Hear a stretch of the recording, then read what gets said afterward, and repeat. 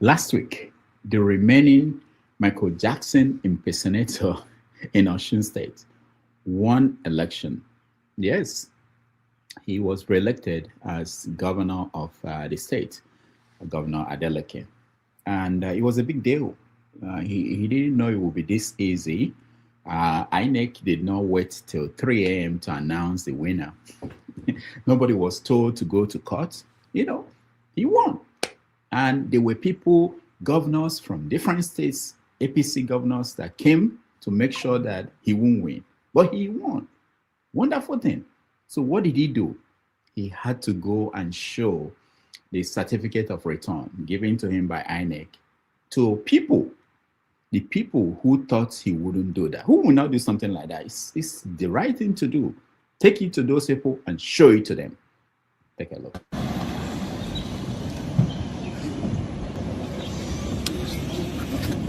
Thank you. How are you? How are you doing? How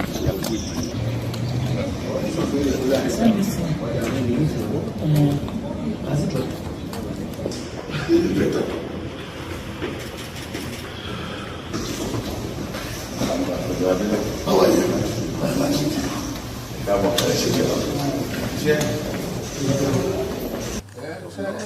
How are you, sir? How are you, my brother? Good, sir. Good to see you, sir. Congratulations. Thank you, sir. Thank you, sir. Thank you, sir. Congratulations. Thank you, sir. With this, we celebrate democracy. Peace for all. Amen. And a united, well-endowed state of Osun. You did not conquer anybody. You won election. Wait a minute. Why are you saying that? He conquered. He's not. Oh no. He ran with it. No. He snatched it.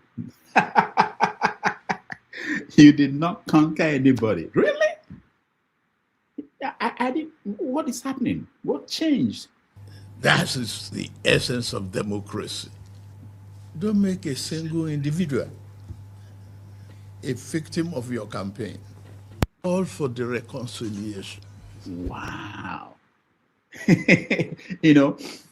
You would be shocked if you just landed in Nigeria or anywhere in the world and you're seeing this man talking now. You'd be like, who is this man? He's talking about the tenets of democracy. You did not conquer anybody. Try to reconcile.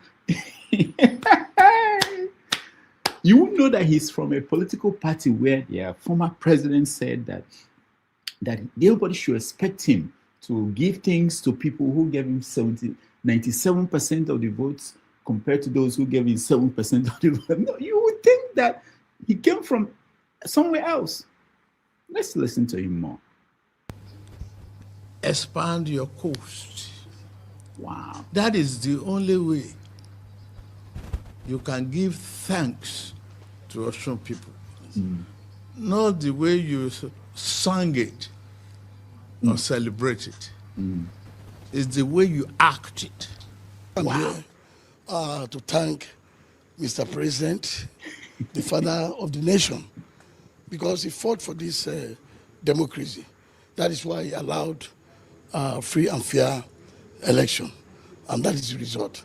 That is why I'm here to say thank you for making sure that democracy lives in Nigeria. Keep quiet. Now, when they talk about this free and fair election, remember almost 50 people died as we were campaigning for this election that happened. Almost 50 people. And to them it's free and fair. And when they say that the president, we are thanking him for allowing, you see, we are so far away from where we should be. That's why things are the way they are. Why should we thank him for not rigging the election? Essentially, because all he could have done is to rig the election. I don't get it. But anyway, forget about what I think. Somebody more smarter than I am explain what happened. There have been many theories why he won, why he didn't, why the government in power couldn't get him out despite the things they tried to do. Somebody explain that. Let me play you the video. I know the effort made by the federal government, but I do know that parties in the election will make efforts to win election. There's nothing wrong in that.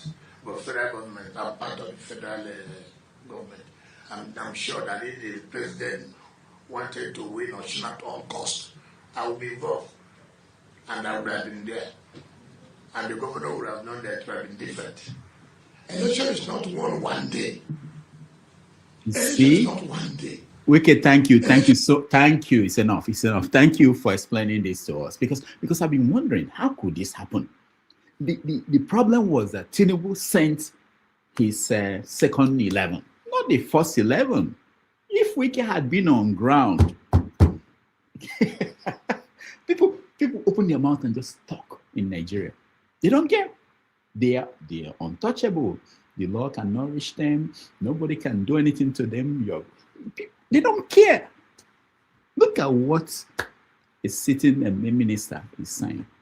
That if the president had wanted to get the state by all means, he would have deployed him. Anyway, this is the war. This is the country we're in. But something very important also happened. The people of Osun State, they were watching what was going on, and they sent a warning to the governor. Their governor, the one they re-elected. They said to him, look, we don't care what you're doing, but just don't tell us who to vote for. The fact that we voted for you doesn't mean that you are going to tell us who to vote for in the next election. Let me play that for you guys. Baba Nurudini Jackson.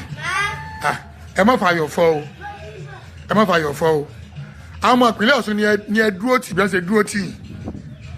Olójú tó ṣojú gàdàgbọ̀n gẹ́gẹ́ bí àwọn bàbá tí a ti máa sọ kò lè ní ọlọ́nà méjì. Ajé òsìlè rorò kó sójúlé méjì. Ìbò Ọ̀ṣun State tá a ti dì fún yín jẹta tẹ́ ẹ ti jáwé olúborí ní kọ́lọ́hún ó ṣe kẹjọ permanent tẹ́ ẹ fi parí ìjọba tí. Ẹ má fi Tinubu lọ́kàn balẹ̀ wípé ìbò Ọ̀ṣun tọ́jọ́ presidential election tá a fẹ́ dìjọ́ náà sì kẹ́mi lọ́kàn balẹ̀ pé ọmọ Ọ̀ṣun ó dìbò fún irú erékèrè wo lẹ̀ ṣe fún sẹ́yìn náà ṣé ẹ tó dàgbà tó báyìí ní èjì yín ẹ ṣe làkàyè ni sẹ́yìn tí ọba fẹ́ ni sẹ́yìn mọ́ fagídí fẹ́ ni wọ́n kó 16 governor senate president odidi national chairman gbogbo àwọn èèyàn wọ́n kò tì í lọ́rùn ọmọ Ọ̀ṣun ní kọ̀sọ̀ náà sẹ́yìn tí ọba fẹ́ ni sẹ́yìn mọ́ fagídí fẹ́ ni ẹ wá ń ṣe a thanksgiving speech ẹ wá ń sọ fún Tinubu pé tọ́wọ́ di terrorist ṣe ọmọ Ọ̀ṣun ẹ wá mú àlọ́ dìbò fún jẹ́ǹjẹ́ àná iṣẹ́ ọwọ́ tiyín ló mú yín dépò iṣẹ́ ọwọ́ tiyín náà tẹ̀wọ̀n débẹ̀ tó bá ti sẹ́kọ̀tà tó bá di sáàbù ẹ̀ ṣé ṣẹlẹ̀ Yorùbá wá jẹ́bi tí wọ́n ti máa gun irú àwọn bàbá tiwa ní kútùpà ẹ̀sìn ni wọ́n gbé gorí ẹ̀sìn lákọ̀ọ́kọ́ ẹ̀ sọ̀ pàkọ́nù ṣé ká tó àtẹ̀yìn kùtùpà kẹ́ ẹ tó gbé àlẹ́sìn lẹ́ẹ̀kejì ni kọ́ẹ̀sì agbára yín ọ̀ka Nurudini Jackson gọ́vnọ̀ Adeleke agbára yín ọ̀ka pé kí gbogbo ọmọ Ọ̀ṣun ká dìbò ẹ̀ máàsì fún Tinubu agbára yín ọ̀ka ẹ má lọ gbowó lọ́wọ́ ẹ̀rẹ̀ yín o. So Michael Jackson, you've been warned. Nigeria is a wonderful country. So they did not just stop by Bola Tinubu's office. They also went to see the man who said that if he had been there, this thing would not have happened. If the president had deployed him, this would not have happened. And in fact, he warned the opposition.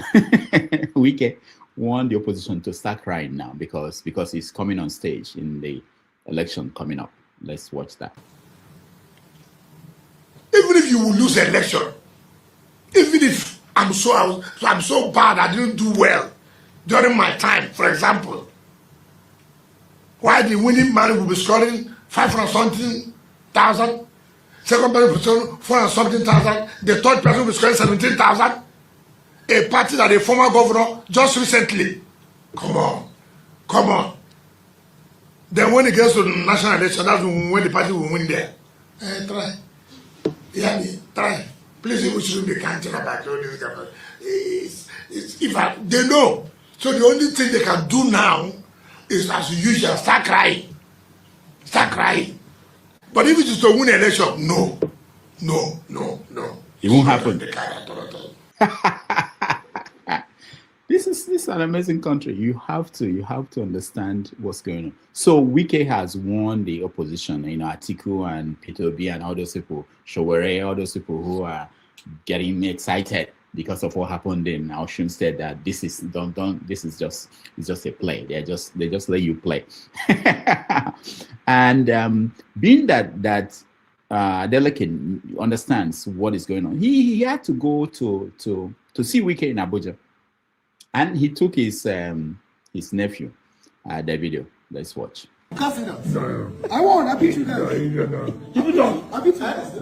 No, you don't. Wait a minute. Davido opened his mouth and said, I won. We beat you. And Wike just looked at him and said, do you want, are you sure? Do you know I built houses for judges? Do you want to go there? And Davido got it. He got the message. I don't want to go there. No. He had to go down. Watch it again.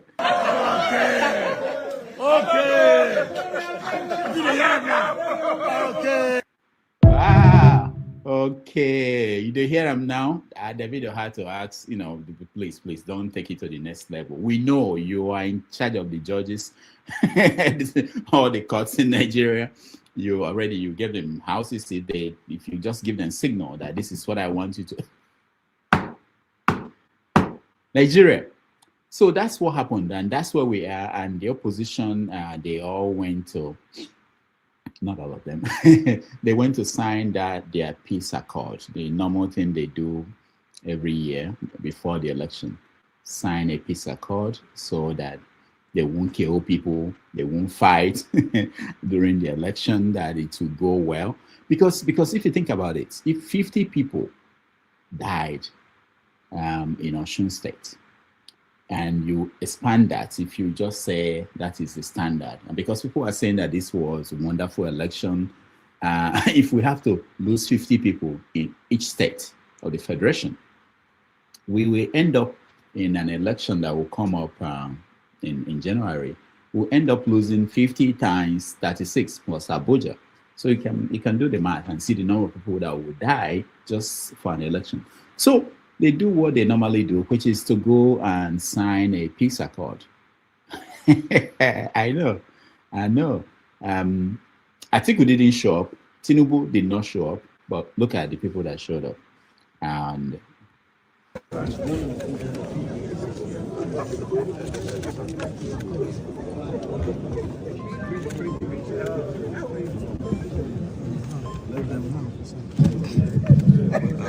Your Excellencies, distinguished ladies and gentlemen, the signing of the peace accord is not a mere ceremony. It's not just putting ink on paper, because the ink will definitely dry up. But it's about taking concrete action in ensuring that we build a more peaceful and humane society. And then, to crown out the signing of the peace accord, please let me turn as we invite the aide chairman to come forward as we a witness to sign of the peace accord. Aide chairman, please, Your Excellency, please come forward. INEC chairman was there, P2B was there, Showere, Prince, Adebayo. They were all there, but Atiku was not there. I guess Atiku got the hint that Tinubu was not coming. He said, why will I go? He actually gave an excuse, a reason why he didn't go. Not that anybody cares, but he did give reason why he didn't go. Let me show you guys the reason he gave why he did not show up. African Democratic Congress explained that the presidential candidate Atiku did not attend the signing of the National Peace Accord, saying that the decision was intended to protest what he described as the failure of the process to effectively blah, blah, blah, blah, blah, blah, blah. Anyway, Atiku was not there. The people that were there signed. Tinubu was not there. INEC chairman was there, but Tinubu was not there. You can say, well, what is the point? But this is tradition. So that made me think, with P2B started his campaign, he made a speech this week where he was demanding from Nigerians, and Nigerians should make sure that all the presidential candidates, that they explain to the Nigerian people what they are going to do, that they participate in debates. Someone who did not come to sign a peace accord, why will he participate in a debate with anybody? Why? And nothing will happen because you guys have set that as a standard. Presidential debate is for anybody who wants to come. If you don't want to come, you stay home. Yeah. So that's where we are with politics. There were other things that happened in Nigeria this week that I think is important to mention to you guys. You know, people call me when they address me. They don't call. Some people say Dr. Damages. No. Normal people say Dr. Damages. There are people who say Dr. Damage. And I always thought about, should I just stop them? You know? But I say, no, it's not important. It's not, you know, what's the use? Whether they call me doctor, whether they call me damage or remove the S. I don't know why they decide to take out the S, you know, just, but I swallow it. But that changed. It, from today, that has changed. No more. Because I didn't know that somebody calling you Rudolph, calling you by your first name, it's an abomination. Let's watch. Okay. Good morning, Tony. Tony. I said good morning, Tony. Okay, no, you won't call me Tony. I'm not those people. You call me Miss Elmelu or Theory. You won't call me Tony or Chairman. That is, I don't subscribe to that kind of Oyibo life, okay? All right. Wow. I know you guys have been looking at this, debating this. My issue was that he was putting on tie and suit and he was talking about Igbo life. I don't get it. I don't get it. I couldn't go beyond that point. If he's wearing abada with one of these Tinubu's hat, I will understand that. But you're putting on tie and suit and you say you don't subscribe to Igbo life. Now, most of you have seen this. We actually have a video of him relaxed, taking it in when another woman called him Tony.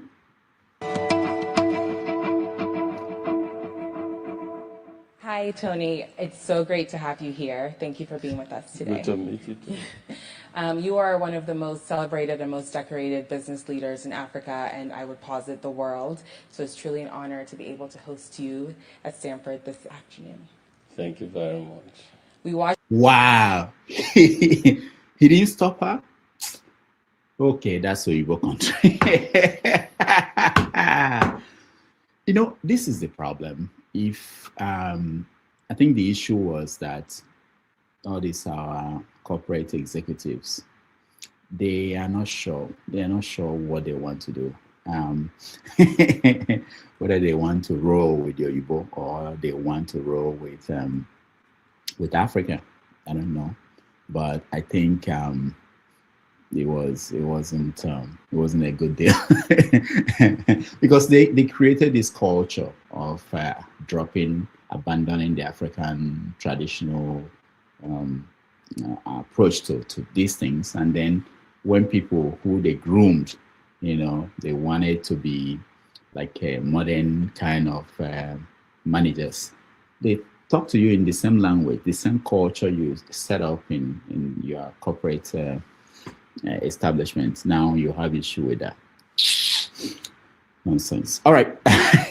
There's something more important, really. There are a lot of things that are more important than all these things. We're just touching on issues that are kind of funny, but this is something very important. Watch.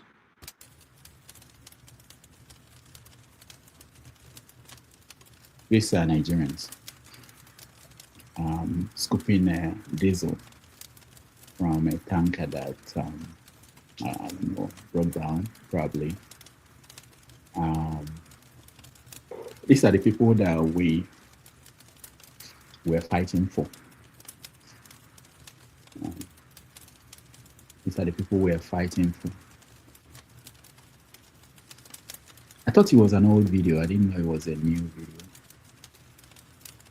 It made me think that maybe, you know, Yeah, I almost got there. And maybe it's totally useless. You know, if this is not about politics, this is about making the right choice who to vote for your own sake. This is about your own life, your own life. That you could take this risk, this number of people, and that you've seen what could happen. They've seen it before. It has happened in many places, but it didn't matter. So how do you convince any of these people now to make the right choice when they go to vote? How? When they couldn't make the right choice about their lives. How will you convince them? We have a lot of work to do. It's not easy. Things are terrible. That people don't care if they live or die, because you can't tell me that they care. Or maybe they prayed and they felt that God will not let it happen to them. Yes, that may be the issue. I forgot that part. All right, I'm talking too much. We don't have a lot of time, but I want to touch on a few other things. So there was this guy who was living luxury life in Lagos, but people didn't know that he was dealing in drugs. When you look at the car you drive from upstairs, are you proud? Are you excited? Does it give you joy? Or it's just something I have to use from one place to the other? Now, this is Casey's garage. He's looking at his cars from upstairs. Which do you think is the best in his garage? Guys, see cars. So that was the garage of Casey Luxury, who is one of those big boys in Lagos. But people didn't know that he was dealing in drugs until he was caught by the Drug Enforcement Agency in Nigeria. He was about to escape from the country. They caught somebody. No, they didn't catch anybody. He was sending drugs through courier service, and they found out and arrested somebody who said he was the source. He wanted to escape. They arrested him in Lagos. So watch him being at the drug agency's custody, counting the number of wraps of drugs that he was sending to Europe, I believe. This is a big boy. So it raises so many questions, and it ties to the main story of the week, which was the never-ending President Bola Ahmed Tinubu's case in the United States. There are a lot of people in Nigeria who carry themselves as legitimate business people, but underneath the cover they have for themselves, they are really doing terrible things. And he's one of them. And there are so many like him in Nigeria. So many. So he has been seen with some prominent people. These are the people who we hang out with, famous guys, people who are rich and famous, and they spend money, and people don't know what they actually do. It's quite a bust, and I wonder the next person. I'm sure they are saying it won't happen to me, and they won't catch me. No. All right. I just wanted to point that out. But let me also tell you that in the case, Bola Tinubu's case going on in the United States, today where we are is that the FBI, they've been filing cases. They want the judge to come and see the evidence that they have. They want to tell the judge that they cannot. No, that's what they tell the judge. They cannot make it public because people will die. Yeah, that's the exact word, that people will die, that their methods of collecting information will be exposed. Essentially, what they call national security will be compromised if they make it public, what they have on Bola Ahmed Tinubu, what they have in his file. So they're telling the judge to forget about it. And most likely the judge will look at what they have and say, Jesus Christ. forget about it. Yes, that's where we are. It doesn't look good. But of course, for most Nigerians, it's nothing. Doesn't mean anything. This is more important than anything else. It's more important than anything. Even if Bola Tinubu is going to make Nigeria look like Dubai, the fact that his compromise should scare Nigerians more than anything else. But it's a long conversation. Our people are not yet there where they will understand these issues, implications of these issues. But that's what is going on. One last thing, Umahi, David Umahi, the one that is moving around like a normal person after that lady died in his house and we don't hear anything about that. Well, I've been hearing stories that the road from Lagos, if you go from Benin to Nisha or to Benin, and that road is horrible, terrible. People spend hours on the road. Some sleep on the road. Meanwhile, the man is busy building Lagos to Calabar road. So look at the video that I got from people who were stuck on the road, and let's see. Sir, everybody they blame Governor Monday. David to my honorable minister of works. If you not say the word when I give you, you not fit to resign. Resign. The success, see people, just look. Then I just say to bypass, oh, see people. You they do coastal road, existing road. Some of us have been here for 6 hours, for 4 hours. For only bypass yourself. Now the traffic now go that side, so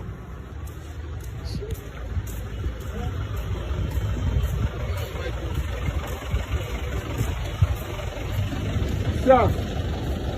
Just see. In fact, it's still long.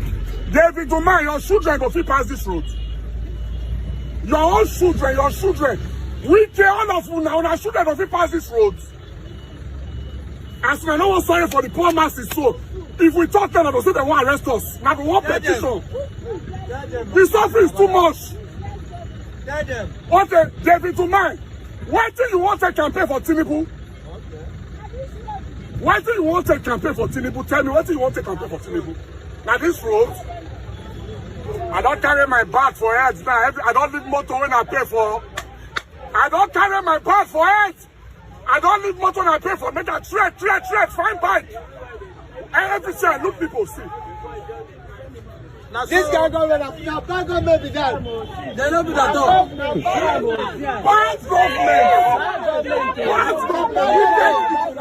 Bad government. Wicked people.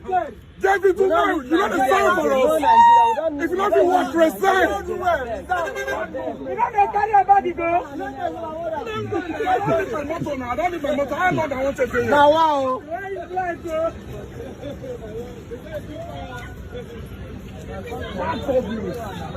All right. Meanwhile, the David Umahi of a guy is busy telling the Southeast that they have to vote for Tinubu or else. No, that's not how you put it. Let me just play the video. Southeast must vote for President Bola Ahmed Tinubu 2027. Southeast must know that our votes alone cannot make our brother, His Excellency, P2P, to be president. No, we have to be strategic. And for those that misunderstand us, His Excellency P2P is my friend, my colleague. We been governors.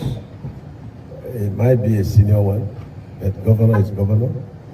And we also contested presidential intention together. You didn't get, I didn't get. But, I'm happy, for the president I serve now that got it. So And automatically, by the reason of what he's doing all over the country, I continue to say to the people of Southeast, I'm on the ballot. I'm on the ballot because the ballot is about democracy. The ballot is about what you bring for your people. And I have a bragging right to the glory of God. He has a bragging right. And that road looks this way.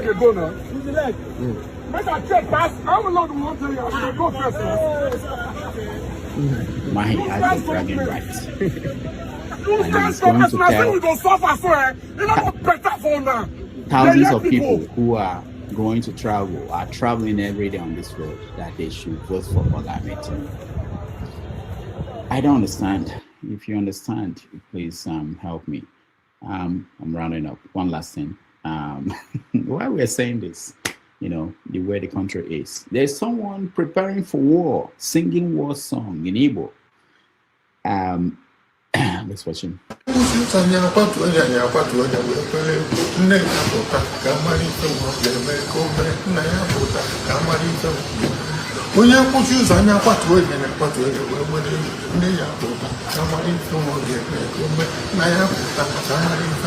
That's Yabloko, APC's, I don't know what his position is, but a member of the APC in Lagos, singing that if you block their way, they are going to push you down. If you bring your mom or your dad, we push them down. He's pushing people down, but the result is what we do it for you, not singing war songs. What have you accomplished? How are people feeling about the government that you are part of? That's the simple question. It's nothing else. I don't get it. All right, I'm out of time. I really want to thank you. But most of the things you see, actually, has a way of, there's one last video I saw that I think is very important. Retired military officers were protesting in Abuja. Maybe they were not paid their pension or gratuity or whatever it is, but they were protesting and they were confronted by the same people who are still in active service. Let's watch. No. You cannot stop. You cannot. We are not talking about that. We are doing the process. We are working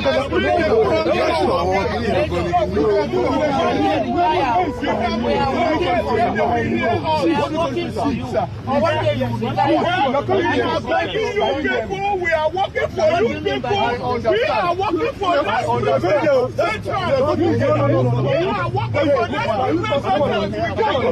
We can't demand in our country. Today is a good day to die. Today is a good day to die. Please, wait. Call those soldiers. Today is a good day to die. Listen. We are working for you.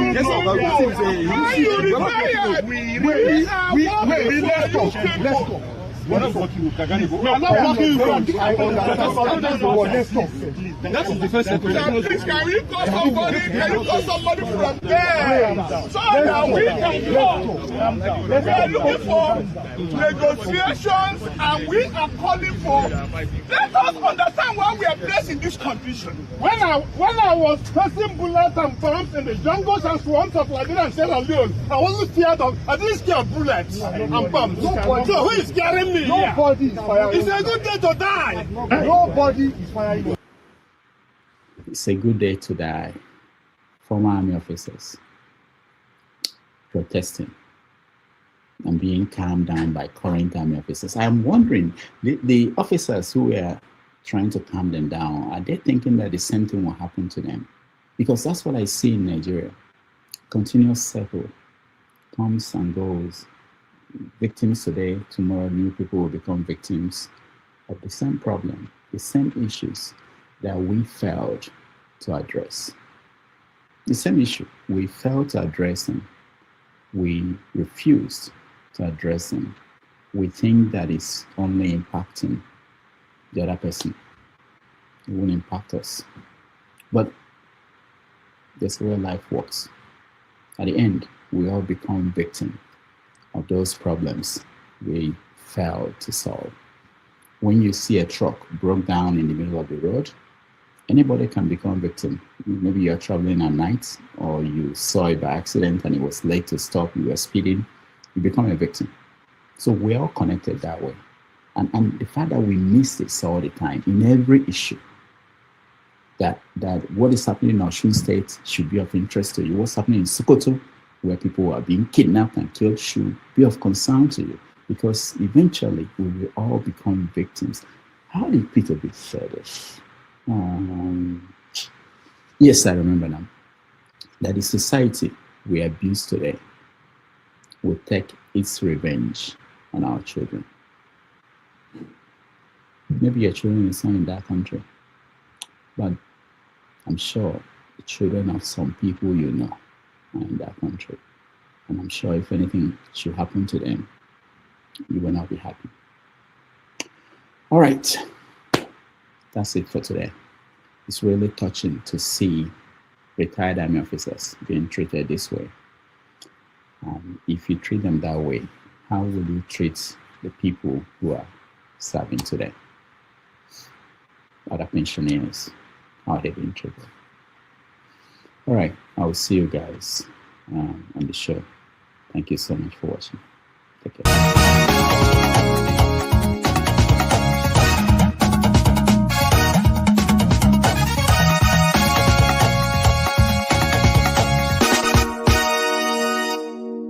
Dr. Damages, please, I want Soli to tell us who are the fools on this panel. I consider you a fool. Yeah. On this panel, yeah. Who are the fools? I will explain the foolish statement that you made. When you were talking about Sowore. I made a foolish statement. Yes, you did. You must be very stupid if you don't know how to respect your elder. You are very, very stupid. Are you crazy? You must be very stupid to use that word on your elders. Am I your mate? You're a very stupid boy. Can you learn how to talk? If you cannot handle it, don't ask me. Can you learn how to talk? Mute your mic. See, don't be fooled with the comment section hype. So excuse me. Okay, hold on, guys. I expected you to ask him to withdraw that word. Nobody is a fool on this panel. Okay, hold on. Be stupid. Can you call your hold on, everybody. I know we are ranting. Can you call your father a fool? No, hold on. If my father behaves like you, yes, I would. No, please, everybody, calm down. Okay. Children are born and put on a rubber stool. No, I tell people, Dr. Damages, you need to come, if you want to know the level of poverty in Nigeria, you need to enter the Nigerian hospital. You'll be walking at the doctor, sometimes you cry. Sometimes we use our money to give patients. So when people see doctors go on strike, I get mad. I had to leave. It's painful. You see a child that you're taking care of. After a few days, the child is getting retrogressing. The child is getting worse by the day because the drug you recommended, you prescribe for the child, they cannot take the child's prescription to the pharmacy. There is no money. They don't have money in their account. The little baby that is so fragile, you manage to take their blood sample. They cannot process the blood sample because the person at the lab said no, they don't have the money in their account. They will take my salary if I process this sample. So you watch the innocent baby go retrogress. What do? You take our money from your pocket and give that parent, madam, please go and put in this account. Let me see this child get better. And we're here defending thieves because they give you $5,000, $1,000. What is $1,000? Children are born and put on plastic chairs in Nigeria. Are we not ashamed of ourselves? And we'll call Obi stingy. Let him be prudent and let us have functioning hospitals. Let us have good roads. Our people are dying. Children are dying by the day. I had somebody when I was in Calabar, and when I was still a medical student, the man I used to buy something from at Amarian Market, his child was born premature. Guess what? But the child was older than the other child that survived. Why did his child die? Because the child missed the last incubator that was available. The other child that was born that was weaker had the incubator. His child did not have any incubator. They had to wrap the child and put a lamp beside him. That child died. Oh. And you don't have the effrontery to come here and defend Tinubu Atiku. Oh no, it's so sad. It's so sad. You want to know poverty? Enter the hospitals of Nigeria. You don't know nothing. So we have to be very careful what we say. Very careful. There's poverty in the land. Don't forget, that state is now an oil producing state. So they now have derivation. If you are not aware. So if you want to speak for anybody, please do not defend a character like Yabloko. Please do not. Okay, let me You can respond speak to for him anybody, one but second do not then. defend a character like Yabloko. Do not. All right, thank you, Mohammed. The people of that state. Can I respond to him? No. Then go to hell. Rudolph, go to hell. All right.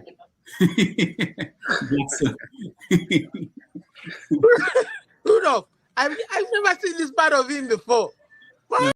Tinubu is a criminal, yes, of course, a categorical grade 1 criminal. The only person more criminal than Tinubu in Nigeria is probably Babangida. But he's a criminal, and is he fit for purpose? Absolutely not. Should Tinubu be the president of Nigeria? Categorical no. Is there a better option than him? That is subjective. So show me who he is.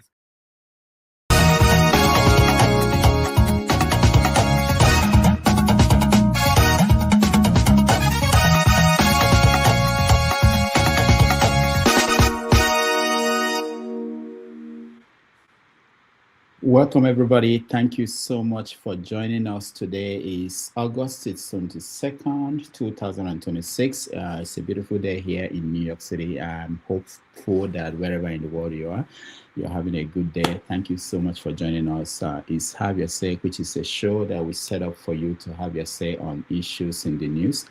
I've had my say in the last 30 minutes, so I'll keep quiet while you guys have your say. My job is to moderate, help you discuss these issues. There are so many things in the news. One of them is politics kicked in this week. It's now open platform, open forum for Nigerian politicians to politic and discuss what they are going to do for the people. And activities are kicking in. We saw so many things going on. So we're going to talk about that. We spend more time on those issues because we have how many days left before the election? Probably about 100 and something days left before the election. So it's very important from now on. International news, Putin sends Critic to jail. That's not a news story. It happens all the time, but it's something in the news. Federal government withdraws appeal against Nnamdi Kanu. They were trying to push for death penalty, but now they decided that it's not necessary, that he should just stay in prison for the time he was given, I think, life in prison. So people think it's politics. We are going to touch on that. Another news, forest guards. They hired recently, they trained and hired forest guards to help us guard our forests in Nigeria. We are reading stories that most of them have decided that they have to abandon their duty post because they were not being paid, which should surprise people who have not been following the Nigerian story. You hire people, but you are not paying them for the job they are doing. But that's a country we have today. So we're going to touch on that and so many issues that came up in the course of the week and the ones we've been monitoring. And part of that is also the election that happened last Saturday, because we were live when the election was going on. Nobody actually knew how it would end. We all saw how it ended, the way that INEC conducted the election. We will touch on that and see what everybody's take is on the issues. So again, thank you so much for joining us. If you are just joining us, welcome. You can like and share the link, and you can subscribe if you have not subscribed, and put on your seatbelt, because this show is not like any other show. You are in charge. It's your show, and what you make of it is what it's going to be. Whoever comes here, they are the people that we are going to talk to. So I appreciate all of you, those who have joined us and those who will join us. And we are going to go live and bring you in and begin the conversation. Again, thank you so much. Thank you.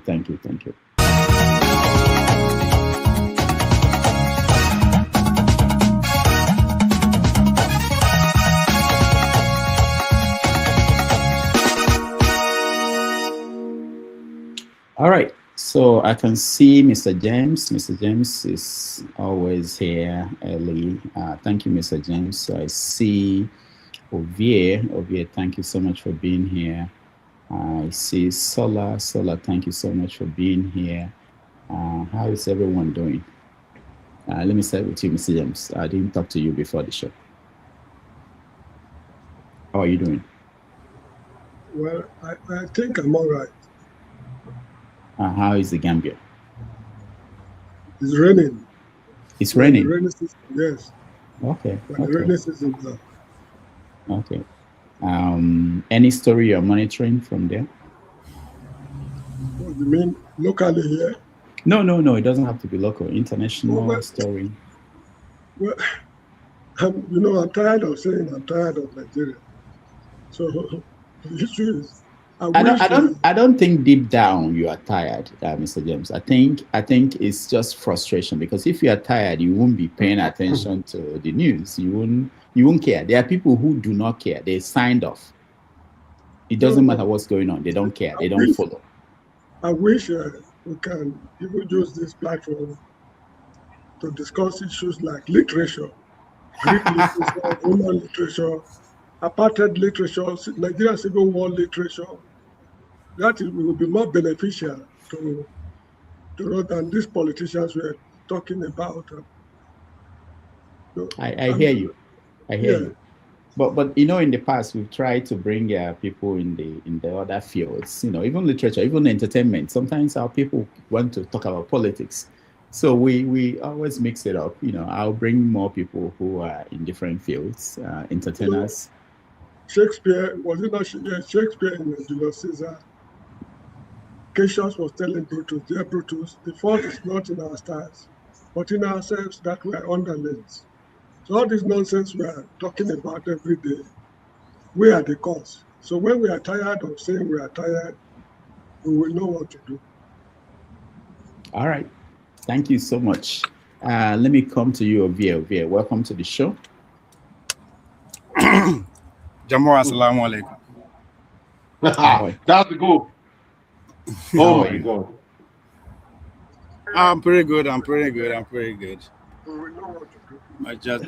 good until I started listening to you, and I become conflicted. Yeah. That's the idea. The idea is to set up people thinking in different directions, and then we come and iron it out. So, what are you following? What stories are you paying attention to?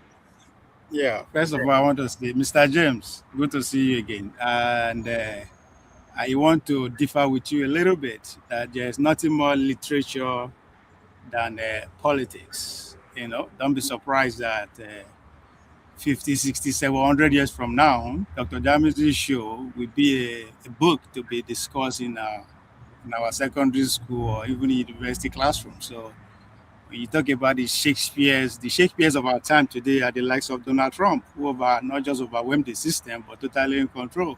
So there's nothing more literature than what we do here every day. And we talk about history too, and your perspective, and I think to be specific, bring that the historical part of literature to bear. So I think you should see it from that light. And we're evolving. So the change is not going to happen overnight. The change that you want, I think we are evolving. We'll get there one day. And Dr. Dameji, I said I become conflicted because the part where you say that anything that happened to Masak, we should be all concerned, that everybody should be, anything that happened to anybody, I just use Masak to be in a straight conversation, that anything that happened anywhere should concern anybody. I disagree with you based on the energy you establish and your school of thought that you portrayed last week when I talk about the Osu election, how our other political parties have failed to show up. You said that it's not important to them. And I became worried because if every election is not important to every political party, and you are now projecting that whatever happens anywhere everybody should be concerned, how would that awareness go around if what happened in Ososo, election that happened in Ososo, every political party is involved? How would they bring what happened in Ososo to be in Sokoto, in Meduguri, or to Indonesia? So as far as we are concerned, political parties are part of those institutions that were said are not working in the system. If we cannot get our political parties right, we are not doing our job. And they also there are channels of information these days in today world whereby we all belong to one echo chamber or the other. Anything that comes to the obedient angle through obedient angle is the authentic. And if the OB political party is not interested in everything, then the information is limited.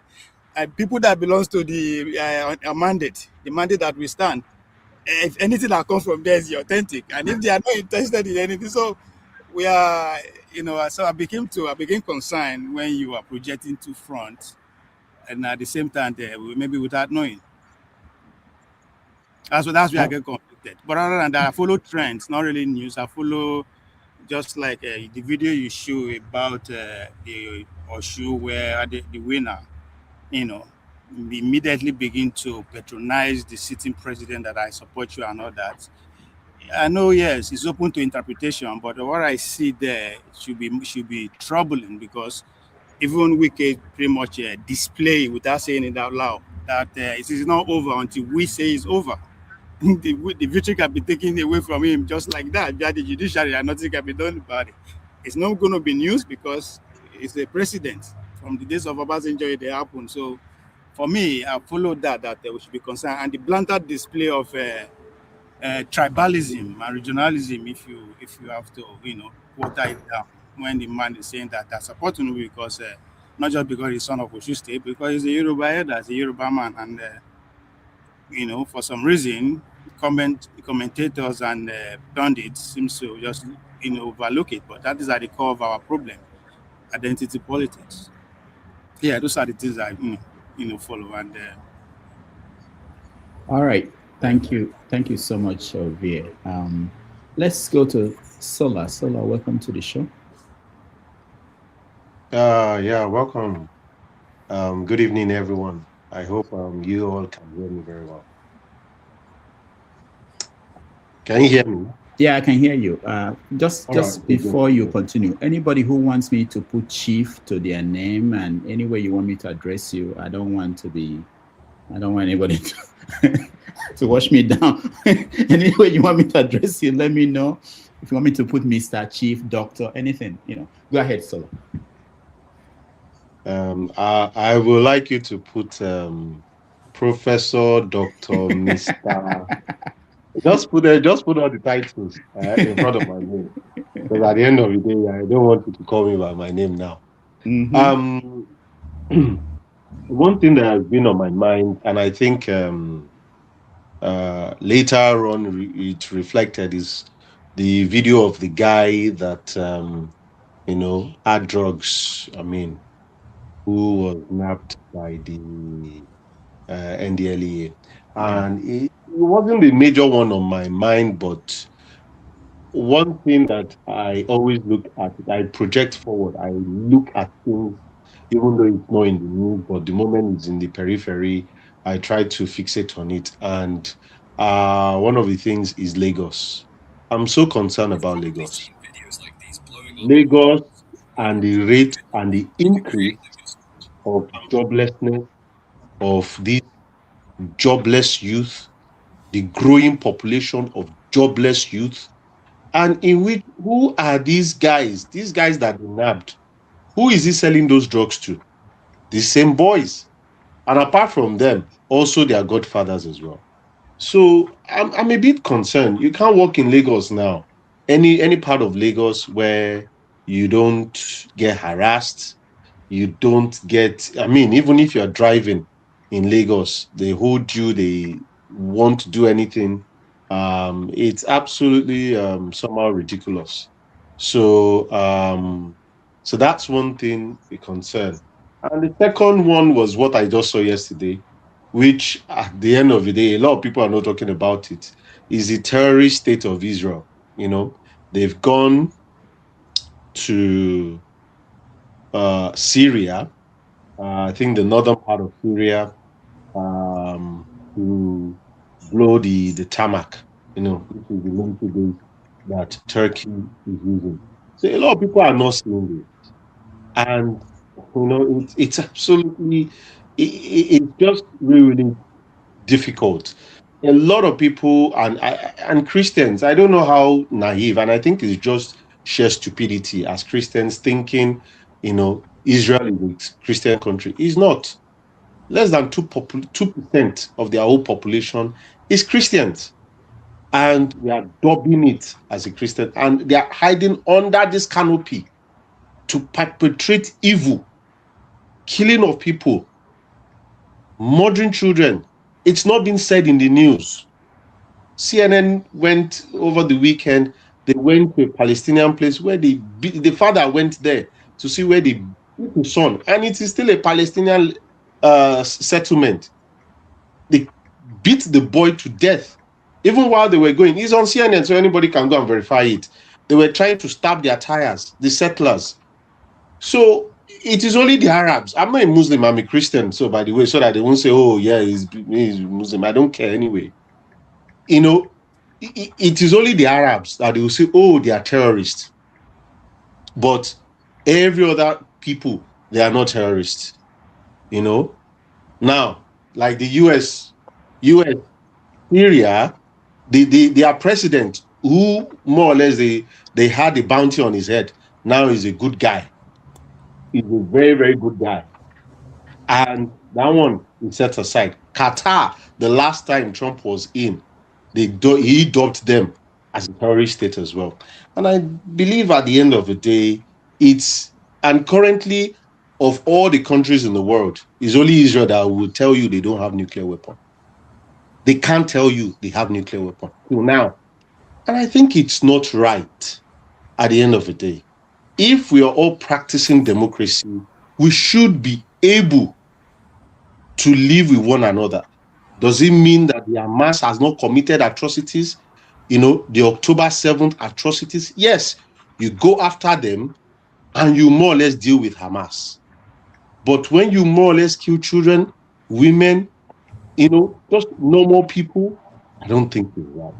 So in the Nigerian context, is the growth of joblessness in terms of these touts and these agberos, that cocaine is now flaunting everywhere in Nigeria, in Lagos, especially Lagos, and I know about this very well. Cocaine, crack is a normal thing, especially in Lekki. If you know people around Lekki, they will tell you. So there's a lot of other things at the end of the day. I don't want to talk about Nigerian election. I just want to see the charade that is going to come out in January 2027 so that we know where we are going. All right, thank you.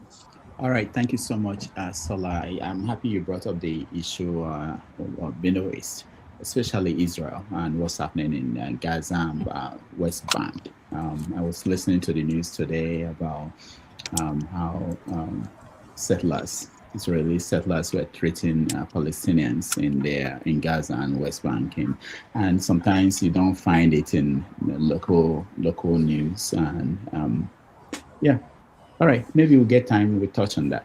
Maska, welcome to the show. Good evening, sir. Good evening. Yeah, how are you doing? Or is it Mr. Rudolph now? I think Mr. Rudolph is. I'm okay with Mr. for now, until I am watching the trend. No, I totally agree with you. Your audio, your volume is low. I don't know. Is it better now? Okay, I can hear you. But that means it's not better. No, it's good. It's good. No, it's good. I can hear you. Yeah. Okay.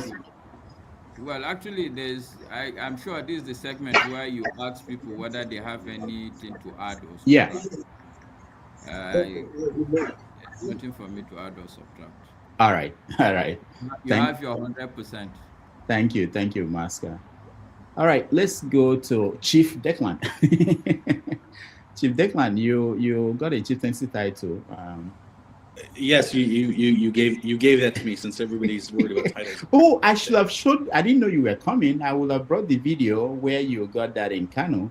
Yeah, it actually was there. Your own is legit. But thank you so much for joining us. No, sorry. Yeah, no, I'm here. I'm here for the Tinubu stuff. I can't wait. There's no way you can't be a chief. You have to be, and there has to be an emir or something like.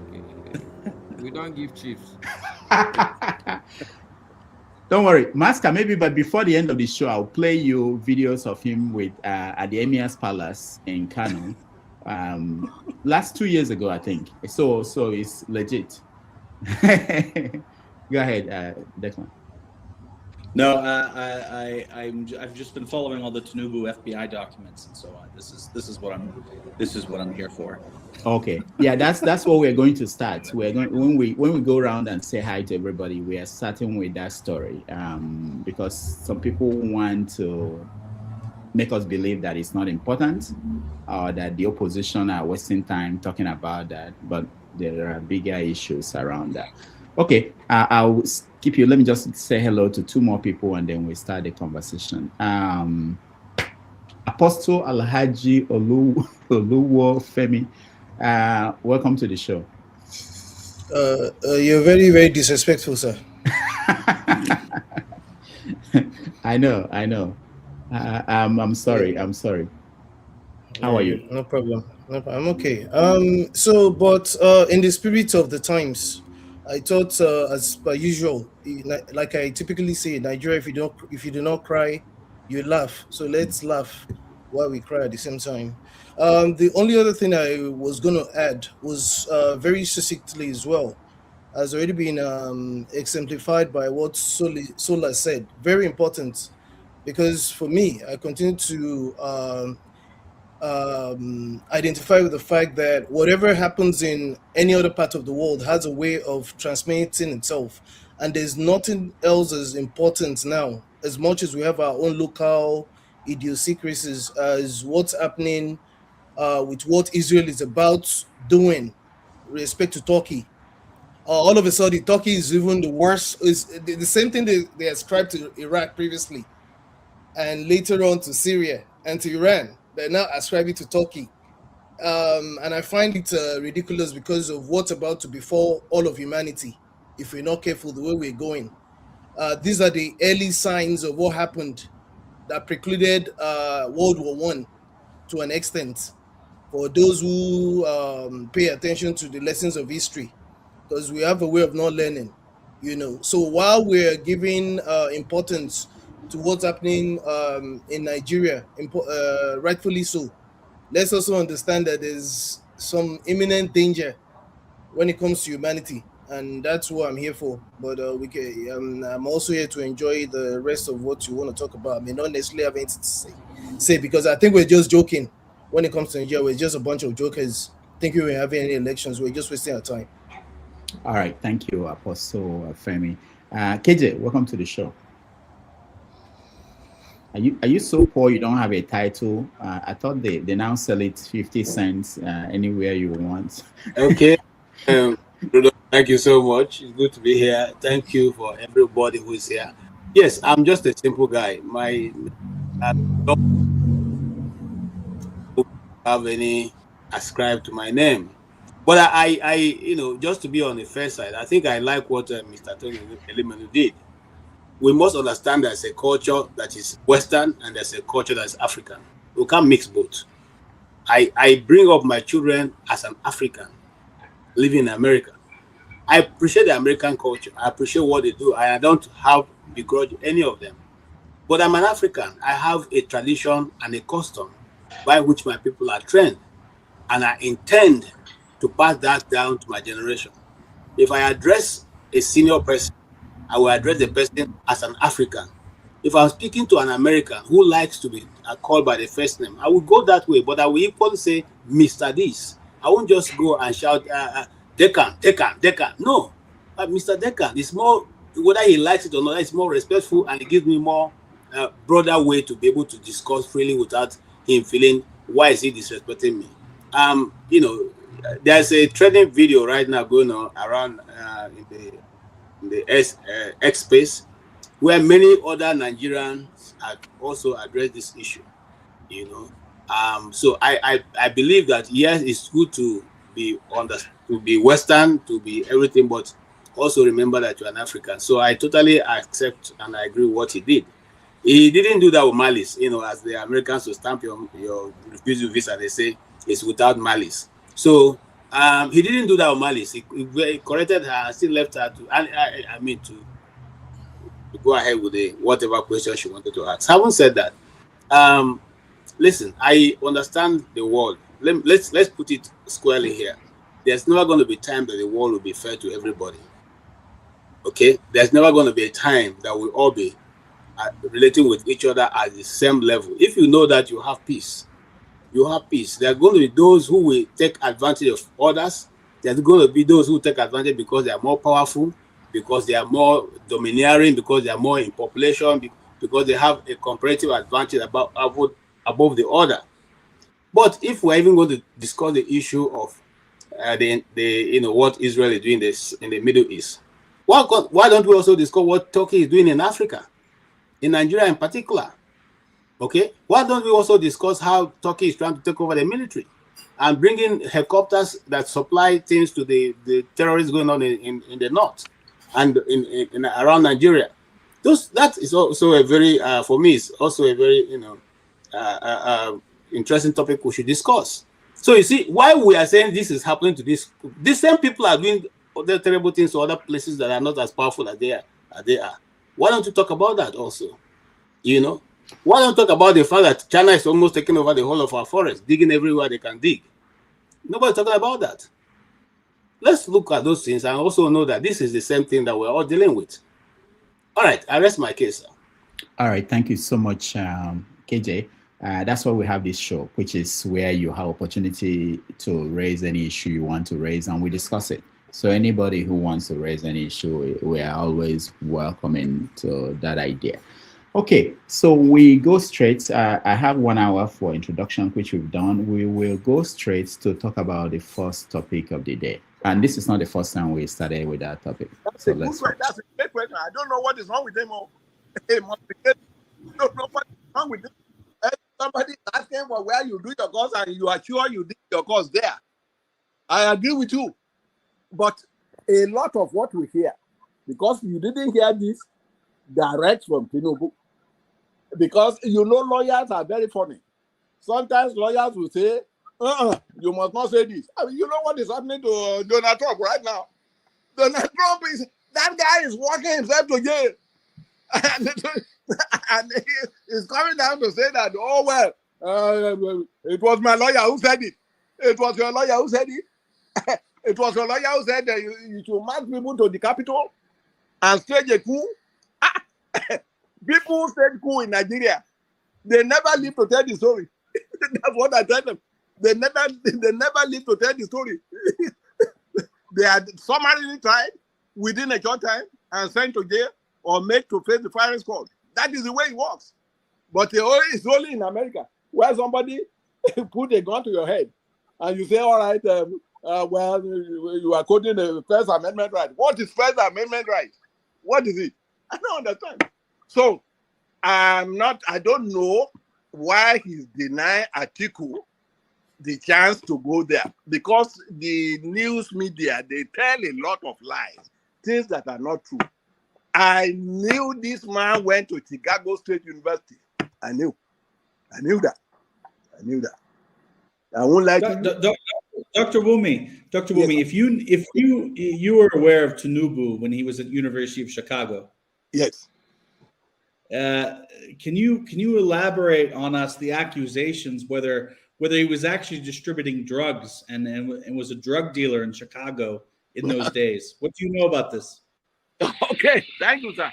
I heard about it, that he was distributing drug, and I know a lot of people who distributed drug. Who was the girlfriend of? But let's be more specific. So look, we've all heard that Tinubu was a big drug tycoon. We have all heard that. What kind of specifics? I mean, when you say you heard that from people, were your friends the ones who were buying from him? Did he tell them that he was selling? Like what can you tell us as a distinguished man around that area at the time when Tinubu was there? What can you tell us that he was really up to? Well, what I tell you, I don't know whether, in fact, the first time I saw drug, I thought it was in Lubo. All right. That was that. Okay, that was I think about 4 years ago or 3 years ago. The story refuses to disappear, and now we are at a point, a critical point. What we know, this is the latest information. The FBI is demanding that the judge in the case should review sensitive records in Tinubu's file to decide whether to make it public. That's what we are. On the 28th, we are going to hear from the judge, which is when the judge will say either way that she is going to allow certain things to come out, or maybe nothing will come out. So we don't know, and that might be the end of the case. What we know now is that different groups, article group, the journalists who are following this story, different people lobbying, are all trying to lobby for something to be released to Nigerians. In this case, I hear a lot of political analysts say that, oh, this is not non-issue, it's not going to impact the election, but this is beyond that. It's about the character, the personality of who is running the country. Is the person compromised? What are the things? What are the deals happening behind the scene? With the country do well when you have a leader who has things he would do anything to hide from the Nigerian people. So it's a wider conversation. So that's what we're going to start. And I want to let me start with Declan, who has been monitoring the once you're a reporter, you're always a reporter, even when you retire. He's been monitoring the issue, and I want to get him to weigh in first before we go to everybody else. Declan, go ahead. So you just played that old clip, and you could see Bumi, even in those days, he was saying people knew that this guy was involved in the narcotics trade. It's just incredible. All these documents that are coming out, I've been following them over the last couple of months, and apparently these have been leaked. These have been coming out for a couple of years, since at least 2023. And it's all this stuff that people had been talking about back when we were working at Sahara. Finally, this guy Aaron Greenspan has been pulling FOIA requests and getting all sorts of evidence, including like what Tinubu's actual birth date is, all these kinds of things that have been animating discussion. It's all very exciting. So there's a comment here that a friend of the show said this topic is a waste of time. So do you think that it's a waste of time for citizens of Nigeria to discuss an issue like this about the person who is their president? So I think that there are, and what's so common is all this kind of character assassination, right? So people ignore facts and want to say, oh, these people who are reporting this, they've got this agenda or that agenda. But there's really only two questions that matter, right? Is the information that's coming out true? And is it in the public interest? And I think that the answer to both of those questions is yes. Now, not everything is about winning or losing an election. If a sitting president was involved or even had indictments against him or her for narcotics offenses anywhere, that's something that the public has to know, because in Nigeria and every other country, these roles are in public trust, and so the source of people's wealth matters.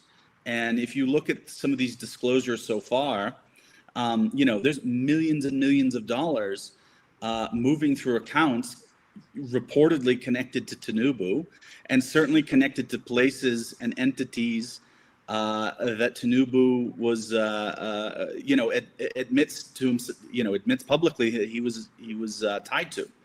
So this is it doesn't have to be the number one most important thing, but it's important enough for people to talk about it.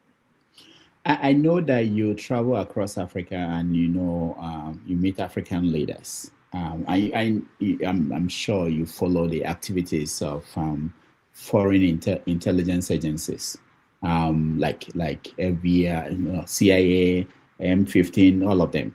When you see a leader who, because this is the core of the conversation, it's not about election, it's not about who wins the next election. People think it's about that. I think an African should think beyond the next election. It's about structure. If you know what happened in history of Africa, Patrice Lumumba, the people that foreign intelligence agencies could not do anything to, they could not get to their side, and what they did to them. What about the people that they could get to their side? What about the people that they had something on that could make them do something, make them do what they want them to do? What is it that Africans are not seeing when they look at issues like this? I mean, so I don't know if I got the whole question, but are you saying that, like, because Tinubu may have some of these indictments or these legal issues stemming from the United States, that he wouldn't be able to be a fully independent actor, on behalf of Nigeria's interests? Of course. Yeah. That's a given, even without anybody, knowing the details. And we know how governments, not just America or Britain, even Nigeria could do something like that. If Nigeria has something on the governor or the president of Niger Republic that they could use as leverage, Nigeria will do that. I think I'm not blaming any government. That's how governments all over the world, they work. So, yeah, I mean, look, it has to be part of the discourse, right? Even if it's not happening, or if there's no evidence that something like that's occurring, this is why these kinds of topics and these sorts of questions around the integrity of office holders, this is why that matters. And it matters not just for presidents, but all the way down to kind of down ticket candidates. It's about, do I have confidence that these people are going to be advancing public interest as opposed to protecting themselves or advancing personal interests? So like I think it's a fair assessment to say, like with Kashamu, who's now deceased. I mean, he was a drug dealer. There's all sorts of other politicians in Nigeria and elsewhere that maybe they weren't dealing drugs, but they were involved in fraud. Look at Bukola Saraki and the bank that they pilfered. All of that speaks to, are these people actually going to advance public interest, or are they part of a criminal syndicate? It's perfectly reasonable. And one last thing before we go to other people to get their views. We had recently seen the classified information on Patrice Lumumba, what happened in Congo, Democratic Republic of Congo, how Mobutu became the guy who took over from Lumumba. And now we know behind the scene what happened. And being that Africans are becoming more informed about what is happening behind the scene in their countries, shouldn't this be something that we should pay attention to? Because maybe 50 years from now, when things are declassified, we will all be, people that will be here, I don't know if I will be here, they will be scratching their head and they will be wondering, why didn't people question these things? How could this be in the news and Africans brush it off that it's not important? Yeah, I mean, look, we live in a very strange time, and I don't think that it's going to get any easier, right? So the kind of global order is not as rules or norms based, and so there's a lot of bargaining and negotiation that states and individuals are going to be doing. So yeah, as we look forward and cast ahead, I mean, look at what happened with Venezuela. So the U.S. administration decided to capture a sitting president, even if you didn't think that he legitimately won the election. I mean, that's something that's really kind of unprecedented in what we consider to be kind of contemporary times. But as we move forward, these sorts of things are not going to be these kinds of things are going to be more like the norm than the last 30 years. Okay. I said that was the last question, but there's one more. Do you have any idea that this judge that will review the sensitive documents, do you have any idea what could happen after that? What, do you know about a process like this in the past? I don't know. So with these kinds of FOIA requests, right? So if we go back to the initial submissions that Aaron Greenspan submitted, You know, the argument for FOIA is always that the details of this information are of public interest. And so that's what I think we can begin to expect. You know, the judge is clearly not wanting many more delays. I think that there'll be probably some process related issues, but it looks like pretty significant materials are going to be released imminently. And I think that that's going to be primarily of interest to a Nigerian audience. You know, especially since we're in the midst of these elections. So I think this is going to happen, and I think that there's going to be some very interesting findings. What will be in there, I'm not sure, but. All right, thank you, Declan. We'll come back to you. Let's get views from other panelists. Mr. James, what do you think about what we're discussing? Yeah, Mr. Tinubu is certainly not my star. But however, who are those pursuing this matter? Somebody like Atiku, of all people. We seem to have forgotten his relationship with one Mr. William Jefferson, a US congressman. This is, I mean, if anybody is to investigate this matter, certainly should not be Atiku at all, because what Obasanjo said about this man while he was vice president, I mean, it's despicable. So we should think of better things. This Tinubu issue, certainly in our lifetime, it cannot be resolved now, just like in the case of Ghana. When this man, General Afrifa, left office 10 years later, before he was disciplined for the atrocities he committed against the state. So this is how I see it. Tinubu and Atiku are one and the same thing. That's what the Beninese call Awegebo Father. It means there's no difference between a white man and a Reverend Father. This is how I see it also. Yeah, but Mr. James, the fact that Tinubu might be somebody that you don't like, does it mean that if from him something that is of interest to the Nigerian people is resolved, that is not important? No, put the question in another way. I can't get you right. Okay.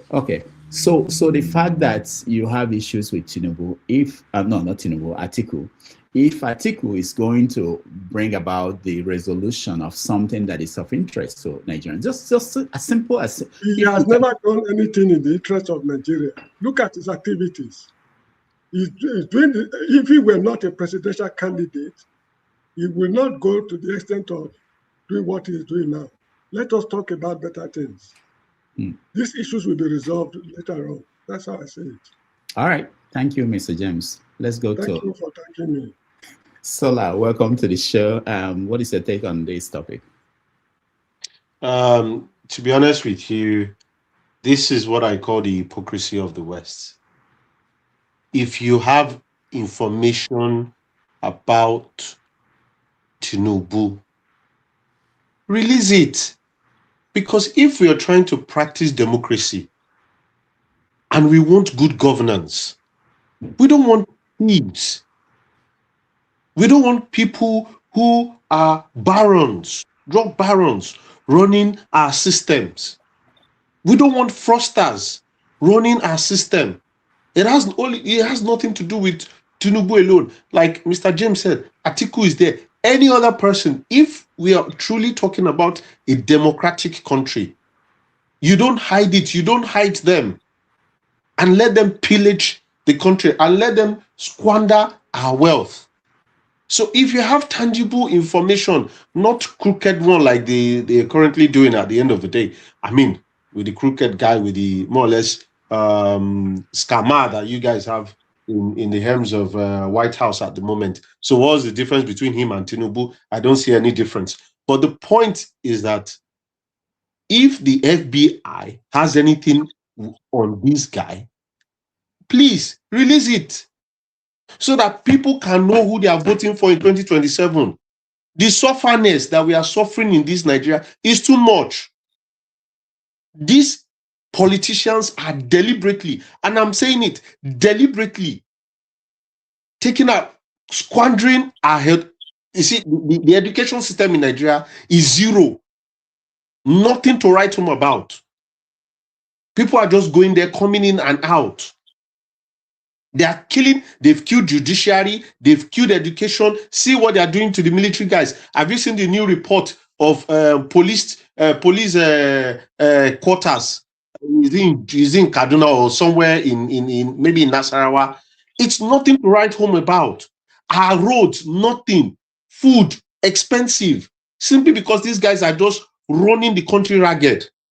And somewhere we have the United States who say they are the bastion of democracy, which I question.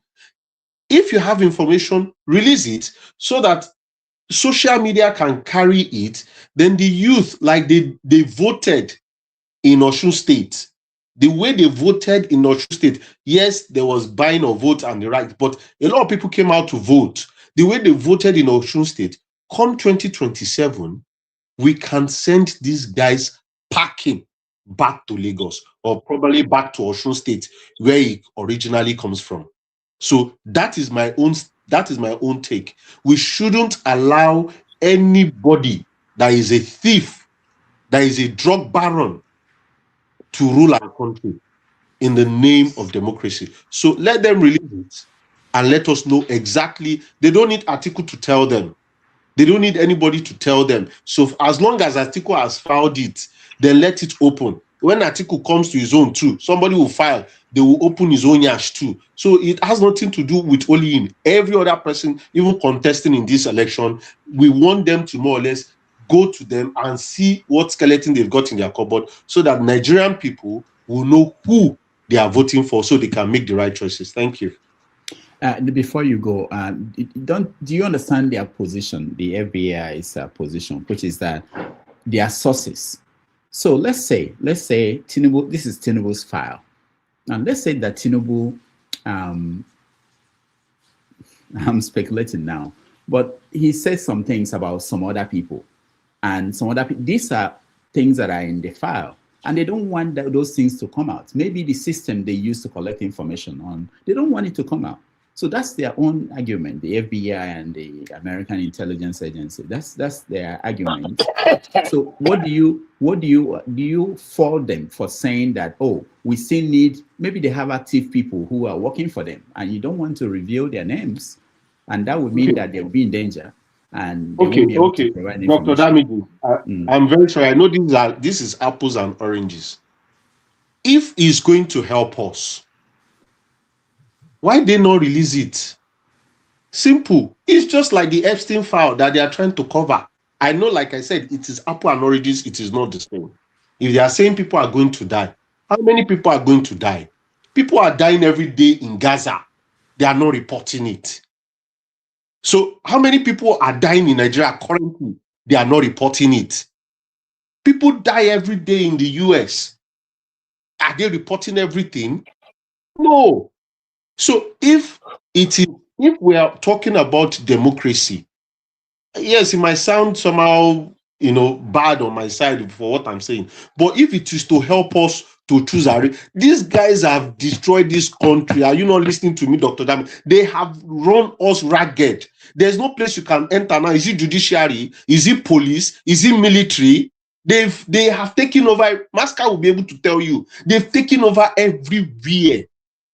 So what do you want them to do? If they don't release it now and they are releasing, if they can't release it now, please, we don't want to hear about it again. Forever, let it die and more or less vanish for life. Because we don't need it after the guy has gone, he has gone away, we don't need it again. What's the point of the information? So let them release it while it is hot so that we can serve him the plate and send him back to Osun State. Thank you very much. All right, thank you, Sola. Masca, they called you. They said there's something you know. Tell us, what do you think about Tinubu and the issues? You're muted. Mr. Rudolph, you can't set me off like that. Which one is Tinubu and the issues? Tinubu's issues are plenty. You have to be specific. I mean, we're talking about this American file that he's also fighting to make sure it doesn't come out. Does that worry you? You know, look, a lot of people on your platform, I think it's out of respect that people are not calling me the whaler, because it seems as if I blame every black problem on white people. But I'm coming from a place of knowledge. People are, if I ask on this planet, which is the first independent black nation on earth, who will answer that? It's Yes, Haiti. Haiti. So what happened to Haiti? They're still suffering today. So this is exactly what is happening to us all the time. Thank God, Mr. Rudolph said it. I had worked in Democratic Republic of Congo. In fact, when I was in that country, my house was adjacent to the house of Patrice Lumumba, and his daughter was still there. We became very good friends with her. I have clarity in how this world, I use the word this world, is set up. It's set up against, well, okay, let me not go there, but let me answer Mr. Rudolph's question. It's not what I think, it's what I know. I know that this is the modus operandi. The West, or the white people, will always take advantage of the people at the helm of our affairs for their own interest. Once you have somebody that would not play or dance to their tune, there's classic example. They will come and hijack the person in the middle of the night and take him into their own cell. So that they are trying to say whether you have this file, you don't have this file. It's normal. Look, the West is always playing like this. What is CIA, for instance? Look, see, I've worked as an international staff for a while in my life. And I've learned also, once you go to a new country, and I used to work for an American company, so they see you as a friendly person. Once you go to a bar and the person will tell you that he's a business analyst in the embassy, you know that this guy is gathering information in this country so that they can continue to tie rope around our neck, around our leg, our hand. This is just the typical modus operandi. They don't want us to go anywhere, but we black people, we the masses, we don't seem to understand that. The first mistake is you put somebody like this who is an easy target. But even if it's not an easy target, we need to be aware that if we put clean people in power, they will come after them one way or the other. And once we don't realize that, we'll continue to remain where we are. Even the idea people are talking democracy, it's lack of understanding of the way things work. Today in Egypt is a military dictator, and this military dictator is getting a lot of support from the US. They don't care about anything democracy. They don't. So let's just wisen up. This thing is not something, we should look at it within the bigger picture. This is a modus operandi. There's nothing new here. And I would have to take a swipe at Mr. James, sincerely speaking, because I can't say that we need to wisen up and then I turn a blind eye to Mr. James' statement. Nigeria doesn't belong to Atiku. I totally agree with you that Atiku may not be the best of people. But if Atiku is going to do any single thing that will help Nigeria, I as a Nigerian would lie behind Atiku and make sure that that event crystallizes. We should go beyond all this. I have deep respect for you, Mr. James. I wish I'm like you, and I know I'm not, and I will not probably be like you. I respect your intellect. I admire the quantum of knowledge that you've been able to absorb. But the reality also is that we must call a spade, and we should be calling out each other. You are a great man, but I think that mentality where you would be looking at the person simply because you don't like him and nothing good will come out of him, I think it's part of the problems that have landed us where we are. We need to be wiser. The enemy is not among us. Thank you, Mr. Rudolph. All right, thank you, Maska. Let's go to Jagon. Jagon, welcome to the show. Thank you. I've come on the show largely because you are mentioning titles. I'm the only one with the title Hell. You see there. What is it? Jagon is my title. It's your title. Okay. Absolutely. All these other rubbish titles. So I've been mean doing nothing. it very well. I've been calling you by your proper title. Indeed. Yeah. So go ahead. We are talking about. Well, you know, people have spoken and spoken very well as to what's going on. I mean, what Maska said is underlined in blood. To be frank, you know, this world is not a democratic world. I believe Nigerians are perpetually stupefied by English language and not understanding the depth of lies within the language itself.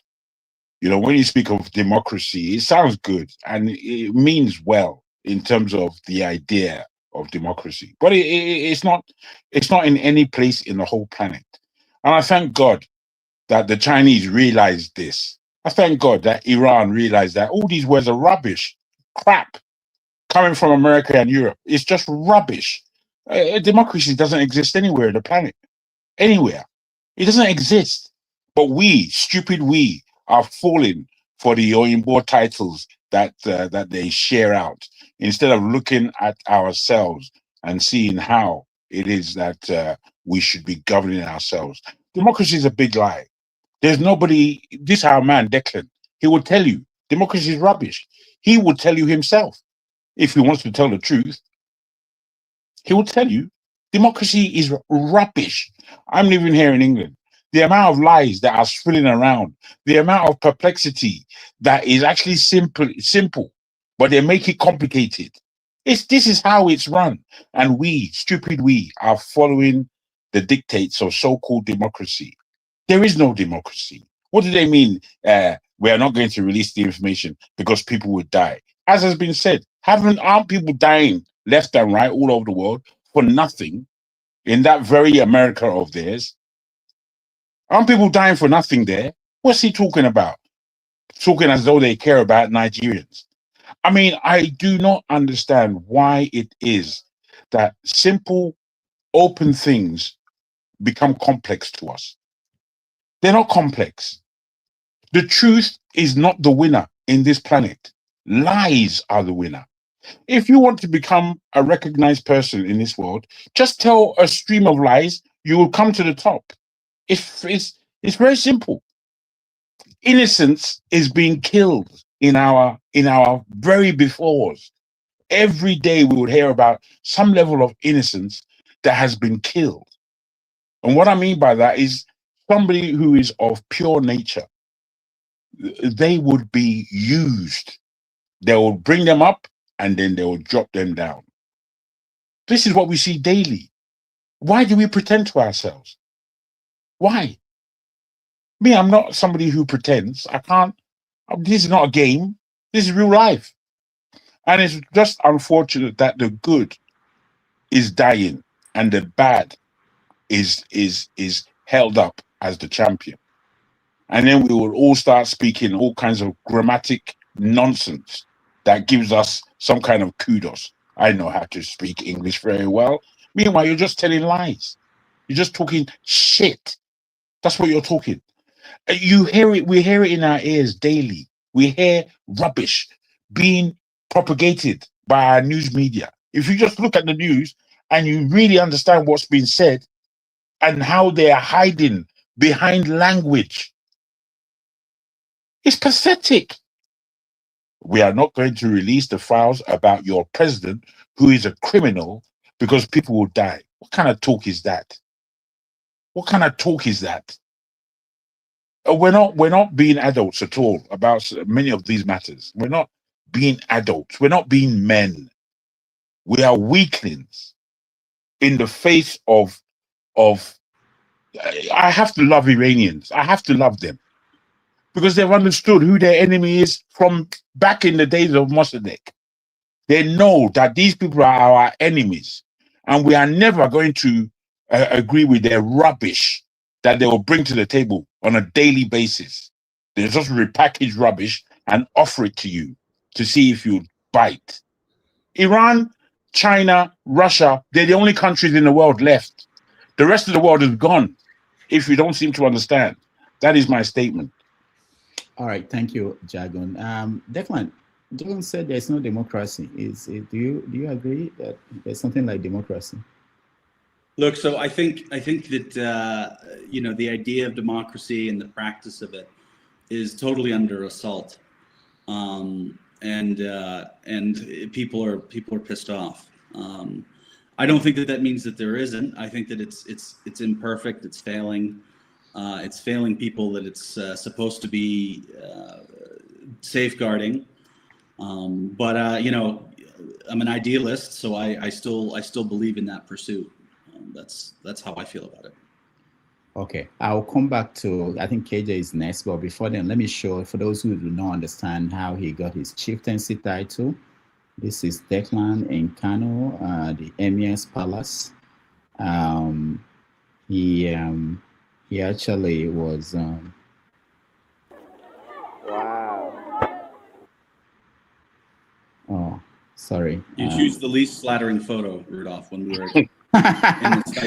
Is the one that I have. I can see quickly. But there's a video I wanted to show, just a brief video. Why is it not playing? All right. Okay, we'll get back. Yeah, you're uncomfortable with this. We get back to that. Less important than Tinubu. Yeah, I know, but I just want to illustrate the point that yeah, okay, KJ, you'll be next. Let me show. Doctor, you know you continue to disrespect me. You see my 3 titles there, still disrespecting me. Oh, Chief, sorry, Apostle Alhaji Femi, you are next.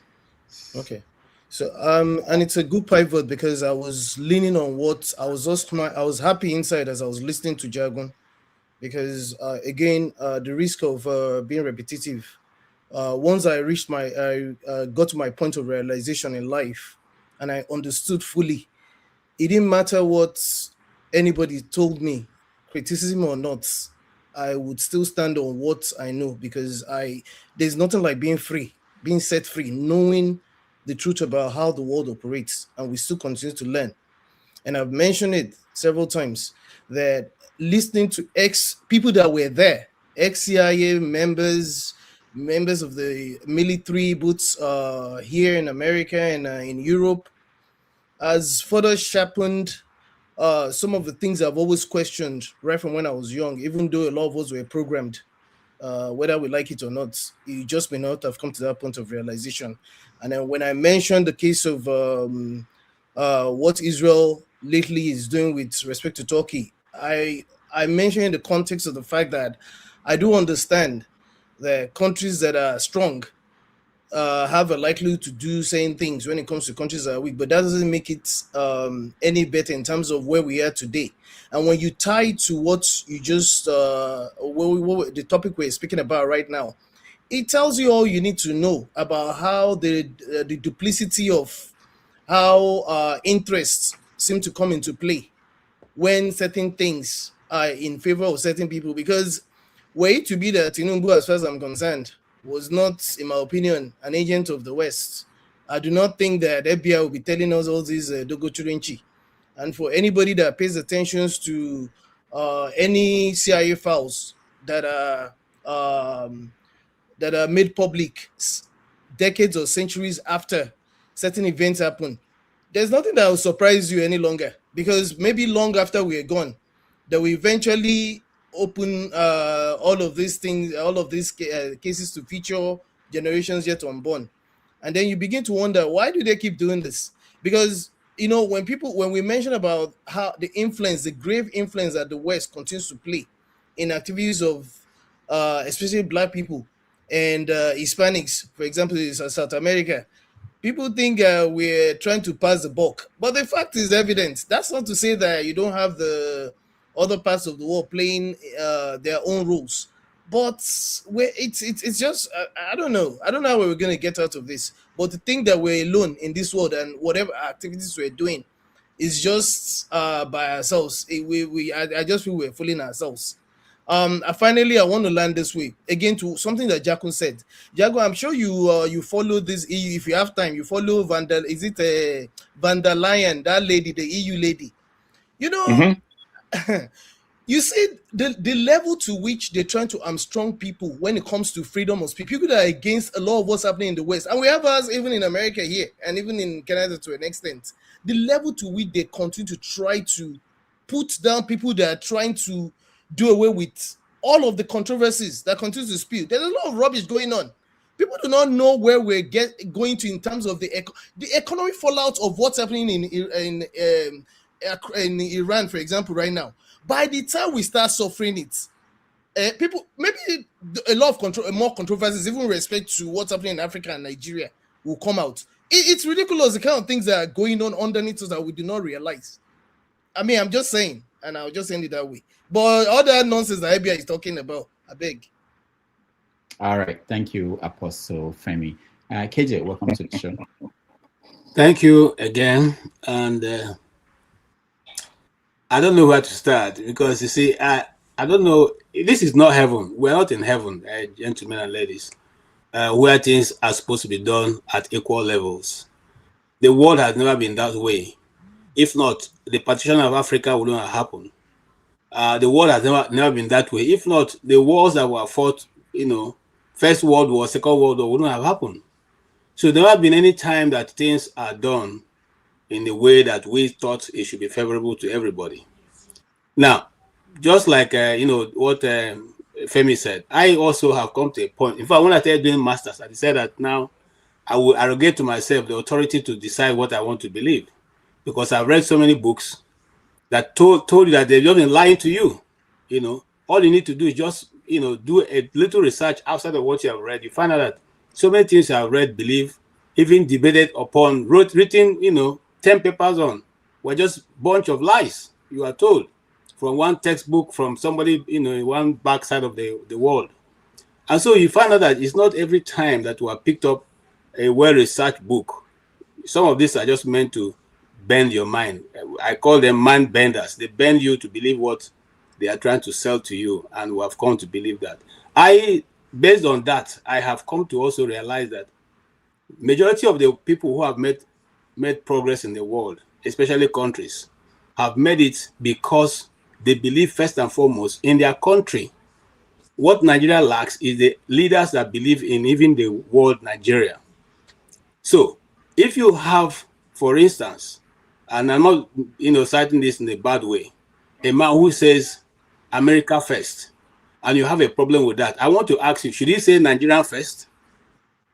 If you have an FBI who say, oh, for the interest of our people, of my country, of the people we serve, which their first interest to America, and they feel that they don't want to release it, and you yourself, your people they already formed a group in the social media writing that these things that FBI want to release is not even important to us. It won't change anything. Are you expecting that American government should be more concerned with Nigerian policy and issues than they should be concerned about themselves or their own country? No, I think that would be foolhardy. Okay, I think what we should be concerned about is that when people try to help us, we should do everything possible to push that those people release what we want them to release, what they think they know. It's not for us to begin to say, oh, these things are not going to be possible. Some people are even more worse than this person than we're trying to release, get information. Why do I say that? Leadership takes the form of the person who is leading. Why do we want people who are a bit clean, who are at least honest and sincere people in government? Because it runs from the leader and it trickles down to the least. If the morality you bring to government, if the morality you bring to your public service, whichever it is, that you eventually use from that what do you call now? That abundance of morality, straightforwardness, honesty that you bring to the table.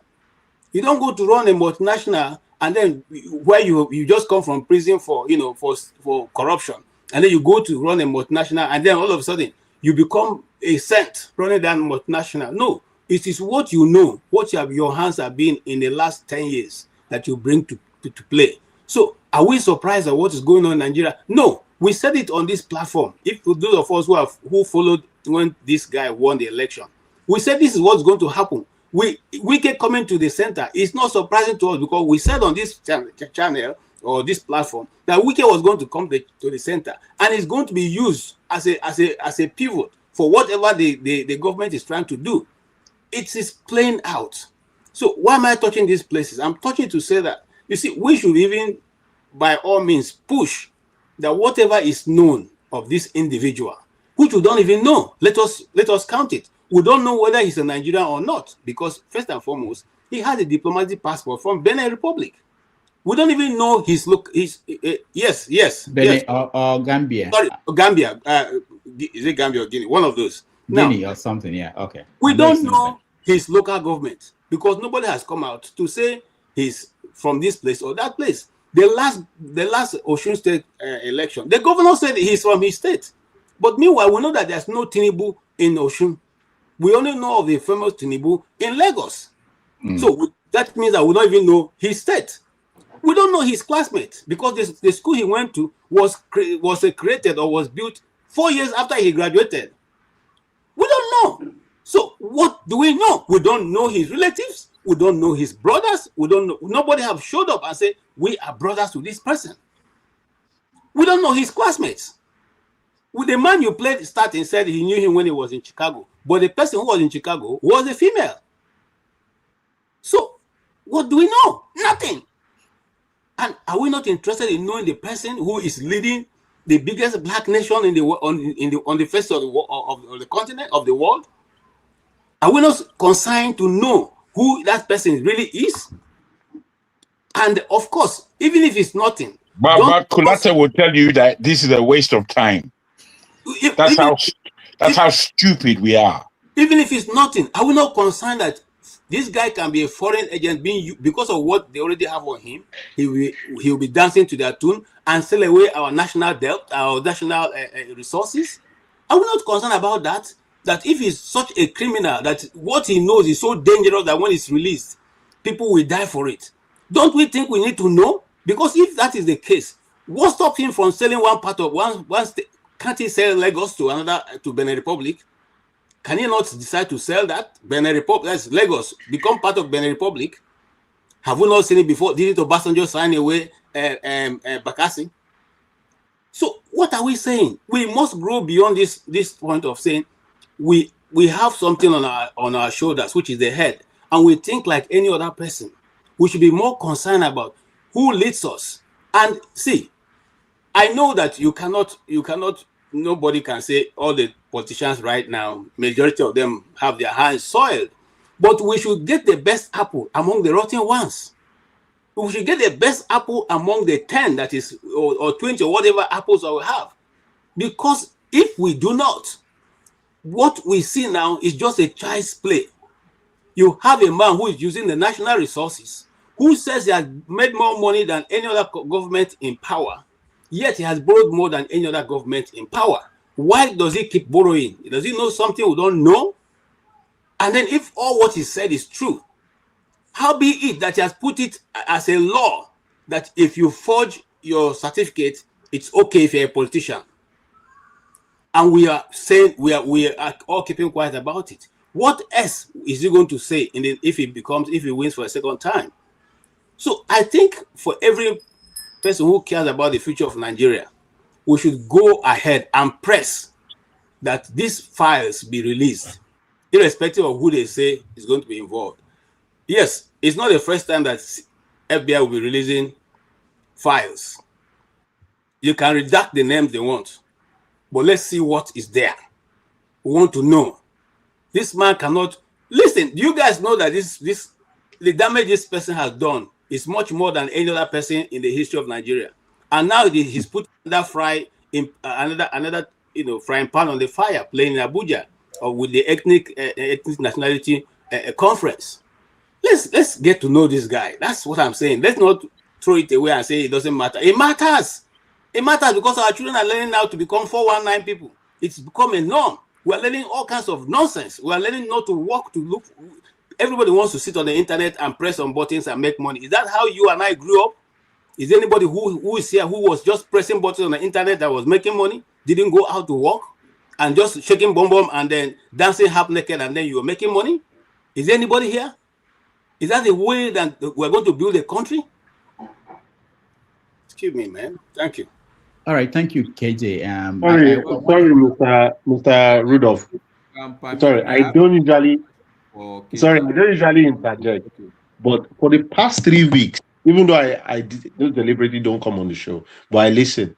Mr. KJ have been promoting propaganda of this American first. The person you have there currently is a fraud. He is a fraud. And at the end of the day, when you're saying somebody, and God knows I don't like Tinubu, and that's just the honest truth. And you made a statement now that someone said America first, then whatever he does outside is okay. That's not what we're promoting when we want to promote democracy.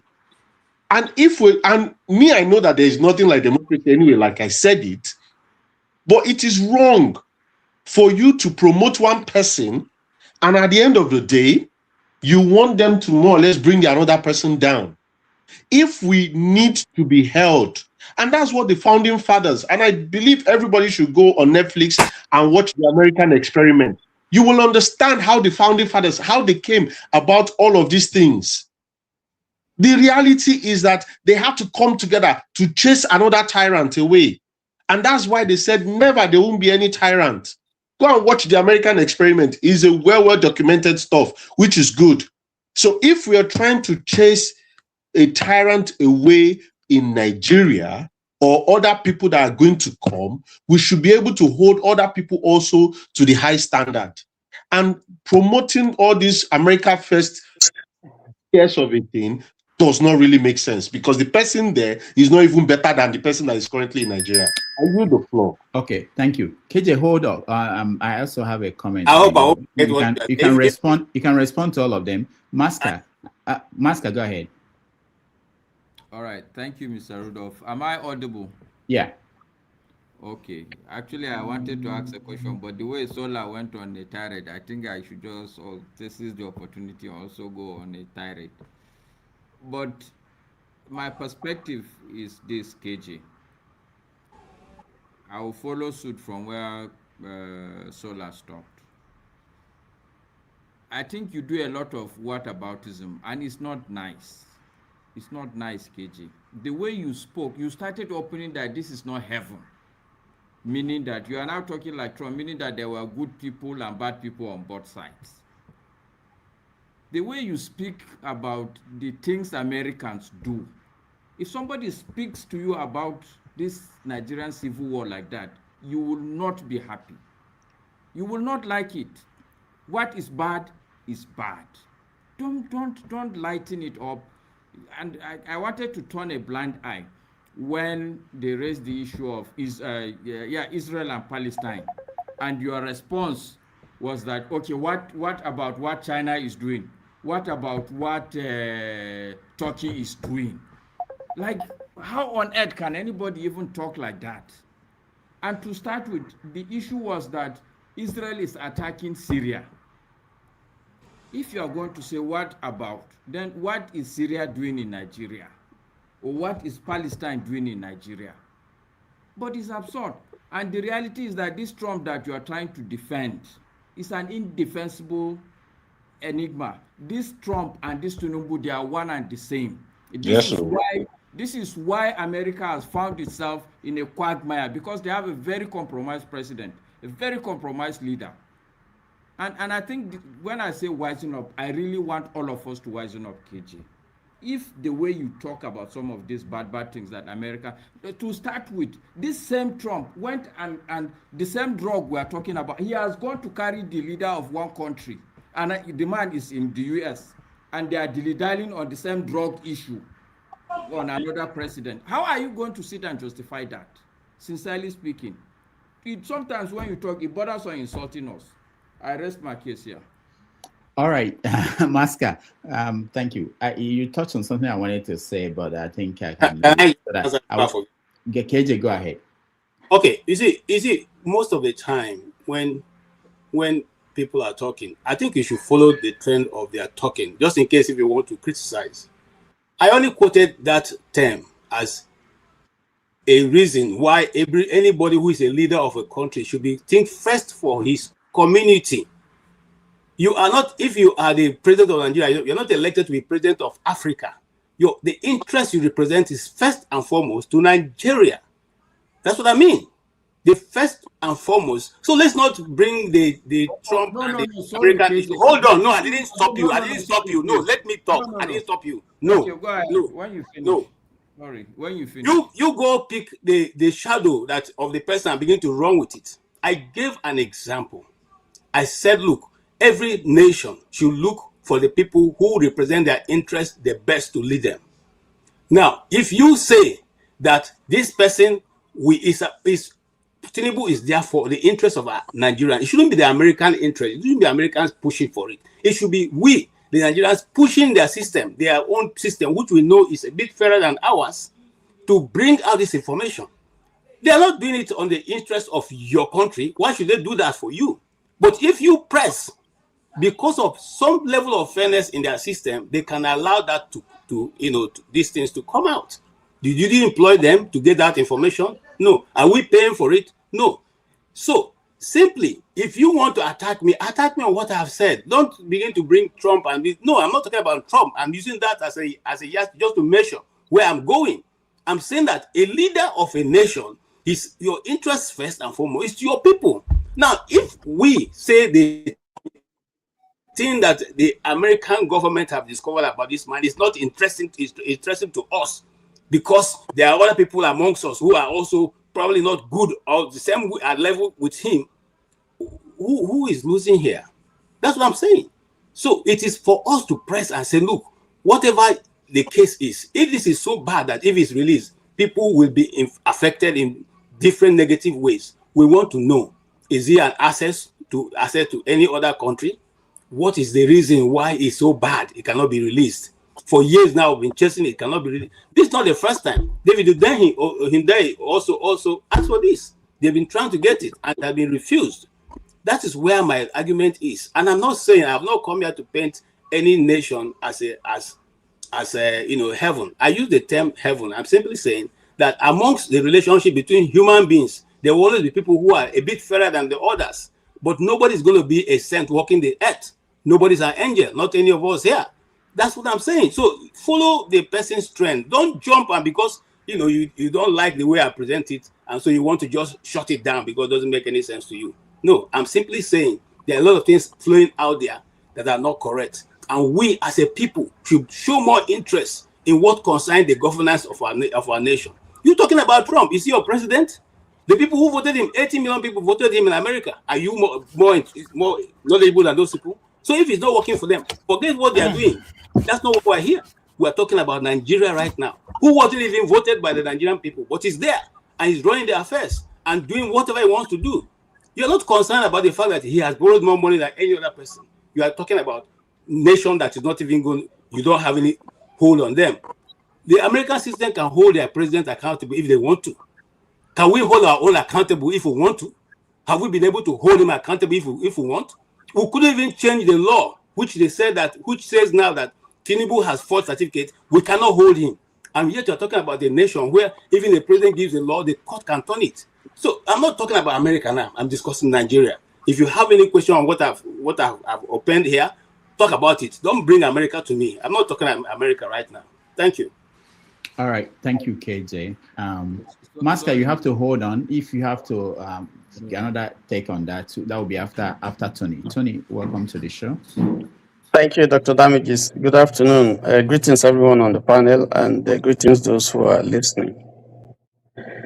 I think this whole exercise about investigating this Tinubu's involvement in drugs or whatever is just a waste of time. And for the first time, I am agreeing with Kulata. I don't agree with Kulata, but I think it's a waste of time. I think the critical question to ask is, this is the man who ran and won as a senator, won as governor, now a president. So where have Nigerians been all this while? Because this is something that happened decades ago. Where were they to raise these issues? Why are the issues now being raised? And is it going to change anything? What is it about Tinubu that we don't know? We know this whole thing about drugs, we know We know how much was involved that he had to return. We know the case. We may not know the nitty-gritty of this entire thing. But Dr. Damages, I want to ask you a question. You are a journalist. And in this profession, sometimes you are privy to highly sensitive information. I know that by the ethics of your profession, you are not supposed to disclose certain types of information, even when they put a gun on your neck. Is that correct? Yeah. Okay. So if a country is saying that there are some sensitive information that we have, and we need to protect our process and methods, why are people making all this noise? If that information, for instance, let me give a practical example with this case. There are people who were involved or named in connection with this drug deal, and they died mysteriously. Supposing this information gives out what happened. Maybe they were killed by somebody who is still alive, holding very, very sensitive position in the Nigerian government. And they give it out. This person killed this person because they thought that he knows too much, and therefore the best thing is to eliminate him. Just as we saw with the case of fake agency, where somebody is allegedly led to have been killed. I mean, to have died in fire incident. Nothing is said about it. No investigation was done. Few days after that, the hotel was bulldozed. They didn't look at the call logs. We don't know whether that's true, whether that person is a ghost, or whether there was really a fire. And so the optics, you are left hanging because the optics doesn't speak good. Now, what I'm saying is, I'm not covering anybody. I'm saying that listening to some people here, it does appear as if American government is trying to protect Tinubu, or that there's a deal or something. It's consistent with American policy, particularly when it's some. I mean, look at the Epstein case. Quite a lot of the things that were released were redacted because there were people, highly placed individuals that were there. Some former heads of states, some former president, some serving president, some royalty somewhere in Europe, and so on and so forth. And if it is thought that there are certain things here that if we release them is going to cause a cataclysm. So in the interest of whoever, we clean out that area. Okay, so this case is still sitting with the judge. We haven't seen the end. The judge can decide anytime, and whatever she decides, then we can react to it. Our people are just jumping into this case without actually looking at all the ramifications of this case. If a president who is involved in this type of case, if you vote in someone as president, knowing that he's a drug pusher, knowing that he's a ghost, knowing that there are so many issues, identity theft and all those things about him, and you vote him in as senator, you vote him in as governor, and you vote him in as president, why are you shouting now? What's wrong with you? And you're trying to blame America or to blame whoever. There's something wrong with you. And in any case, if they release it now, what is it going to solve? It's not going to move a needle. Because there's nothing about the man that you don't know, and yet you voted him in, quote and unquote. So, but let us look at the facts the way it is. I think that the person who raised it now, Atiku, is just trying to, play political gamble. In fact, he's just politically masturbating, because this thing is not going to lead to anywhere. There are critical issues that we should be discussing. The opposition, there are issues that the opposition should be tackling. If you want to bring Tinubu down, you have a lot of ammunition, not this nonsense that they're talking about. It will go nowhere. Even if they release everything, it will not change anything, because there is nothing about this man currently that we don't know. The issues that we're talking about is this country better today than it was 10 years ago? Are you filling your tank, your car, petrol, with less money today than it was 5 years ago? Those are the critical issues we'll be interrogating as 2027 approaches. Not this damn thing that has no meaning. drug or no drug, you knew that he was a drug pusher and you voted him in, and you are complaining. What is that going to solve? So I think we're just dilly-dallying and going round in circles. And blaming Trump or blaming this person or comparing him to that person or that person, for me, it doesn't really make sense. The point is that the president has put us in a shame, even though he did this when he was not he was not a politician. But when you come to public office, they dilate, they look at your entire life. That's what is done here. They look at your entire life. And if it's here, when you have controversies like this, you will not smell that position. You will never go near there. And even for any reason, if the system missed, in any way, didn't capture this thing, now that this whole thing is raging, you just step aside and go. It doesn't happen here. So what we think we're doing here is a democratic autocracy. It's not democracy in the form in which we know it's happened in some other places. Of course, democracy has various forms. People do their things and call it democracy. So I think we should just leave this thing and let America do their thing and face the critical issues of trying to see how we can move our country forward from 2027. That's my take on this. Thank you. All right. Thank you, Tony. Quite interesting. Let's hear Ovie and then round up with Declan, and then I will where is Masker? I think he has further comments with KJ. Ovie, go ahead. Thank you. I will start by saying that I disagree with everybody that said that this topic no matter. On two grounds. One, since I've come of age, politically speaking, anytime where this issue of Tinubu hit the mainstream media, two things they happen. One, it means that Tinubu is seeking for promotion in his political career. And two, they always get them. So why would I support it as somebody who is on his mandate? So opposition, keep going. It's very important. It's one of the key ingredients where go make and get his promotion. So at every juncture, they always. So I support it in the energy, I support the rhetoric, and I'm rooting for the opposition when it comes to this drug issue. They should keep going. And two, it's because we are delusional. Delusional in the sense that we think we are society that has sovereignty. We are people of sovereignty. No. We have been a colony of the United States of America since I can remember. I mean, that's before I was born.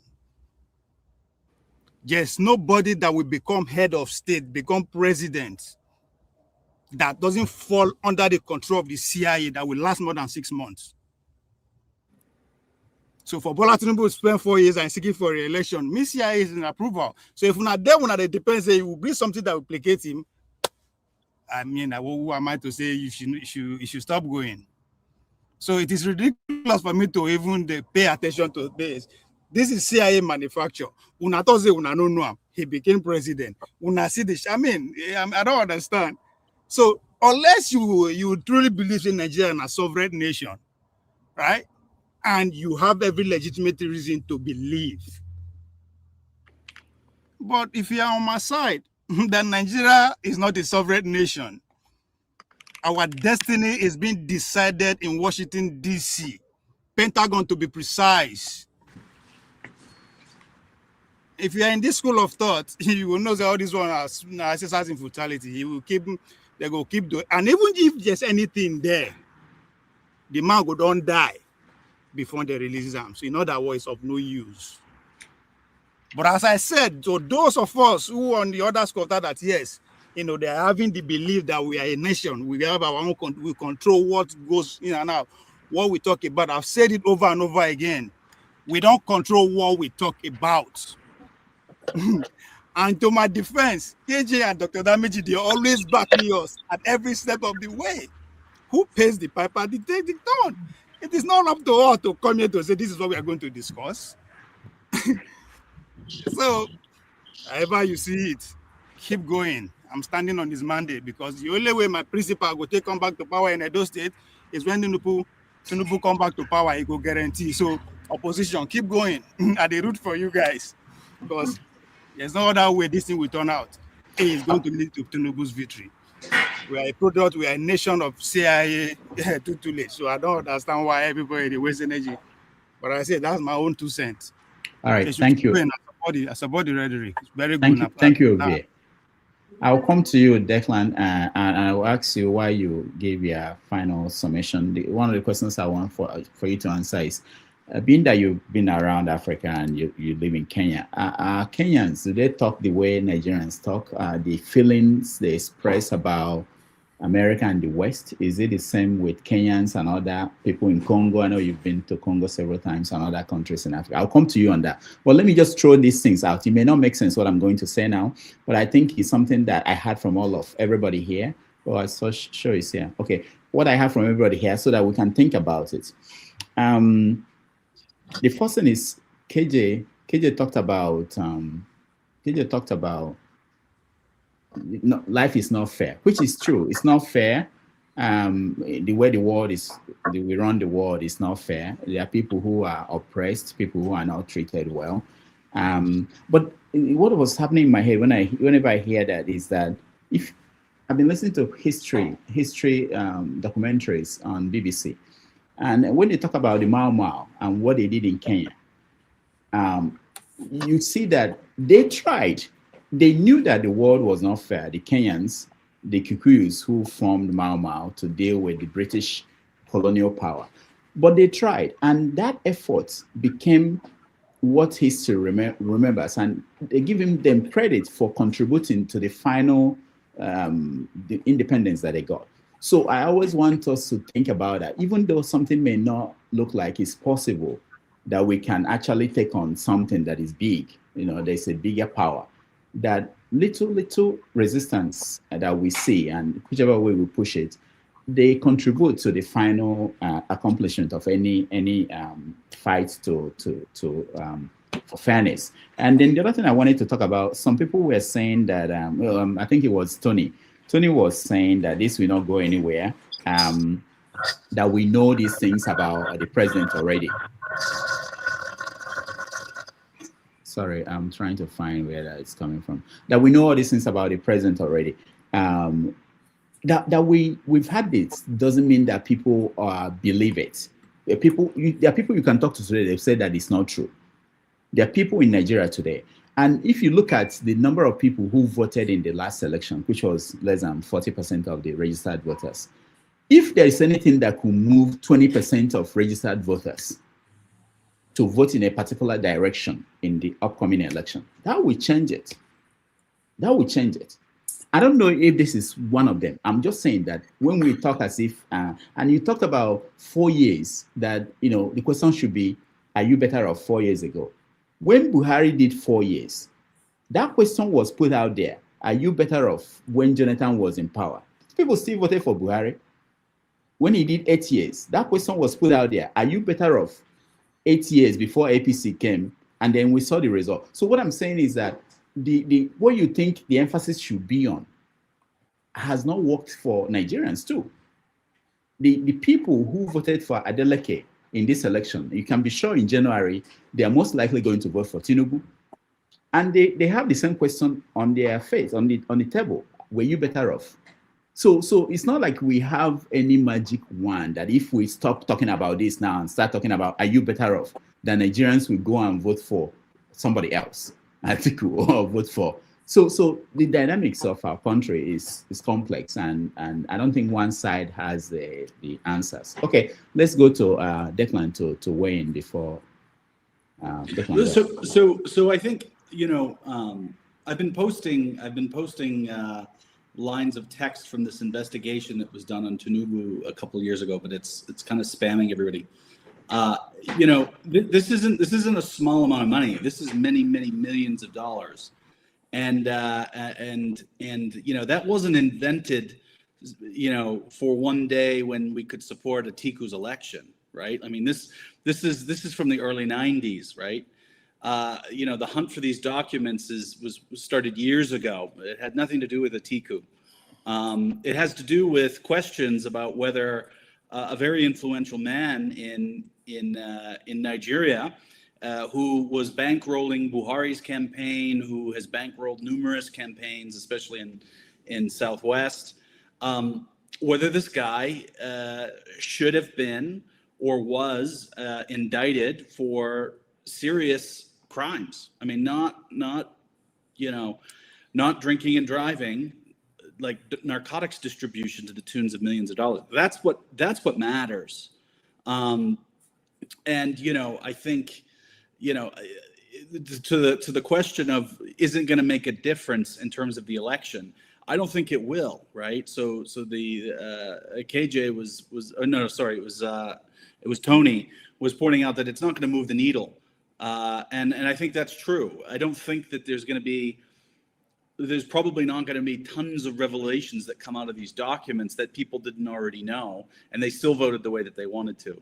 But I don't think we should be looking at this exclusively through an election lens. It needs to be looked at more broadly around who we accept to assume leadership positions, and why we may accept drug barons to assume these kinds of roles. And that isn't decided in a specific election.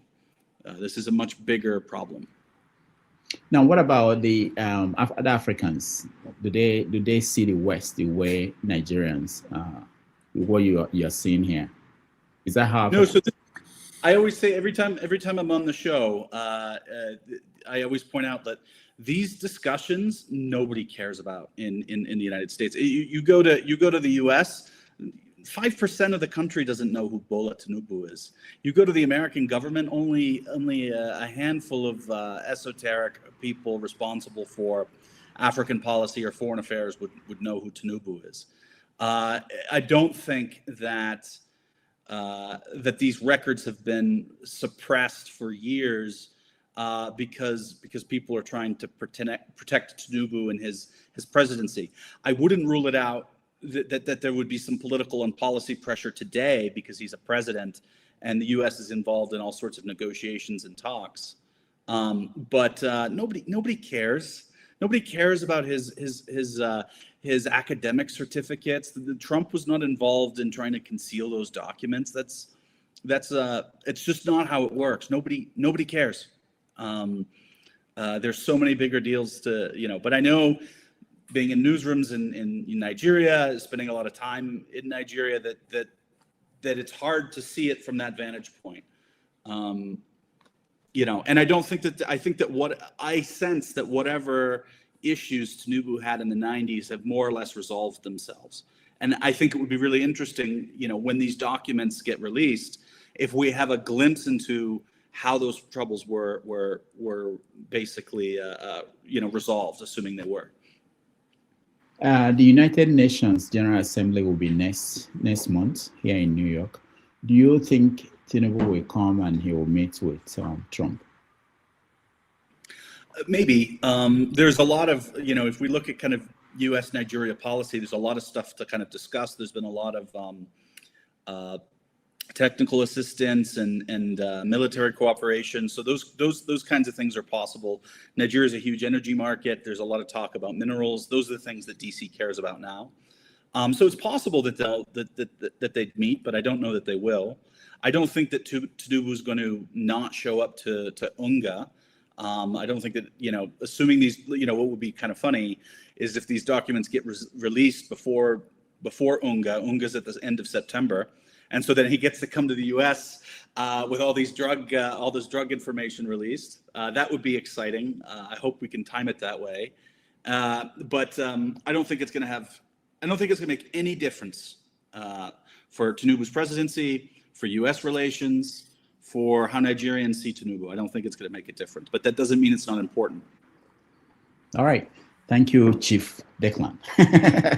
Let's hear from Sho before we take a break and switch topics. Sho, welcome to the show. Thank you, Rudolph.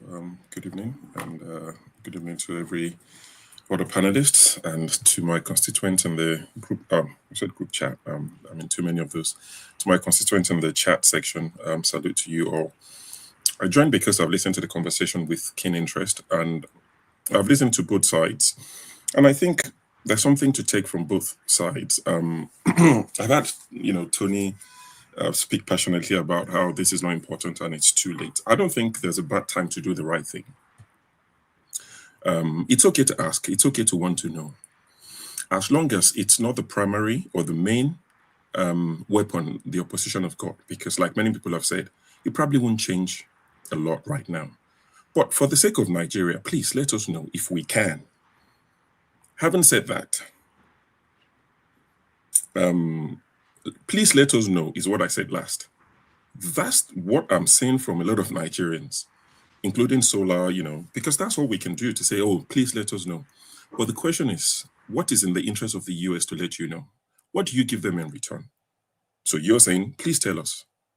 Oh, let us know. If you say you like democracy, it's like you're trying to, bait a 5-year-old to say, oh, if you know you can do this, do it, let me see. They won't do it. They are too criminal to do it. They just, what does the US benefit by releasing, let's say these documents are incriminating and it would like blow up everything in Tinubu's face. What do they get in return?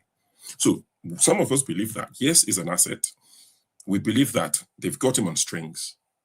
So you want them to now tell you what they have on him to then do what? What do they get in return? That is why they're not going to give it to you. If it does exist, they would not give it. So, like I said, it's good to ask. I think as Nigerians, it's good for us to know. Even if it doesn't change anything about 2027, 2020, 31, 65, it's good to know these things so that people know what they're dealing with. And so that we can even tell some of the people who support him and defend him and put their lives on the line to say, look at your life. We'll tell your children, I know, you are a lost cause, but we'll tell your grandchildren that your grandfather was, supporting a drug dealer, whatever. We'll talk about it, maybe even jokingly. I'm not sure if a lot of people pay attention to what they said in 2022. That's the US going to 2023 election. Because this is not new. They said the earliest they can, not that they will. Go and read the statement. The earliest we can release this document is 2026. When I saw that in 2022, it was simple to piece together. 2026 will be the year before the election.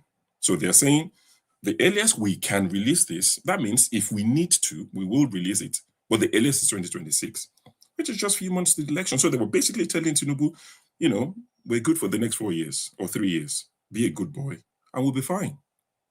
If they had said, the earliest we shall release this is 2026, that's a different conversation, but they said that we can. So it's subjective. We might release it, we might not release it. It depends on how things go, which they didn't discuss what would make them release it or not. That's what they said. So when you saw that, why do you expect them to do anything differently? And the last thing I will say on this is, if they release it to Atiku, I'll be more worried. Because it means Atiku has offered them what Tinubu didn't even offer them. That's the only reason why they would release it to Atiku. If he agrees to go to the depth that Tinubu will not do, if he agrees to twerk better than Tinubu is twerking for them.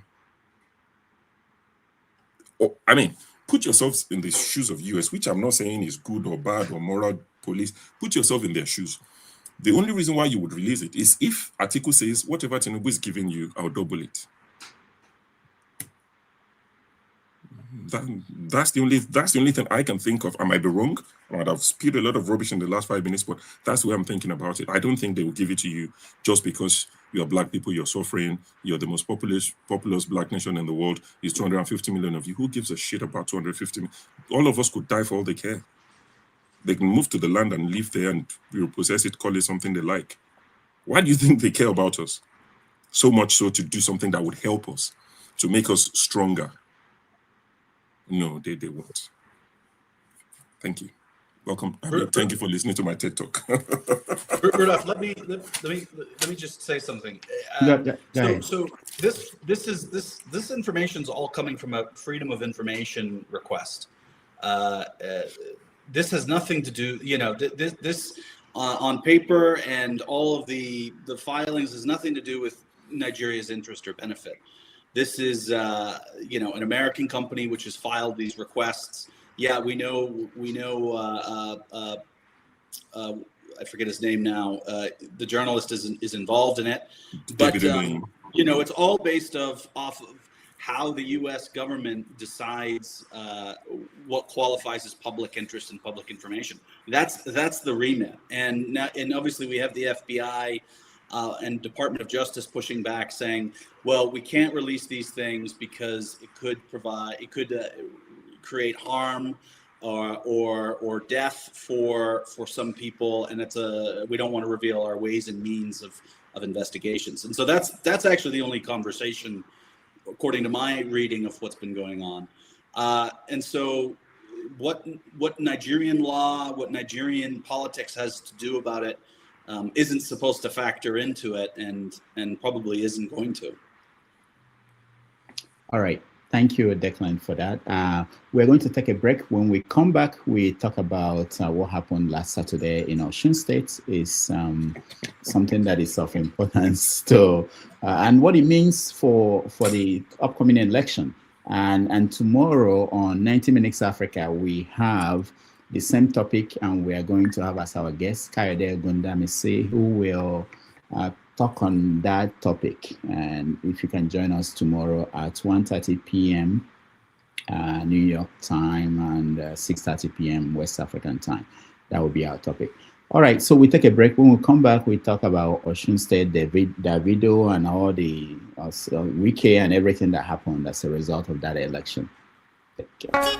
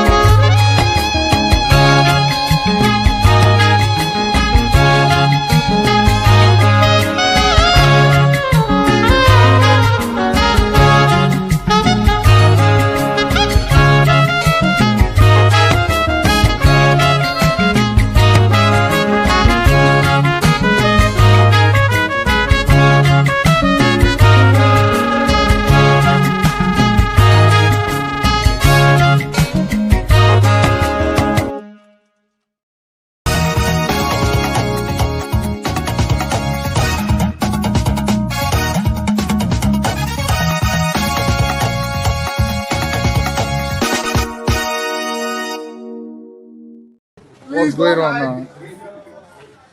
Update your fans, sir. What they like? What did happen now? Mbuemo, that is when Mbuemo and the Kun they do there. He no go walk. Patrick don't go out. Make Kun operate from left. Or you bring Rashford in as a number 9. Kun had left. Mbuemo right. Bring in Rashford as number 9 if you don't want to play Shesko. Bruno don't hide now. Bruno is not here. The system don't over. See, you cannot. Bruno cannot even see space to play. No space. We are not losing. No, we are not losing. We can't lose to Honor, bro. I tell Bruno Fernandes, say this is your beginning. Your flop don't start. They say they get Tillemans. They did not make Tillemans. Seriously, they do Tillemans. Tillemans. What do you concern with Bruno Fernandes? Huh? What do you concern with Bruno Fernandes? You know them, man. 90 assist king, Premier League best player.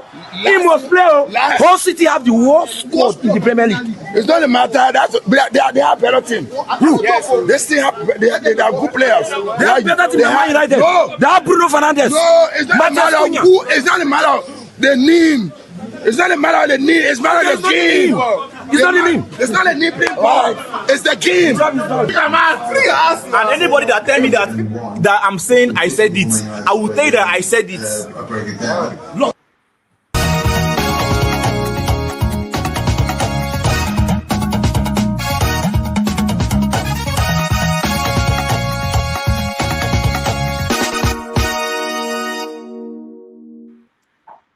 All right, welcome back, everybody. Let me just say that was a foreign language for me. I don't know what they were. I was going to say, talking about. Who sent it? Do you even know what's going on there? I don't know who is Bruno. Who is? I don't know. I don't know. There's a hall. What is hall? It's a team. It's a city. It's a town in England. Oh, okay. You lived there, Rudolph. I just lived in London. I didn't go beyond that. But they are not the same way politics be. The way that they talk, if you can see politics from that angle, you go that. But this is what I'm worried about. The regular Nigerians, they know all these teams, the players, they know the game, they understand the system. I wish they invested that kind of time in politics, to understand what's going on. But I don't think they are invested in that. But I find it very amazing, Everybody, they all have their teams and they know the players, the coaches, and they know. And they're very tribal. Oh yeah, that's what If you follow these guys, just like a minute, if you follow, not that you do, these guys, they're called Football Fans Tribe. If you follow soccer or football, they're a good channel to follow. They're a bunch of guys in Nigeria. So during the World Cup, guys who supported Man U and the Arsenal gang and the Chelsea gang, those are the 3 big teams. They have supporters within that group. They split during the World Cup because some were Team Messi, some were Team Ronaldo. So those who had alliances based on their football clubs now split during the World Cup. Like they became enemies, very tribal. The World Cup is over now. Everybody has crawled back to their Arsenal enclave, Chelsea. So it's quite interesting watching them. Football is very tribal. Isn't not the same thing is happening in our political space? The 3 tribes. The Tunabus, the obedience, and all that, and we are seeing the split within the obedient angle. So, if we just channel our interest, those football fans, not just interest differ. Just put out the same energy, the same interest in politics. Not the same way all these our politicians they think. Like if you want to analyze the current region, you go say, I will be Obi, no go show up this 2027. We know where by the time Saraki begin put up a political team, Erufai come out for president, begin doing no thing, and there's no way see the same thing. I just say interest differ. And once you channel your interest in politics, you will see now the same people they do them. Okay. Now the same Nigerian where they play the politics, they play, but now marketing again. The football they put more money in trying to get the young people's attention, and the political players need to do the same way. It's as simple as that. Okay, so before we go to Osun State, I just want to play 2 videos that will give us bigger context in some of the conversations we've been having. Let me play this one. Chance to defeat Tinubu. So you're saying that it's better to rally around a man who has lost almost 6 times? That's your formulation answer. I'm asking you. It doesn't make sense. Are you sure it doesn't make sense? Or because it contradicts what you say? You say that the reason why you like Atiku is because he's playing an inclusive politics. Yes. In October 2022, on channel television, he said that Atiku's Kaduna comment, where he was telling Northerners not to vote for a Yoruba or Igbo candidate, was a genocidal statement and called for INEC to prosecute him under Section 97 of the Electoral Act. Which one is it? When you say he should be prosecuted for dividing the country, the duty of the opposition is to watch closely what the other person has said and use it for your own advantage. So in 2022, when you made this statement, you were just playing politics. How should we know that what you're saying in 2026 now is not also you playing politics? First and foremost, I am playing politics. So it's not the truth for you, it's just a political. I just this your interview is about what I said. We just want to reconcile your past with your present. And that's all right. I don't know how many people saw that video and what they made of it in terms of what people say in public space today, and how much of it we have to accept as their real position. I know the last time one man came here, I didn't know how it came into me to actually ask him, are you just playing politics? Because sometimes, we listen to everybody and people and we think that they mean what they are saying. Which brings me to Osun State. How many people here predicted what happened, that it will happen the way it happened last Saturday? That is, that the election will be resolved quickly, there won't be people complaining about how it was conducted, not much of that complaint, that Osun people would do what they did, protect the votes in the way they could. And, in general, how many people here, let me raise hands. I can play the video back, what you said, I have them. Masca is raising his hands that he predicted that it will go this way. Who else? Ovie, you talk too much. Did you predict? Were you right? No, I didn't even predict. I said I left it open that I'm watching what every political party, what their result will predict about their preparation towards 2027. So, I mean, I know it's between the APC and the man, and it could go either way. Yeah, I'm not surprised, and when it reached my turn, but the follow-up, says everything about one way round. So mine was to use that as assessment to all the political party. And if you remember, when we were going about which state is important and which and all that. So I never actually predict the total outcome. So I was saying, just a watch as a student of the game. So I watch from with keen interest. Okay, Masca, you predicted that it will go this way. Yes, coincidentally, I went for a condolence visit with one of my friends, and the issue came up. He is a politician, so the issue of the election came up, and I was telling them that, look, yes, it's an off-cycle election, and normally with off-cycle elections, it's like everybody wants to put a marker on the ground. But my understanding of the governor is that he's close to his people. And he's not, I remember clearly what I told him, he's not an academic governor.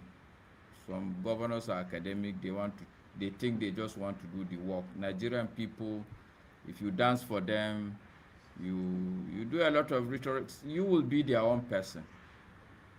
And I know on this your show, we've also discussed the issue of rigging. One of the things that came out of that rigging is that, to a large extent, if you are very close to the people, you mitigate the chances of rigging, because it's not just only about money. Nigerians have learned that they can, at some point, when the emotional demand is high, they can collect your money and still go and vote what they want to vote. I've seen it happen a lot in Kanu, where people will collect money, but they go and vote they go and vote something different. So I predicted that this man may likely win. Of course, Nigerian election, you can't say categorically this is what.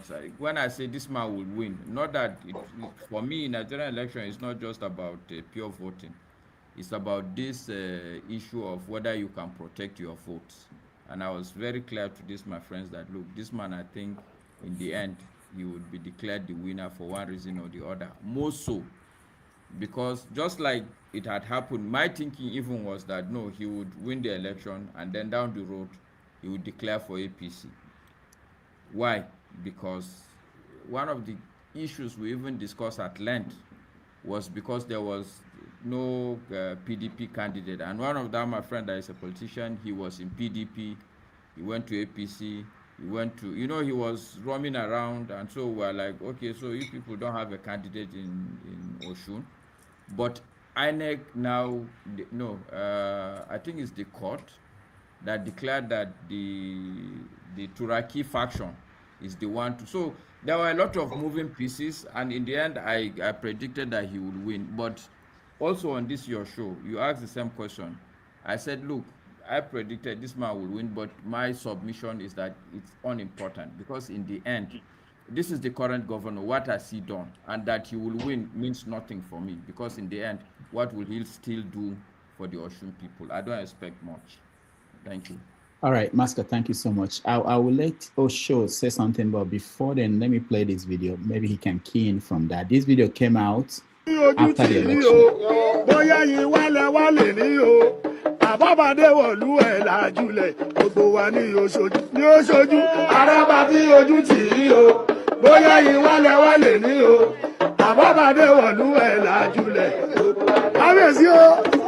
Ọmọ ẹgbẹ́ ọba ní.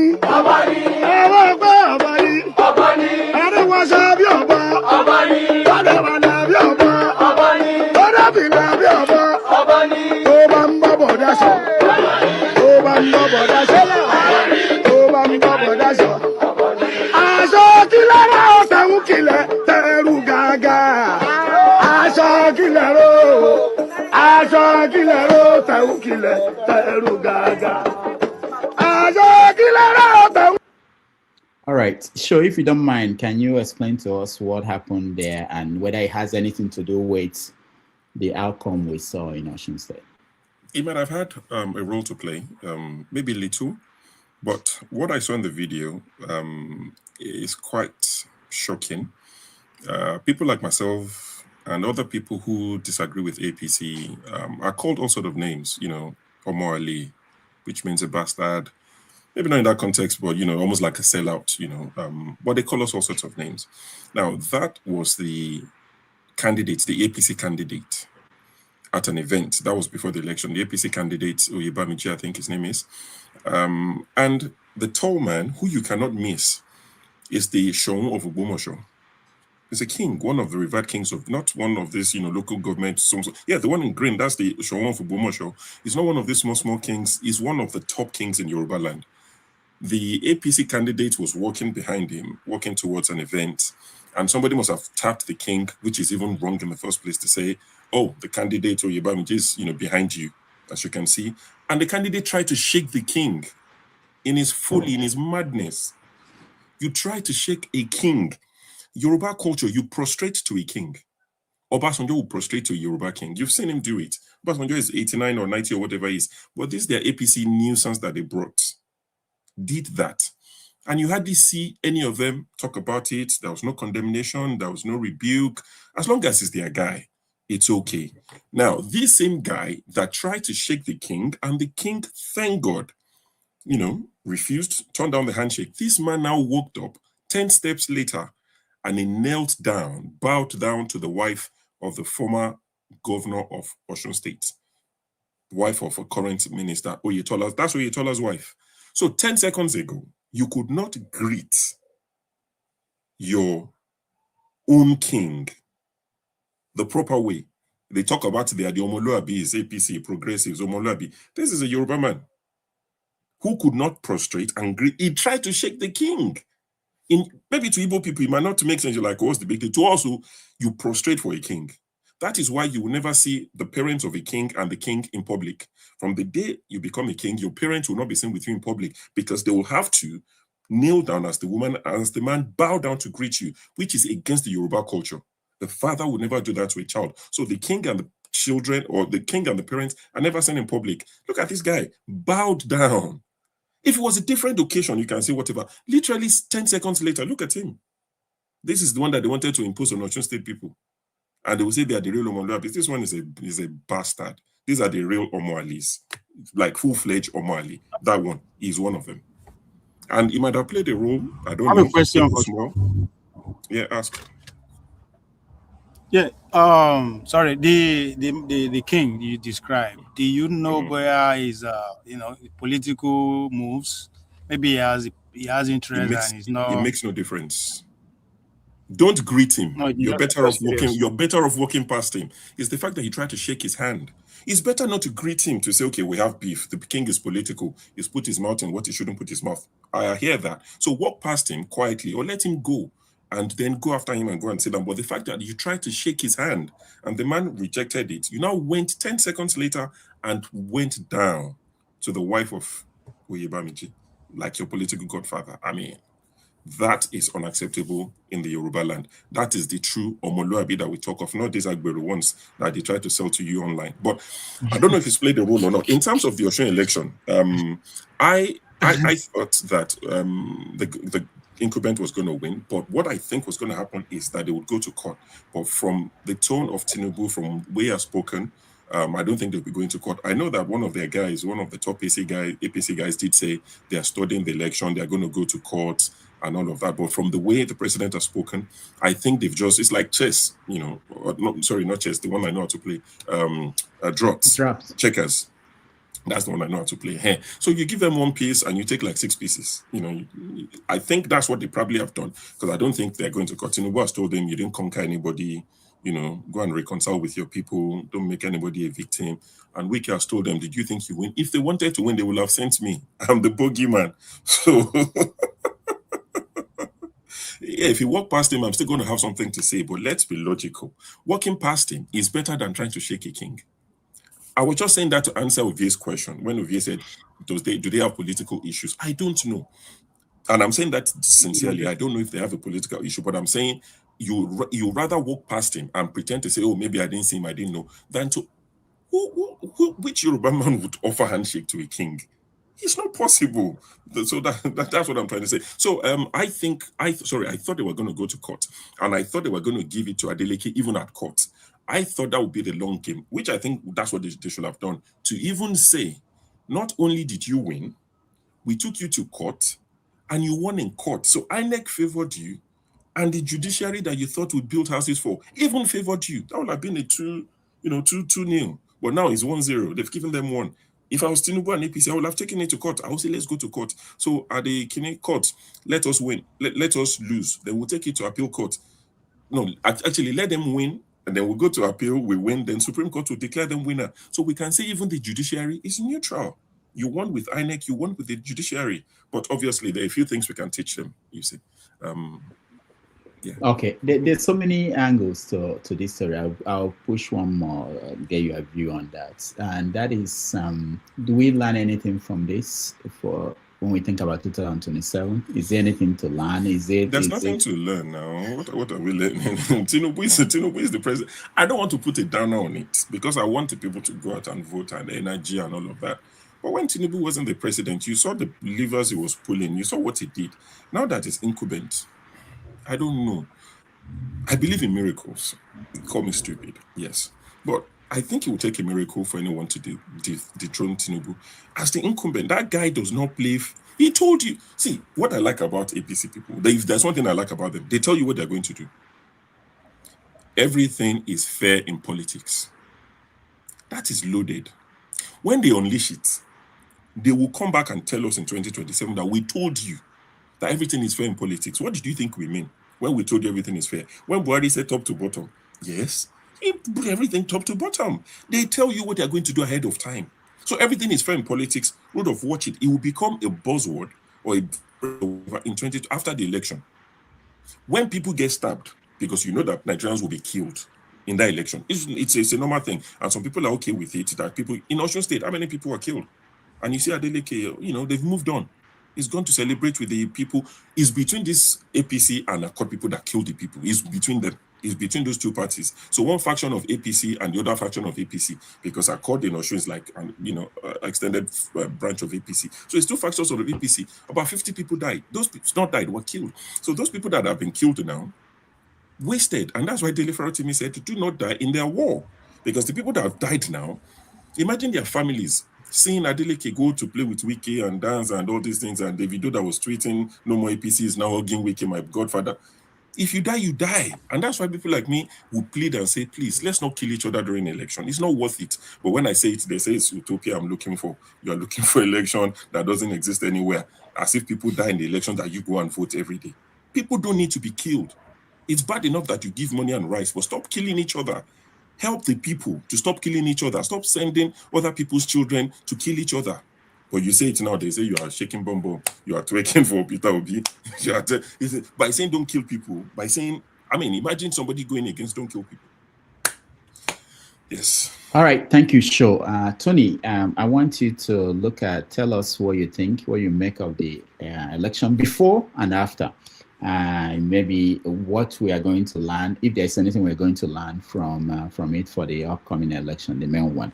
If we lose 50 people in every state in the upcoming election, that will mean that we're ready to lose 1,800 people, and we still call it a free and fair election. That's what people are calling this one that happened in Osun. Tony, go ahead.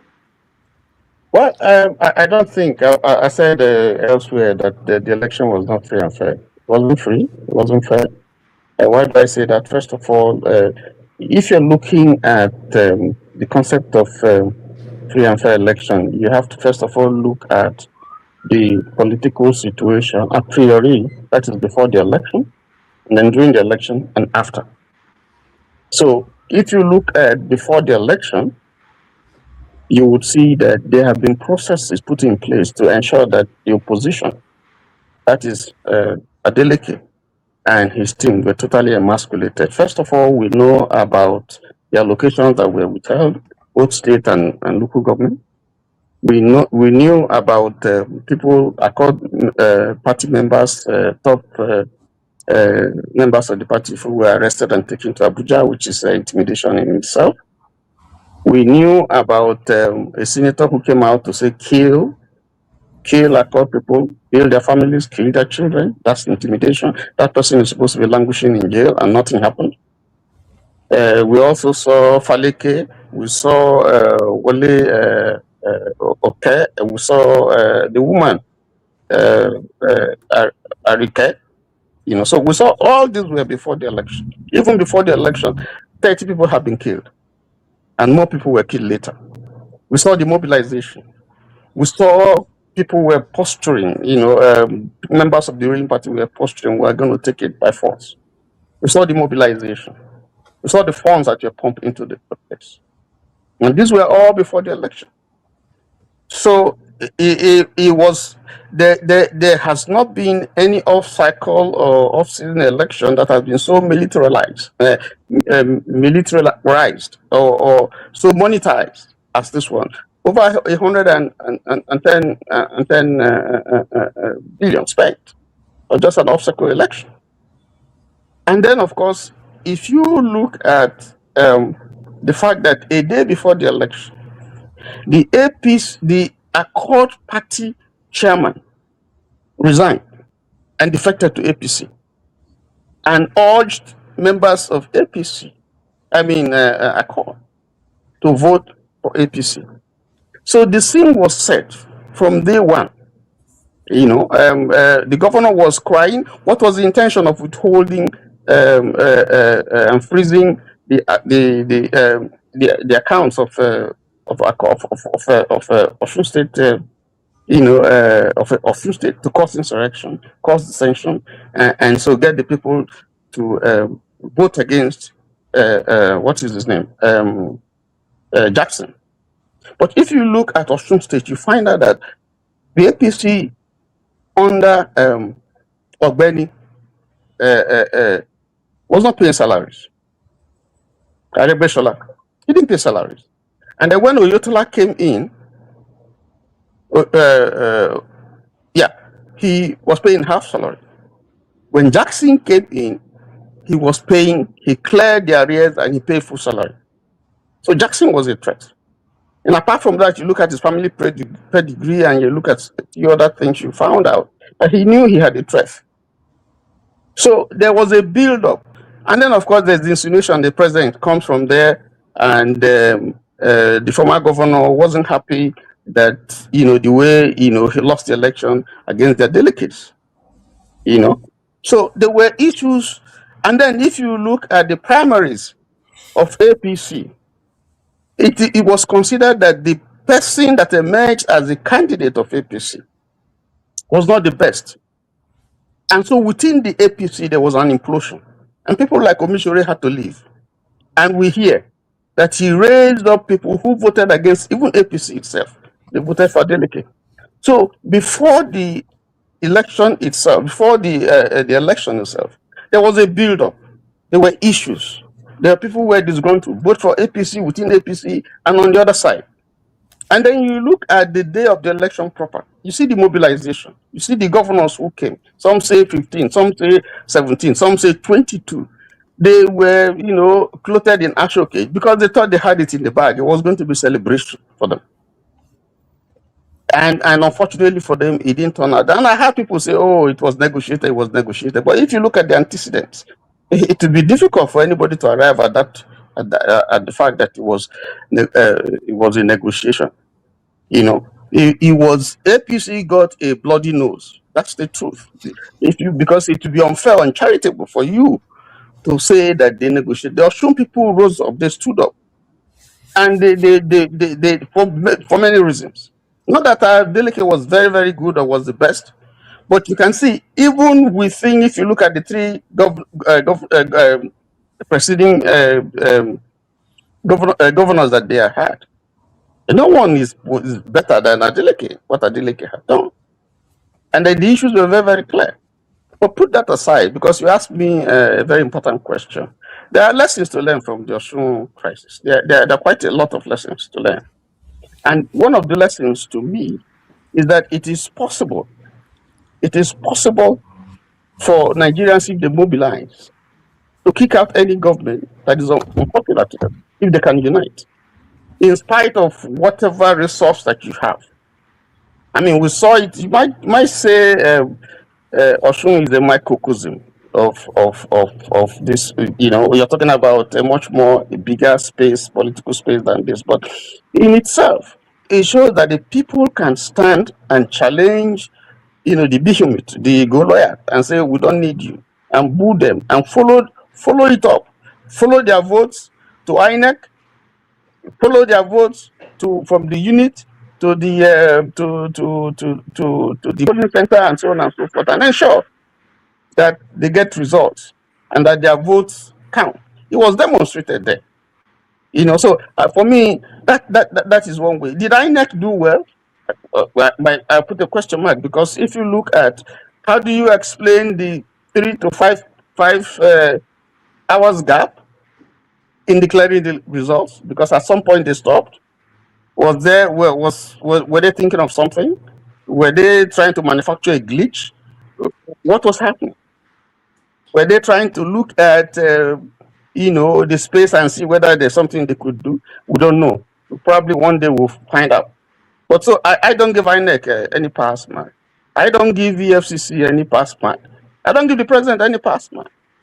And all this attempt of trying to say, oh, the president, I can understand politicians. I can understand Jackson probably trying to ward off, like all the governors that are saying we'll vote for Tinubu, Everybody is trying to get the man off their back.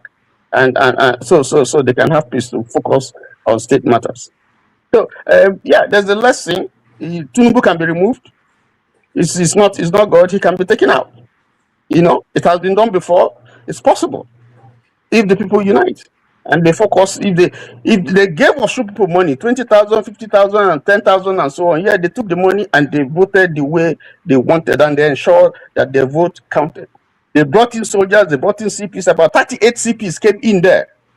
And then the aides of the politician, the NWC, of APC, their aides, their officials, the governors, and so on, they all came there. And they thought it was who? But of course, they saw that when they got there, that water passed Gari. So it's a lesson. Now, all said and done, what lessons does this portend for 2027? My view is that the ruling party is not comfortable. That message has been clearly sent to them. They are not comfortable, and you can see their jittery.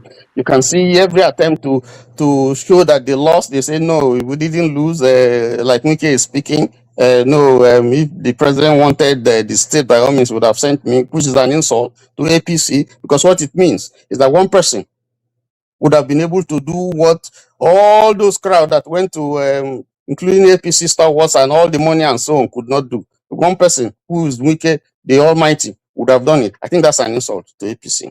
That's one. Two, I also think that this attempt of revolving everything against one person, that if the man wanted, then it would have been done. I don't see anywhere that kind of politics is played in a democracy, where if the man wants, he gets it. If he doesn't want, then nothing. They said it in Oshun. I mean, in Edo.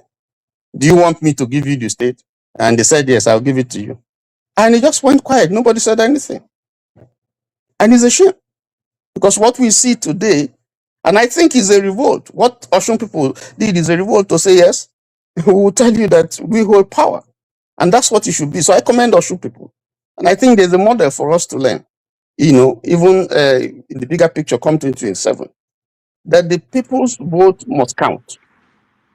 Whether you mobilize police, whether you kill people, whether they went ahead and arrested even people who carried guns, arrested people who were sharing money, forced the police and the army away. So, and I think that's the way to go, come 2027. I don't know if I answer your question. Yeah, thank you so much. You went extensively on your take. Thank you so much. Sola, you are next. Took him 30 minutes. I hope I get 45 minutes. Okay, so Dr. Damages, I think one of the things that we need to take out from this Oshun election is that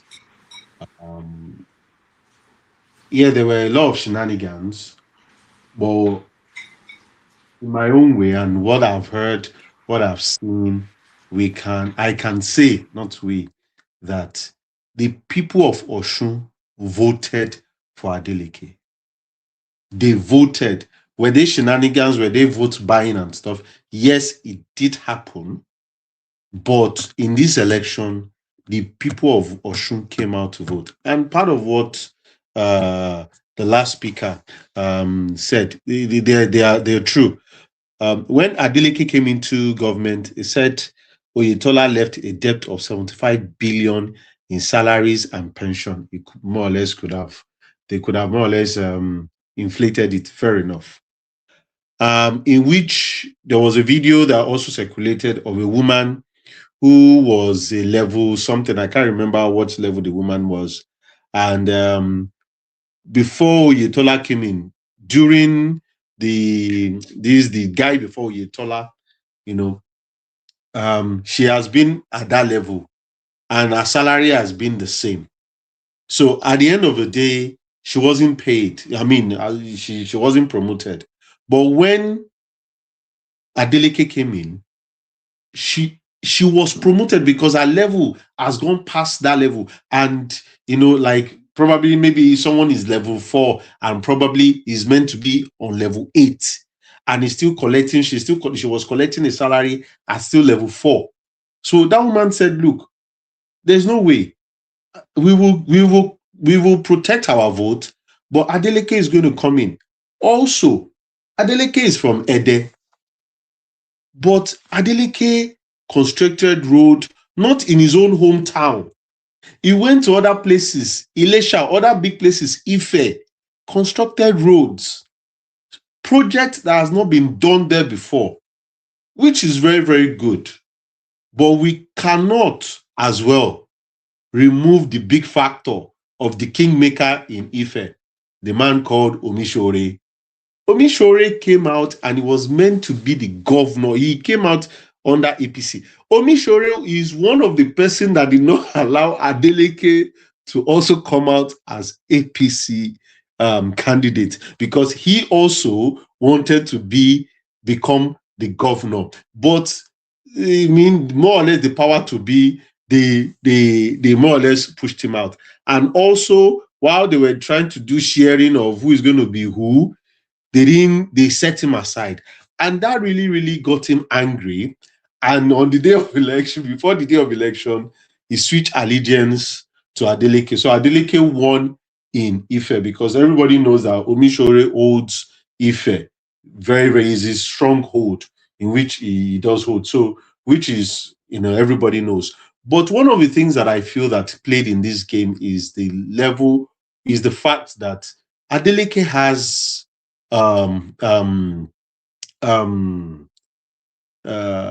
family, not because of the fact that his family is wealthy, no, but his elder brother, his elder sister, they played a big factor in his governance in terms of being a governor. If Adeleke was more or less like a one-man person, he wouldn't have done what he did that much to that level in Osun State. But because he had experience, he had his brother and his sister behind him, they were able to tutor him to say, do this here, this is what's going to win you the election. And that's why when you see all the videos going around, prostrating to his sister, prostrating to his brother, and also it won't be fair for us to say, looking at 2027, if this is going to be replicated. I believe, and I love what the Osun people did. They collected their money and they spent it, which is good. But I'm not advocating that they should collect. If they are throwing it at them, take it, spend it, and vote for whoever you want to vote for. However, Osun, if you check Osun, there was a guy that came on Arise, I think yesterday, and he's an analyst, and he did mention, said, back in 2023, Osun did not vote. I think it is only Osun and Lagos State that did not vote, vote for Bola Tinubu. So Atiku won in Osun, then Obi won in Lagos. And don't forget, Atiku's wife, she's from Osun as well. So it's a stronghold in which I think is going to give, the president nightmares coming in this election. So I feel that, is there going to be rigging? Absolutely 100%. See, whoever says Bola Ahmed Tinubu will not become the next president is a joker. Not simply because it is going to be free and fair. It is grab it, stab it, shoot it, gun it, take it by force in any single way he can. And he will. He has dominated every space. The police, the army, the military. Which one do you want to say again? Up there in the sky, anywhere. The judiciary, he owns them. The propaganda TV, he owns them. Radio station, he owns them. So I think he is going to enter. So, and this is Nigerian politics, and that is the why sometimes, and I have to say something to Ovie now. People might think it is Nigerian politics, and that's what Ovie is playing. That's the game he's playing. He's playing Nigerian politics, not simply because of the fact that he doesn't know what is going on, but he sees that, look, and that's one thing they said on Arise. If you look at how will you sit down and look at Okpebolo for God's sake? But to be honest with you, the guy has done nothing in his state, and yet he's going to another person's state to have the person as a dancing governor, as a twerking governor. So in this election that has just gone past, I think the Osun people did well, and I don't think we'll be able to replicate it. Not free and fair, but a little bit of people voting their conscience in the election. Probably, I hope that Nigerians do the same in this. They should vote whoever they want. So that's just what I would say. Thank you. All right. Thank you, Sola. Let's go to Jide. Jide, welcome to the show. I'm sorry that you had to wait this long to say something. Welcome to the show. Yeah, no problem. It's okay. It's fine. Good afternoon, Dr. Rudolph. Good to see you. Greetings to everyone on the show. Greetings to everyone listening. Yeah, I mean, I've listened to everyone. Everyone has expressed their ideas and opinions about the internal situation in Nigeria. For me, I think Nigeria as a country, as a nation, should redefine their political structure, because the political structure in Nigeria is a complete mess. It's a complete, yeah, it's a shambolic process, an entirely shambolic process. So there's that aspect, that's number one. And number two is, you see, yeah, I know there's a lot of excitement and there's a lot of, by a lot of our people about this election coming up next year. And there was also an election, like has been discussed as well, just a couple of days ago with the Osun State governorship election too. And there's a lot of excitement and there's a lot of anticipation on the outcome of this election, particularly the presidential election. But the point of the matter is that I feel like the election at the end of the day, after the entire process is over, I feel at the end of the day, it is going to be a delusion. Because why is this so? Because I think the entire political structure is still defined in such a way to put the same criminal entities, the same traitors in power wherever we vote for. And that's why I've always emphasized that for us to get to the point of voting, the entire political structure has to change. If the entire political structure is still the same, no matter who we vote for, no matter who we discuss, the same policies are going to be implemented. The same outcome will still be manifested on the Nigerian people. And, there are many examples of good leaders that have been voted in many parts of the world. And we saw what happened because it's an open and free society. It's a liberal democratic system. Foreign intelligence agencies infiltrate and they cause regime change. So many countries, Chile, Congo, and that's why some head of states, when they get into power, they become repressive. Not because repression is good, but because there are a lot of foreign intelligence agencies that come into these countries to destabilize or cause regime change operations. And Nigeria is amenable to that. So even if we have a good leader, even if we have a good leader that we vote in, that becomes president, and he begins to, nationalize our resources, beginning to invest in Nigerian people, and then the poverty rate reduces, I believe that will go against the interest of some imperial powers. And what will happen is they will cause regime change. So what does that mean? So that means our political structure in itself needs to be completely changed. For example, our people, our Nigerian people, there will always be exceptions, right? I don't want to generalize. But the assumption is majority of Nigerian people, we are not ideologically grounded. We do not have politically ideological foundations. So how would those kind of people go and vote? That's why we complain. A lot of us probably complain that our people sell their votes, right? A lot of them buy, they sell their votes. They vote for whoever gives them food, right? Because a lot of them are ignorant. There's a high level of poverty, but also they are not ideologically grounded. So an ideologically grounded people are very cohesive. You cannot give them misinformation because everything they do, culturally, socially, politically, it is aligned with the survival of that group of people. That's why you have Iran. The people can be under sanctions. Some people may even die. Yeah, DIE. Some people they may be fighting a war, and they will still stand with the Islamic Republic because the Iranian people are ideologically grounded. The same thing with Cuba too. There could be economic blockade, economic siege, right? But because the people are aligned with the state in terms of an ideology, they will stand with the state rather than going to go and cause regime change.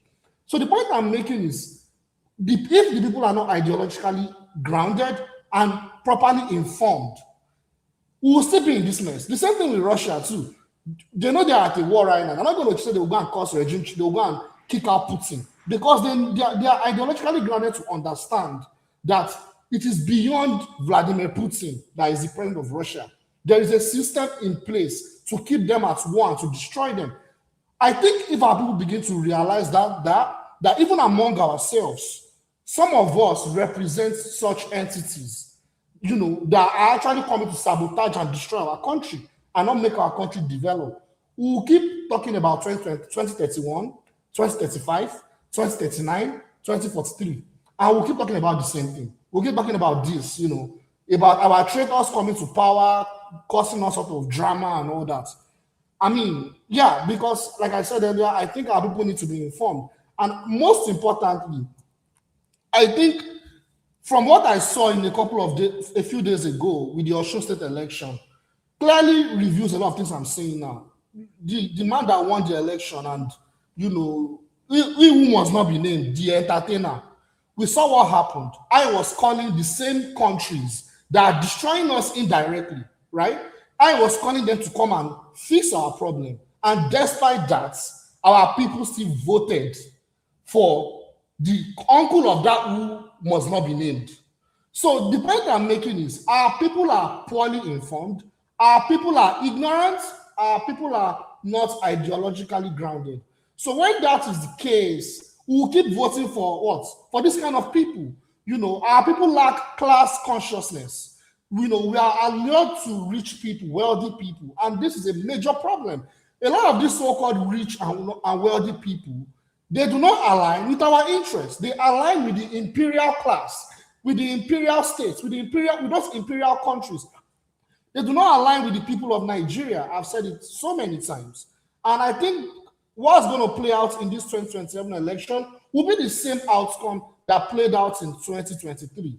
And I think we'll keep talking about this until there is a real redefinition of the Nigerian political structure. I'll stop there. Thank you. All right. Thank you so much, Jide, for that. I wish you were here when we were talking about Tinubu's case in the US and what that means. Have they reviewed it? Huh? Not yet. I saw this, KJ, I'm coming to you next. I saw this headline that we could have put up that time. This was an old magazine. I don't know the year, but it looks like something published in the 80s or 90s. It was warning that drug barons may determine Nigeria's political future. So, all right, KJ, welcome. And what's your take on the Osun election? Okay, thank you again, Dr. Rudolph. Somehow my view has become controversial to those who don't want to hear the truth. But I won't stop speaking about it. I will start from the end. I get to the beginning. When the man won the election, he gave his speech. And the last part of it, what he said was, when he was asked, why do you say you're supporting him? He said, I'm supporting Tinubu because he's a Yoruba man. If an Igbo man said that, by now, the social media would have been filled with that. Even for an Igbo man, the governors of the South, it can't say they are supporting Obi.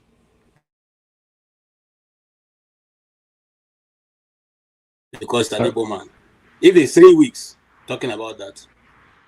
But that's the first message this individual gave to the Osun people who supported him and stood their ground. You see, anybody who said that, and I've read from Wike and one or two other people who said, Festus Keyamo, who said that Tinubu was not interested. Agreement is agreement. That's a fallacy. That is a fallacy. APC went out there to win that election. They couldn't do it, and they couldn't do it because of Dati Baba Ahmed's theory, which is that if you people are 10, they can rig you out, they can beat you, they can. If the whole town was waiting, they were awake and they were all around the INEC office. It would take more than just a one man to be able to carry out that rigging. And so you find out that at the beginning of the election, the Osun people were with the people they want to support. They guarded, they voted, they didn't go home. They didn't say, it's night, we go rest. In fact, you can see the videos trending. They were following the truck that carried some of the, in some places that carried the ballot boxes, and they were waiting. They said nobody's going to sleep until the results are called. Even when there was a phone call, and thanks to the video, even though my dear brother said his name, I don't know why they won't call his name, who kept the people abreast what is going on. Even when they call and say suspend calling of results, he told the people they've suspended though, able to be on your guard.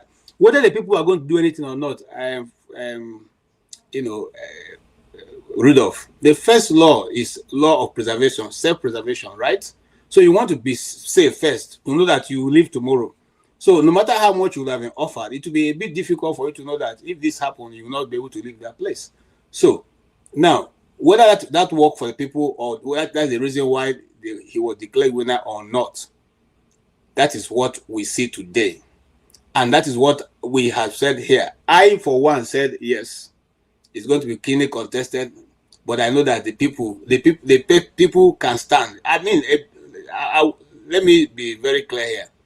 I'm a bit surprised because I followed the election throughout. I was following them through the night and all that.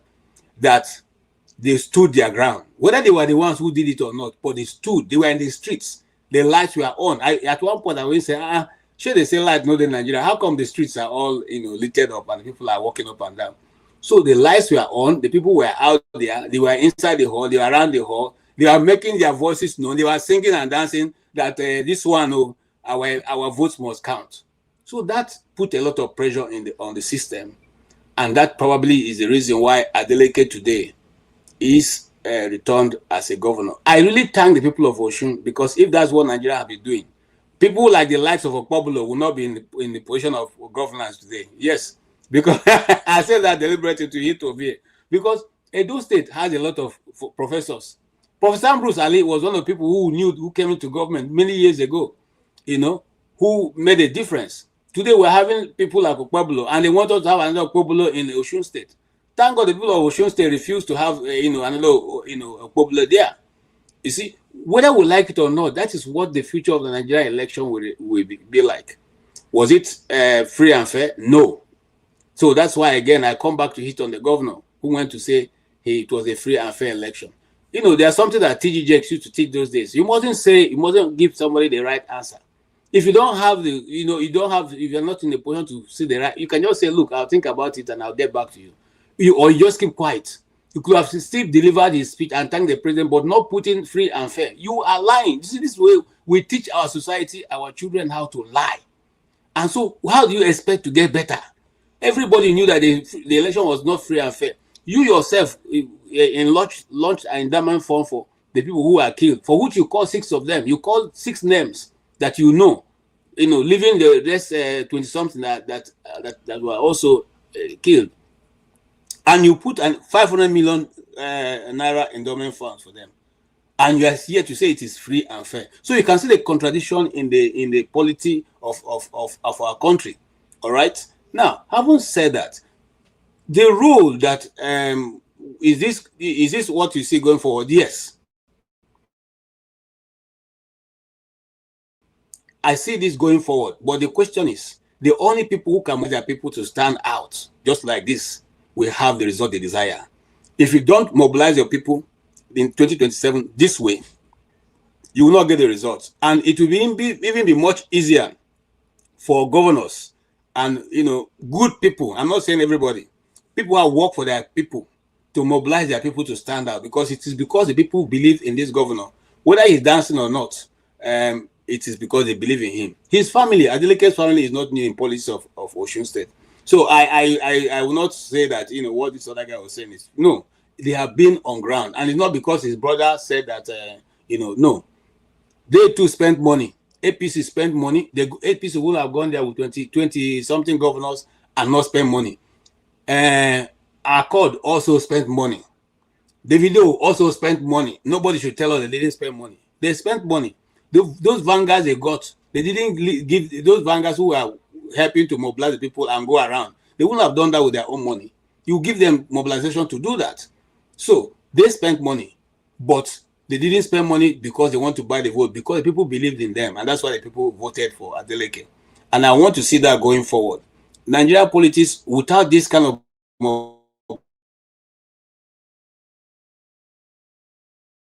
mobilization, some people come here and I'll round up right away. Some people come here and say Tinubu's strategy is nonsense. It's nonsense. You see, it's just like somebody who is not fighting fair. If you are fighting you are boxing with somebody, that person is packing side and throwing your eyes to hit you. Will you say that the person has defeated you fairly? This guy is not a fair fighter. We should equally approach him in that order. I said the same thing here, and that thank God that Adeleke and his brothers didn't sit behind and just watch the merry-go-round. If Obi or any other person is going to be really, really serious, whoever they are, Atiku, Obi, whoever who is seriously going to challenge this guy must also be ready to go in the same way that the delegates went. They brought everything out and they fought tooth and nail. And today they have victory on their side. Thank you. All right. Thank you so much. I just checked, about 44% of registered voters participated in the election, which is a lot higher than what we get in elections in Nigeria.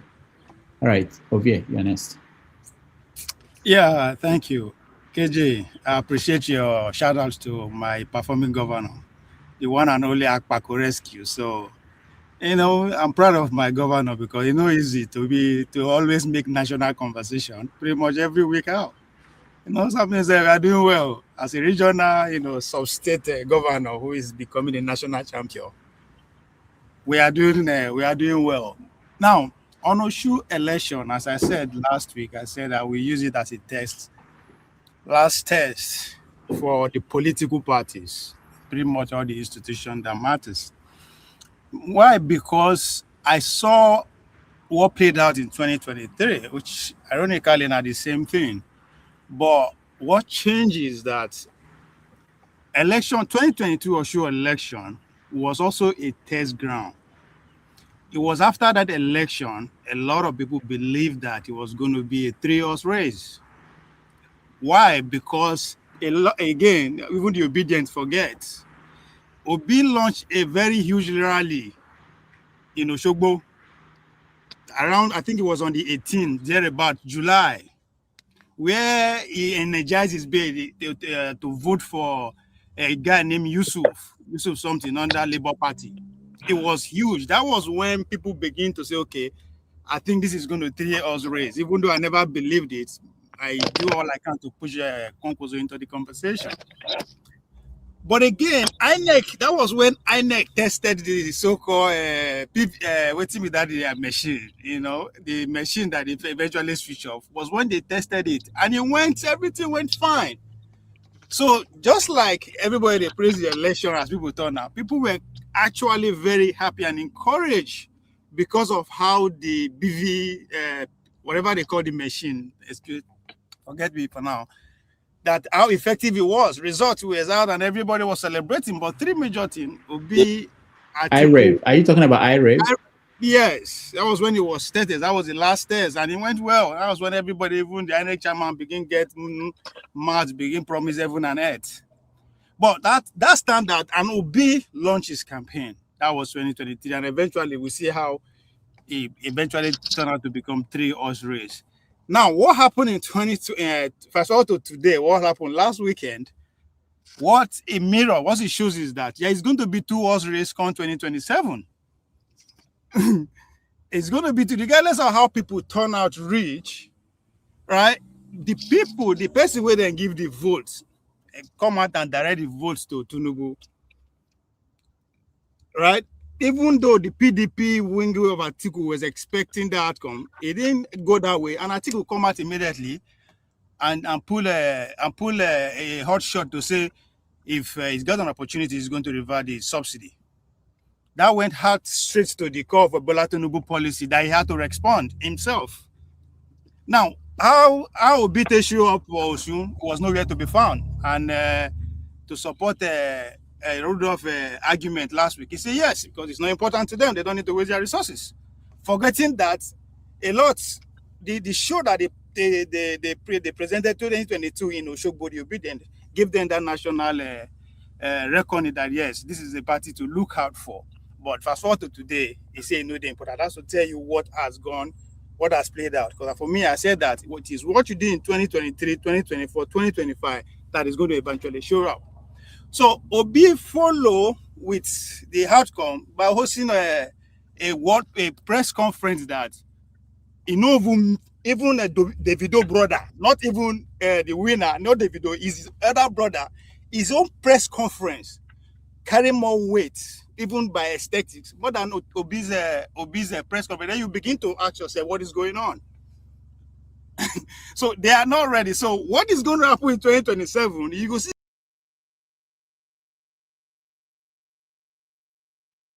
All right, Obi lost power in the part of Nigeria he is. You're wrong. My jazz is working. Oluwo means jazz man. Apostle Alhaji Oluwo Femi, you are next. Okay, thank you. God bless you, by the way. So, I honestly do not even want to entertain continuing political shenanigan in Nigeria. But because it's a topic, I want to say, if it was in a sane situation, you might naturally be able to say you're trying to analyze Nigerian politics or democracy as the case is. That's when you can now begin to piece things away and say, okay, what's Tinubu's strong point? What helps him?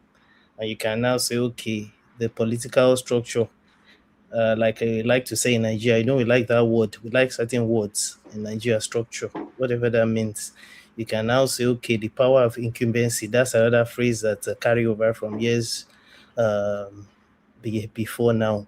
You can now say, okay, maybe because he now has managed to co-opt the number of governors that defected into APC into 31 out of 36. Who knows how many will be left before December?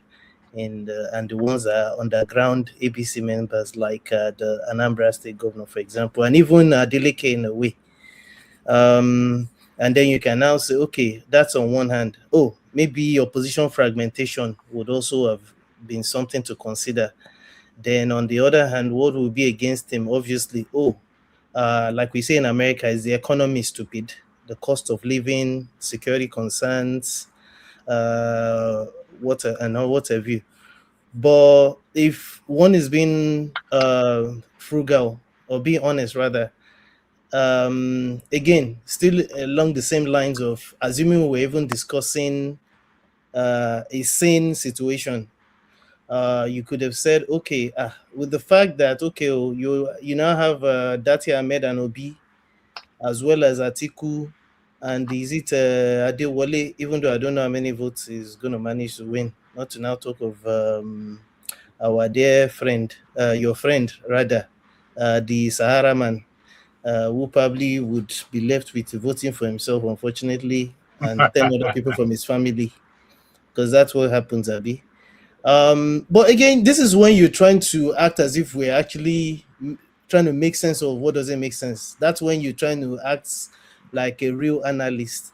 But Rudolph, between you, in fact, among all of us here, who thinks what has happened in Oshun, for example, there was no back and dealing, especially when you look at those pictures that you showed, because I didn't even see the other video of Davido and what have you going to Tinubu. If you look at, pictures matter, videos matter. It says a lot.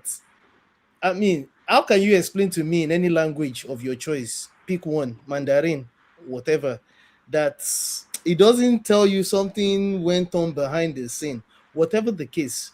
Now, try to convince me, because you're a doctor, I believe. I know a fake one too. Try to convince me, doctor, through any research in any lab, anywhere in the world, that what has happened in Oshun, somehow, with this craziness that we're practicing, this democracy, according to Fela, that this will translate into victory for any kind of opposition or what have you. Ultimately, I'll land this way. No matter how you want to dice it, we'll come back here by God's grace. Rudolph, I don't know, you're probably going to be 70 then or so. I don't know, whatever. We'll come back and I'll remind you, did we not tell you? Why are we deceiving ourselves? There's no point. Let's not even bother adding to our national debts. Let's not waste time pretending. Let's just wake up on May. Is it May 29, Abi? And just announce the new. Let's just deceive ourselves. So thank you very much for allowing me to rant a bit.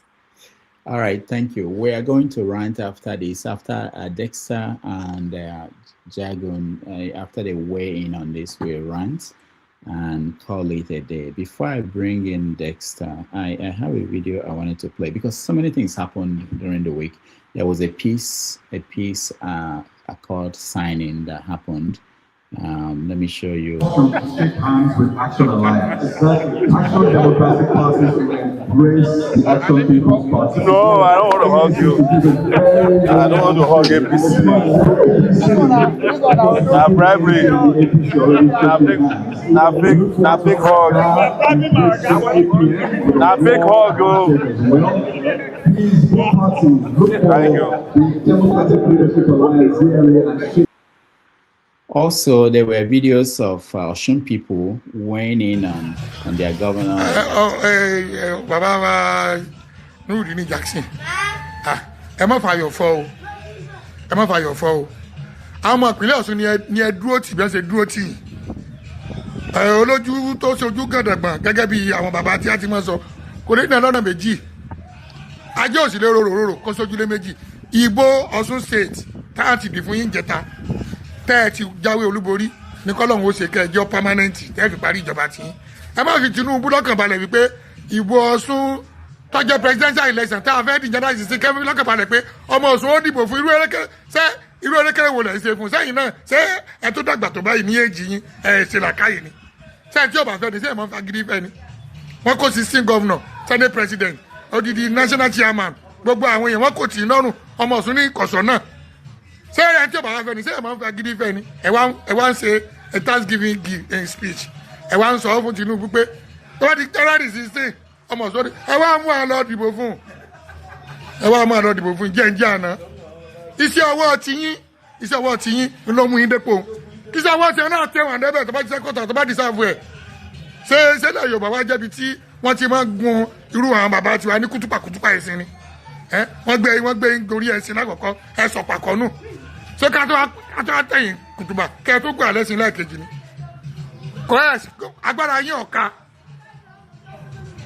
Nurudini Jackson gọ́vnọ̀ Adeleke agbára yín ọ̀ka pé kí gbogbo ọmọ Ọ̀ṣun ká dìbò ẹ̀ máàs fún Tinubu agbára yín ọ̀ka ẹ má lọ gbowó lọ́wọ́ ẹ̀rẹ́yìn o tí nìkan ni ó dí o èmi ò jù. Hey, Doctor, please, let me just say something about what this guy said, just in brief, two lines. You see, when I was in Nigeria in January, right, what that guy just demonstrated there, and it just convinced me that irrespective of tribe or ethnicity or religion, people they are seeing the real shaggy right now. But like I always allude to, if Nigerians at this point in time have not understood that together we're in serious palaver, irrespective of who's there and where that person comes from, then again, we're not serious, we're not ready. So I'm just watching. I'm enjoying the movie right now. All right, thank you, Apostle Alhaji Oluwa. Dexter Yanes, welcome to the show. Hello, Dr. Ramejis. Good evening, good morning, good afternoon, everybody. Yeah, I've been listening to the background. I think so. There's this theory they say if you do nothing, what do you benefit? Nothing will happen. It's better you do something than just say, oh, it's already bad, you know.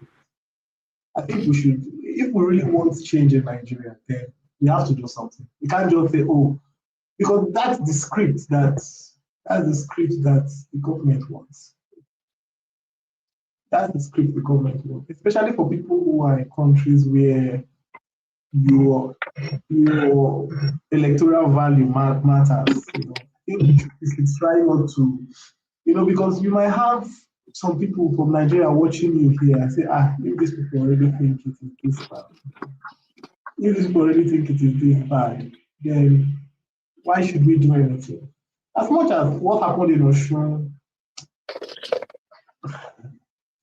if you look at the political climate, you might say, oh, maybe the president, maybe it was already staged. You know, I have some inside information that it was staged,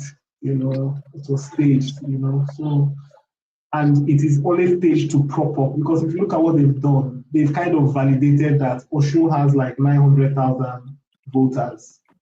This is a wicked play script. It's just like when they did the local government elections in Rivers State. It propped up that Rivers State has like 1.5 million to 2 million voters just from local government. So it's a play script for rigging, because now what they propped up is that Osun has close to 1 million voters. So who is going to have that amount of voters by rigging? But the truth is that the people's elections, people want to really vote. When is it just from me? Come out to vote for anybody, whoever the candidate is. If the people come out to vote for whoever the candidate is, then I think the people's vote will stand. Of course, yes, the APC machinery is there to try and thwart the elections, but whether we like it or not, the elections that are coming up, because of how the demographic in Nigeria, I don't think rigging it will be straightforward. Tinubu might get away rigging the elections in the Southwest easily, but he won't get away rigging the elections in any other place. That's just the truth. He won't get away with rigging the elections in the North, because if they rig the elections in the North, it will lead to serious riots. He won't get away with rigging the elections even in the South. He won't get away with that. So we should not now play the card of it's all doom and gloom, it's already crowned, let us just, why didn't we do the same thing for Abacha? Why was there a resistance towards Abacha? We shouldn't play that card, as people who are a little bit educated. You can't play that card of, let's just surrender, just lie down, they've already won. That's the narrative that they want, and we can't subscribe to that. There must be a form of resistance to show that we have a pulse. The moment we get to a point where we are saying, let's just allow them, we don't have a pulse, we are dead. That means we are dead as the people, we are dead as the country. So to show we have a pulse, if you read Ben Castle's book, a young child, 13-year-old, came to the hospital and he was almost being declared dead. And one of the nurses said, I can see his pupils, that the eyes of the patient's pupils moved. That was all Ben Castle needed to do a brain surgery on that child. And the child was, in 2 weeks, that child was running. There was no pulse, there was nothing, but one of the last signs of life in a human being is the movement of the eyes, the pupils moving. And the nurse said, I can see the pupil moving. That was it. So we can't stay here and say, let's just, they've won. That's just saying we have no pulse, and we don't deserve to even be a nation. So people must agree that no matter what the strategy of there's something about trying to replicate what we know. We are, as human beings, it's what we see, we imagine. It's what we hear, that we imagine. So what we see, we try to replicate. What we hear, we try to imagine it. In the mentality of many Nigerians, it is what APC did in 2013 to 2015 that should be done to remove this same APC. But I don't agree with that. We think that is the model. Like the way to remove APC is to do the same thing, replay the same script of APC. And I think many people's mindset is stuck on that because that's all we know. But that's not the truth. We don't have to replay that script. Number two, why you don't have to replay that script? That's a Tinubu script. So you don't play a script for somebody that is already a master of. So the onus is on the Nigerian people and people like us, one, to give hope to people that their votes will count. That is the least we can do. And encourage them to go and vote their conscience. Not to come and tell them, it's already finished and all that. No, we shouldn't do that. Because in the countries where many of you are, you believe your vote counts. So we absolutely shouldn't do that. We should tell the people it's going to work out. Irrespective of what they've done in Osun, things can turn. If the beavers worked as they say it works, if it is real, if the beavers work as they say it works in Osun, then there's every reason to believe that it's going to work. You know, the other part of the question I asked is that it's just that Nigeria is a very, very flawed and corrupt country, because there really is no reason for people to be going to court for elections. Really, why? It's just to, in certain countries, you just recount. You just recount it. Number two, if PDP, it's just that Nigeria is a very, very corrupt system. If PDP actually had the actual results of the 2023 elections, then must you release the results to favor you? You know, these are the questions I ask. You know, so we just have to evolve as a people. I think that's what it is. We have to evolve as a people, and our mindset must evolve that it is possible. Thank you. All right, thank you, Dexter. I understand where you're coming from. I would say that when I hear people sound like it's inevitable, what they think will happen in 2027, I look at it that they are trying to really protect themselves. It's coping mechanism. You know, most people want to cope with what they suspect will happen. Not that, because if I've been looking for figures from the last election for governor in the Osun State, I just want to compare it to what we have now. How many percentage of voters participated in the last one compared to this one?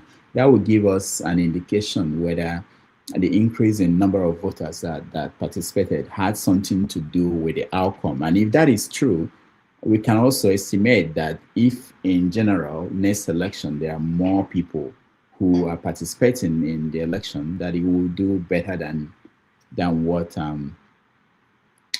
people are saying. It may be different. It may be anybody else, but let's just hope. Let's quickly go to, we have to round up Jagun and then Sola. Then we will take a break, come back and do the rant and call it a day. Jagun, go ahead. Thank you. I would save a lot of your time in that I don't have much to add to this particular discourse. I think everybody knows the way I think about the new election.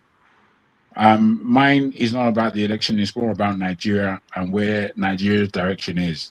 And I don't believe it's in any idiotic democratic so-called vote that the people are going to take in the new year. I think Nigeria has had enough of the example of governorship since 1999 and before. And I'm afraid if we're not understanding what's being played before us against what's happening in the rest of the world, because sometimes we, like Americans, we see ourselves very insularly. We don't see ourselves as part of this world. And as part of this world, and a major part of this world, we are being played. And we're being played at every level. And we are losing every battle. And unless we come together as a unity and as an example to the rest of the world, sometimes you think we're here just to prove to ourselves as Nigerians. It's not sufficient, because Nigeria can stay a basket case for all anybody cares. We as Nigerians have to stand up as an example to the rest of the world. And if we don't have that kind of passion, we're going nowhere. So I'll leave it there, because Nigerian elections mean nothing to anyone. We're all just prattling about nothing. So I allow you to do that whilst I listen and laugh. That's what I would say. All right, thank you, Jagan. Again, let me remind people who are watching that tomorrow on 90 Minutes Africa, we have Kayode Ogundamisi joining us to talk about Osun election, what it means for 2027. Initially, we proposed to have Frederick Nwabufo, who is the Senior Special Assistant to the President on Public Engagement. He had to travel, so... Of course he had to travel. How can he come here? Wait. Hold on, Jagan. He's now going to join us on August 30th. So he's coming. Something just came up. That was why we moved it. But he's coming on August 30th. So if you've been preparing for him to join us, just one more week, he will be here. All right, let's go to... who is the last person? Yeah, Sola, go ahead. Yeah, thanks once again, guys. I listened to some of the things the other guy said, like Dexter, when he said about he can only rig election in the Southwest and other places he can rig election. Please, Nigerian election is it's different. It's different at the moment, and everybody is trying to make correction. If you look at it, Jega brought us to the limelight which is through Jonathan. They did a fantastic job. They did a very, very brilliant job. And there is this man from Akwa Ibom who is past INEC guy. He came and he explained even every places that had issues with internet and connections and all of those things. He said they mapped all these places out. Yet, what happened to Mahmoud? He draws back. This guy that we already have as well, he draws back. Now, this guy is already in Tinubu's pocket at the end of the day. So, if you think he's not going to rig election, it's going to be only in the Southwest, I think that narration is not true. And I don't think we should more or less portray that. Election can be rigged anywhere at any time. But most of us are saying that this election is going to be rigged. It's not simply because of the fact that we are saying it that, definitely, yes, or we are scaring people that the election is going to be rigged. No. If you see the antecedents, if you see the way the game is being played, taking 31 governors or how many governors he has now, putting them in the pocket, and you shouldn't forget that the presidency election comes before the governorship election. So whoever wins, if he doesn't win, then, like Wike said, I will put fire in your own nyash too, in your own state. So you have to look at this thing as a game. And to be honest with you, Mr. KJ, I sometimes don't know. Everybody's school of thought is quite different. When you said, Adeleke said he's going to vote for Tinubu because he's a Yoruba man. That is his choice. And I believe that people should be able to say, yes, this is the person I want to vote for. And that's his choice. If you listen, I don't know, maybe you understand Yoruba very well. You see that man that was speaking Yoruba, the last man that Mr. Rudolph played. If you hear what he said Adeleke is on his own. That we voted for you because of what you've done. So you cannot impose on us who we have rejected. So if you like, you follow the man with frog eyes or polo. That's what it means, frog eyes. If you like, follow him. We want to follow who we feel that will work for us. So, you see, anybody can come up and say, this is the person I want to vote for. And I believe that is their own. My own is, don't impose your belief, religion. And if you look at Nigerian election, it goes by religion, it goes by tribe. Those two things, they are very, very key. In Nigerian election, regardless, if you're a Yoruba man, that sentiment is there. If you are an Hausa man, that sentiment is there. Probably, maybe it is the way, it is our culture, way and culture of life. Maybe that's what is more or less rubbing up on us. If you look at the UK election, in which Jagun can say, Sunak was doing well. To me personally, I mean, I don't like conservatives, but Sunak was doing very, very well. But because he wasn't an Englishman, he's a British guy, but he wasn't white. They booted him out. But they won't tell you that it's because he's not white. My brother was like, this election, Sunak is not going to win. Even in Red Hill, in which Jagun will know, Red Hill is a predominant conservative area. When they say call conservative area in London, I don't live in Red Hill. He lives in Red Hill. They are all conservatives. They said they will vote for Labour. Why?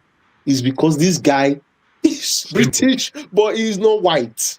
So you need to understand that, look, in every society, there are reasons. People are supporting anybody in the world simply because, this one is Shia Muslim, and this one is Sunni Muslim.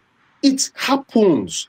So I don't believe that simply because of the fact that Adeleke, and that's for himself, But my own thing is, if he's imposing it on people, then he's wrong. So if he says, oh, the Oshu people will vote for him, that's where he's getting it wrong, because that man has already told him. So I believe this election, with the way Tinubu is going with his antecedents, with everything, building house for judges and all of those things, and using the federal might, it's going to, the rigging, I don't see it. Okpebolo entered, nobody contested it, in which, what's his name here? He's laughing. 20 billion votes. To today, I don't think Mr. KJ has questioned it. Abi Dexter has questioned it, because we have to look at it. Okpebolo, I don't think he won that election. But who are we to question? That's what they gave us. And we are swallowing it with hook and sinker. Is it the right thing? No. But we should all follow what the Osun people did. Like I said, go and vote your conscience. If it's Tinubu you want to vote for another 4 years of sufferness and everything, good luck to you. But if you feel that this sufferness is too much, I want to vote for Atiku, I want to vote for Obi, I want to vote for Showore, go and vote. See what Osho has given us. Go and vote your conscience. I yield the floor. All right, thank you, Sola. Ovie, I give you only 2 minutes. We have to take a break, and when we come back, we rank. Would I talk? How about Ross? No, Why are you? Oh, wait.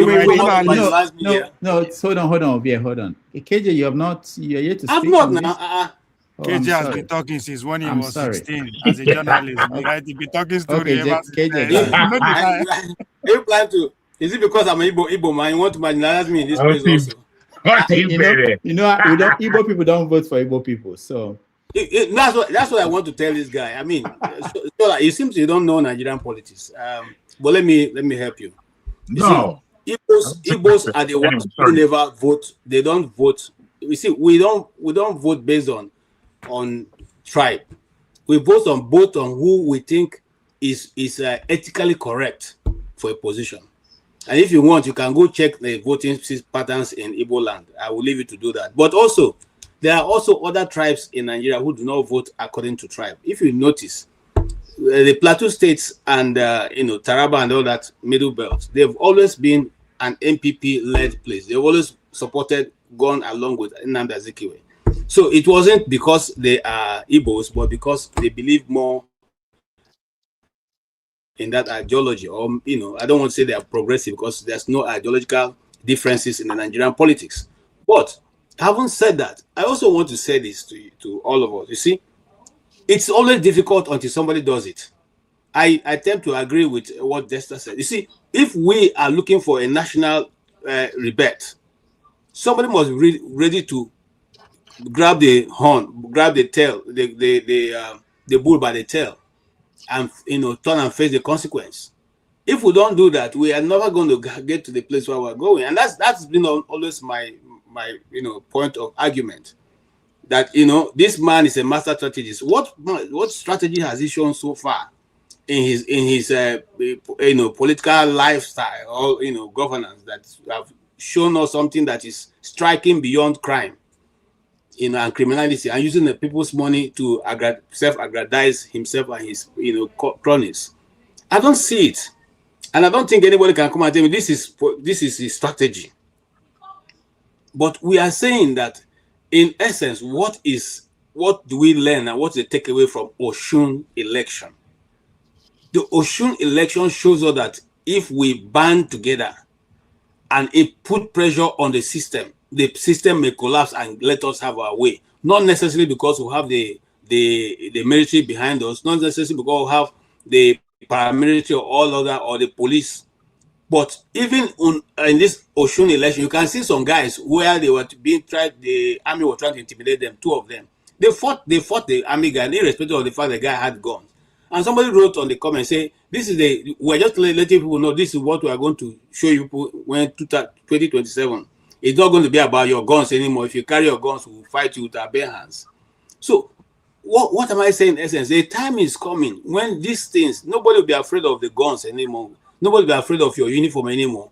And then the people will march out and take what belongs to them and bring about a change in our society. The society is dying away. When we are growing up, we didn't see this kind of thing. I don't know how many of you listened to Babangida's interview. He said they should be called sense. because for 300,000 naira, he sacked the governor in his time. Now, what are we talking about? We don't even know where, how NNPC misappropriated 6 trillion naira. 6 trillion. No, we're talking about it. This president wrote out how many trillion the other day? Is it 15 or 12 trillion? He wrote off. He wrote it off. A poor country that don't even have primary schools for their children. So what am I saying in essence? I'm simply saying that if we are a people who are looking to make a change, and I'm passionate about it because it is a bad, press for a nation where you have the largest concentration of black people who are wise, who have met every, ticked every mark on earth, and yet we're not able to produce simple leadership.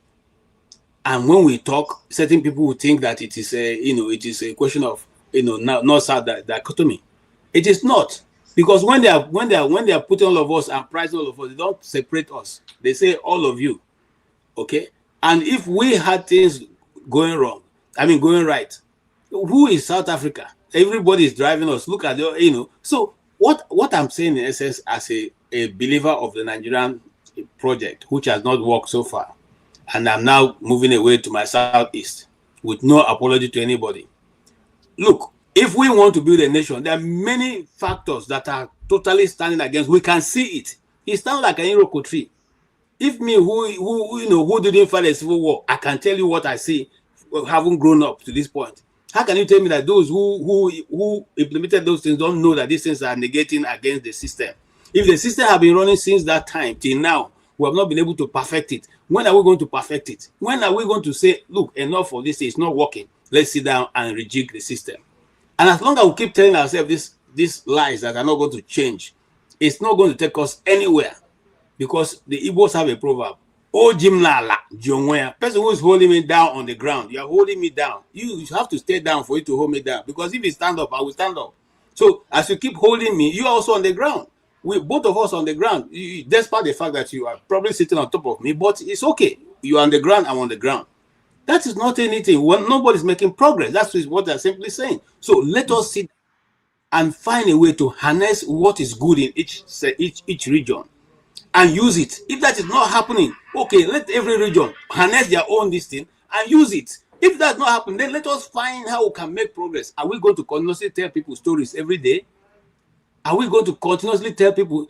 I don't know how many of you follow the white guy who is in Nigeria right now, going around Nigeria and doing videos of the sites he's seeing. Some of those sites he's seeing, most of us don't know even exist. We don't know. But if somebody comes and say, look, this is what people have in your country. He has to come on his first trip. On his first trip here. We there, have we ever done it? The day I got to Prota Hotel. Sorry, I'll round up in this. I got to Prota Hotel in Akwa Ibom State. I was marveled at what I saw. We tended to stay short, but we stayed very long because the place was so beautiful, Rudolph. You would think you're not even in Africa. Protea Hotel in Akwa Ibom State. Okay, that waterfall, there's one waterfall in Ogoja, bordering Nigeria and Cameroon. We have never cared to develop it. I'm not talking about the Bauchi Yankari Game Reserve, which is now turned to, I don't know what they've turned it to. Okay, these are things that if a nation that is thinking don't even have to go far to make our people go round. We develop this thing and encourage our people to go from state to state, visit these things, and people have business. Look, when I'm talking about Nigeria, I'm sorry, sometimes I just go mad because we don't even need to do anything to make money. We just show our people. If you go to rock, the formations, if you go to Jos, the formations of rocks you see, we wow you. I mean, you can take pictures from now till evening, you'll not be able to exhaust those things you see there, and yet we are poor. We are poor. We are fighting each other. It's sad. So my people, I end with which way forward, Nigeria? I beg you to tell me which way. All right, KJ, thank you. You were just talking about the white guy showing us Nigeria, and I remember the debate we were supposed to have about Mongo Park. and about who discovered River Niger. You saw a white man discovering Nigeria for you now, and you're acknowledging that. Meanwhile, you don't acknowledge that Mongo Park discovered River Niger. Anyway, we'll talk about that whenever you're ready. Ovie, you're next, and we have to round up. Ovie. KJ, don't respond to me. Just set the debate. One day we'll have it. KJ is like his boss, Elumelu, who is using English to tell another person that they should not call. He doesn't fuck with English culture. But anyway, yes, as I was saying, the outcome of Osun State shows that there's going to be 2 horse race, which is going to be between Atiku and Tinubu, with a distant third for Obi, just like the way Kwankwaso finished distant fourth. And the results show, I don't even know which position will be finished this time around. NDC, if they even show up at all. But 2022 election, they finish 5th. At least they get 2,000. So it counts. So with what is happening, I see that they're the only serious candidates, maybe based on their political currency that is putting them at this point that I'm marching for, which is Atiku. And Obi and Tinubu. Atiku, Obi camp seems to be struggling for resources, and that explains why there are no prominent people around him other than content creators. So it's it's unfortunate that the election turned out to be the system, that the establishment versus the opposition. And the opposition for shots, and just by the action of the victor, 2 weeks, almost 2 weeks after the election, it just can't keep reminding the system that is grateful that however the results comes out, that it is due to the system that produces, and that is because you understand that the victory is not over until the system said it's over, which is pretty much what Wike is mirroring. Wike is not saying he's going there, we're going to be the Alpha and Omega. He's going there, we'll be representing a bigger entity that is bigger than him. So everything that he's going to do there, if it's actually on guard, it will be supported. It's as simple as that. So we can hail the turnout of the Osun State people all we care, all we want. The question we should ask ourselves: what is our input?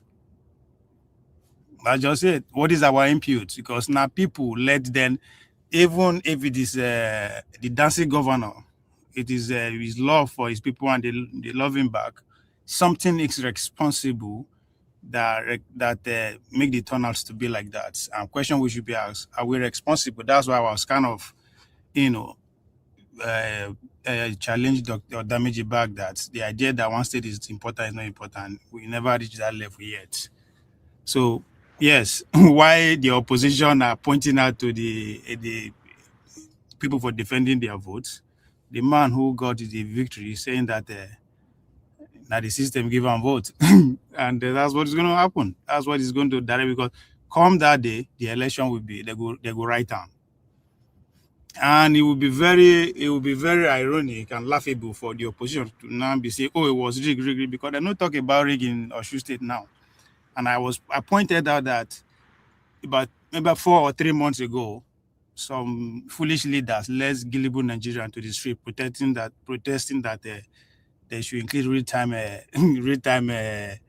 transmission in the electoral process.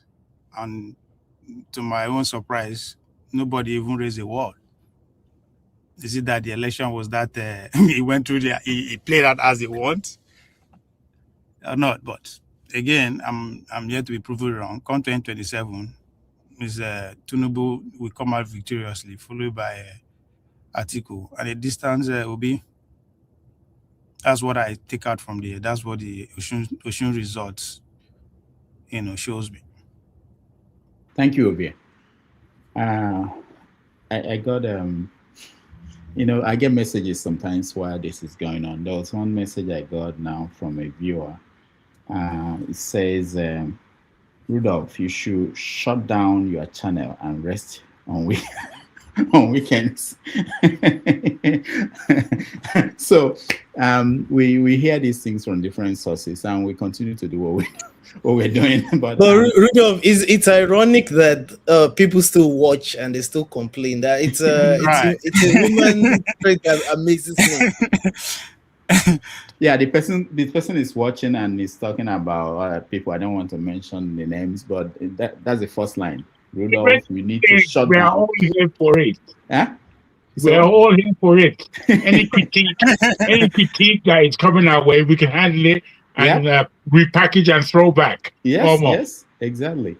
Thank you, Ovie. But Ovie, you've been talking about. Hold on, Ovie. You've been talking about something I've ignored you, and you keep repeating it again and again and again. So maybe I should just address it so that you don't repeat that. You said that my position about NDC and some other parties in Osun State, when I said that they have to weigh based on the resources they have, do I go and put in resources to run a candidate? Maybe they don't even have anybody who's a member to run for governor in Osun State when I know that there is no chance. These are realistic situations that people deal with when you get involved. It's easy as a pundit, you are on TV and you're talking blah blah blah blah blah. When you join a party and it's time to run for office, you have to ask yourself, do we have a candidate? Do we have the money? Are we just going to waste the little money we have? Do we even have offices? Do we have members? These are questions they ask. I don't know what their decision is, but parties make that decision. Even in America here, hold on, let me finish. Don't jump in. Even in America here, some political parties, they decide in some elections in some places that there's no need for them to fill in a candidate or to challenge whoever is running. Or maybe somebody wants to try his hand in speaking in public, maybe to learn, they will just go and run for that office. But the party will know that they wrote it off and there's no need to run. That's what I mean. I'm not saying whether it's important in the last scale of things that even in presidential election, you may not win Osun State or Lagos State and still be president. So if you face that situation, you make that call. No need wasting money running for president where you won't win, and spend it where you have a chance. That's what I'm talking about. Anyway, but I agree now. Because why I don't entertain that, because of where we are as in terms of the democracy we are practicing. So why are you now? Let me stand on that your school of thought. Why should be worried about Tinubu is not coming out for debate? It's not necessary for him. He has won without debate, and he's still going to win without debate. So why are you worried about that? You are worried about that because whether we like it or not, him coming out, the people will gain something. If all the presidential candidates show up on Osun State, they will, because not all the candidates actually believes they go win. Only one person go win, but they do have message that they want Nigerians to know. And Obi is a prime example. Obi wants every country to everybody in Nigeria to know that there is a better way of doing things. Whether you agree with or disagree with him, or how is he going to spread that message if he's picking and choosing? That is my own argument. So if you are going to stand on what you believe, that just because they don't have the resources or that state is not important, we should stop worrying about what Tinubu is choose to do with the debate or not. So it's as simple as that. We are still too young of a nation, of a democracy, of whatever, for us to be picking and choosing. We never reached that level yet. If you don't have the resources to spread your message, get off the way. People they will want to take that position. That's what. All right. Okay, thank you. Okay, we have to go. Master, go ahead. Okay, thank you, Mr. Rudo. Sorry, I was yanked off and then some things came up, but I just joined back now. So you need to provide some sort of... I'm sorry. This is who I am. I cannot. It's all right. Why am I even in the river? We're talking about Osun State, I think. We're still talking about Osun State. I don't know if you had a chance to weigh in when you were here on Osun election. Does it teach us anything about upcoming election in January? Nobody has talked about the role that Davido played in the election. Nobody has talked about what else did we miss in the? I did. And his role and the people mobilized. Yeah. Okay. I think KJ, you did. Yeah. So any angle to that? There are so many angles to that. Okay. Thank you. What I would quickly say, and I sense you want to really, you've tried, I've checked 4 hours, so you want to quickly close the show. So I'll try and be brief.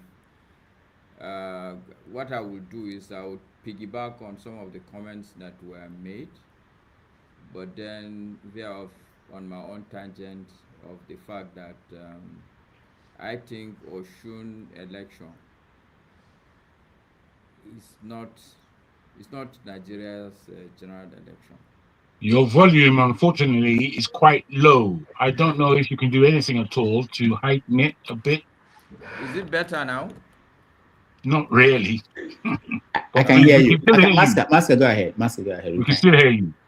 Okay, so I think that we shouldn't look at the outcome of Oshun election as a yardstick. Number one, it's a local election. I think the general election would be a little bit different. For instance, sincerely speaking, we all know that tribal sentiment or ethnic sentiment play a lot of role in our elections. So, but if you go to Oshun, how is that going to play? Well, it's not relevant there. Everybody is a Yoruba person.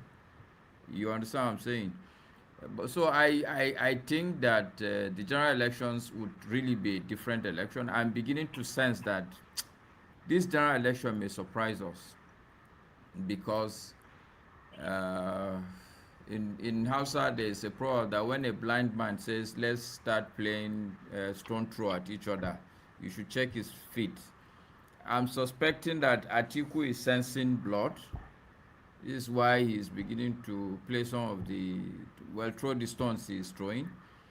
I'm also thinking that,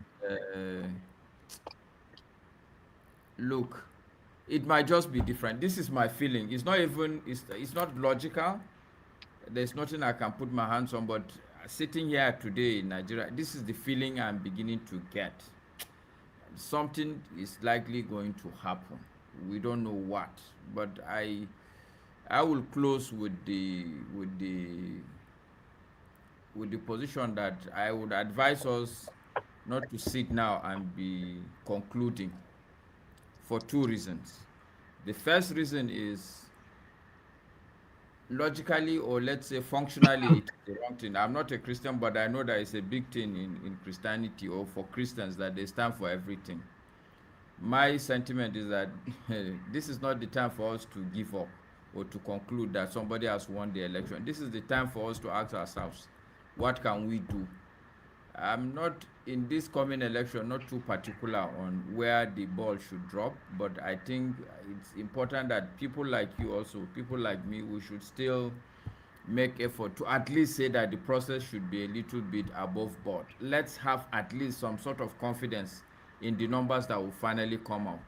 So I think that's the time for, this is what we should be spending the time now for. Not to start concluding that somebody have won the election, because sitting here in Nigeria, and I can tell you that this is not my sentiment. This is not what I feel. We might just be surprised. And the second reason why I think we shouldn't be too locked in is because we know that politics, especially in Nigeria, it keeps changing and changing.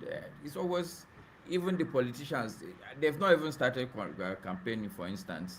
The alignments can shift, a lot of things. I'm suspecting, something tells me that there will be a major surprise within the political scene. It's just a sneaky feeling. So I think maybe we should spend more time trying to continue to say. A quick question, if I may. Let me land, Jagun. It's just one second. It's okay for you to land. No, I'm not arguing. Please do land. I just need to ask you a question.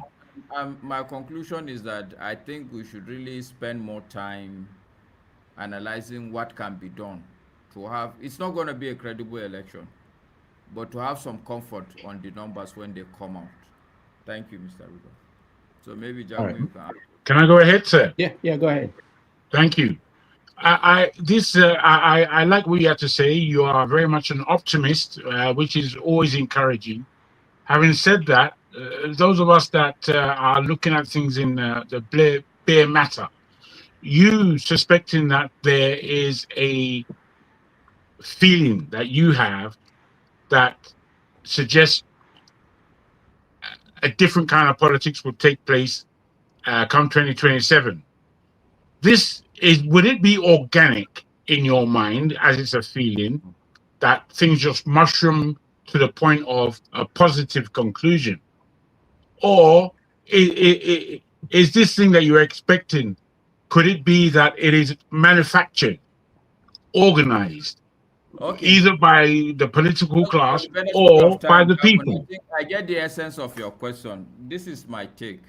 I would refer you back to the first Trump election, where a lot of people are saying, lie, he cannot win. But I don't know if you can go down that road. Lie, it cannot happen. You have to understand the opposition that he had. He didn't have any opposition. So let's put. I want to know specifically, if I may. No, you see, look, just for benefit of time, let me just. I understand what you're saying, but I'm trying to say, okay, so let me even be a little bit more open. What I'm sensing, and why I gave the Trump example, is because my sense of what happened during that time, there were a lot of white people that just made up their mind, okay, we've had enough.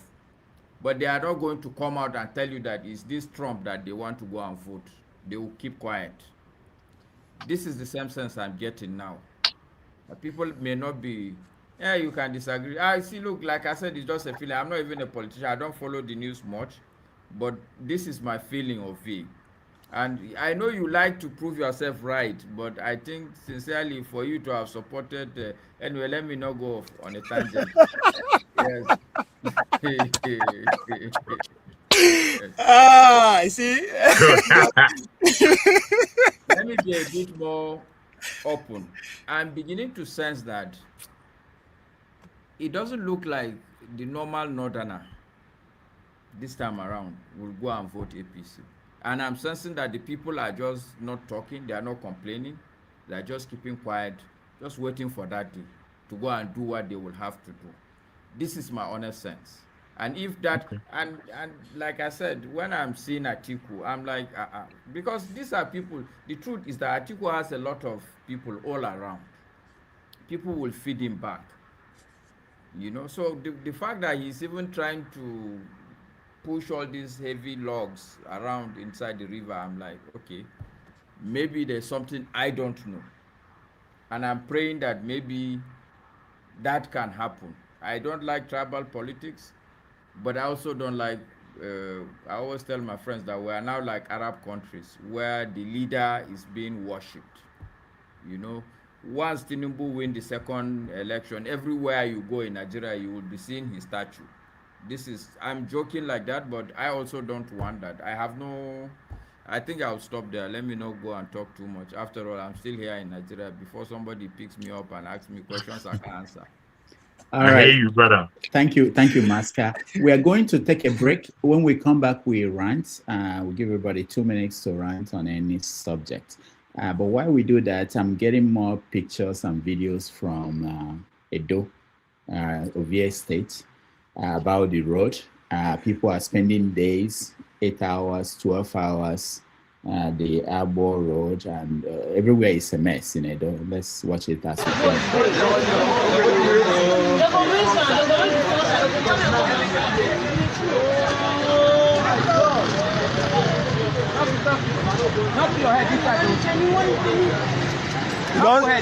You don't sing for grand. In lock. You're not broken. You're not broken. On top of the dashboard. Check the other seat. I think, yeah, where you? Don't check this side. This guy will take this side. Alright, now wow. Just imagine what is going on here. Follow this side. Imagine which way. Nigeria, which way? Nigeria, which way, Nigeria?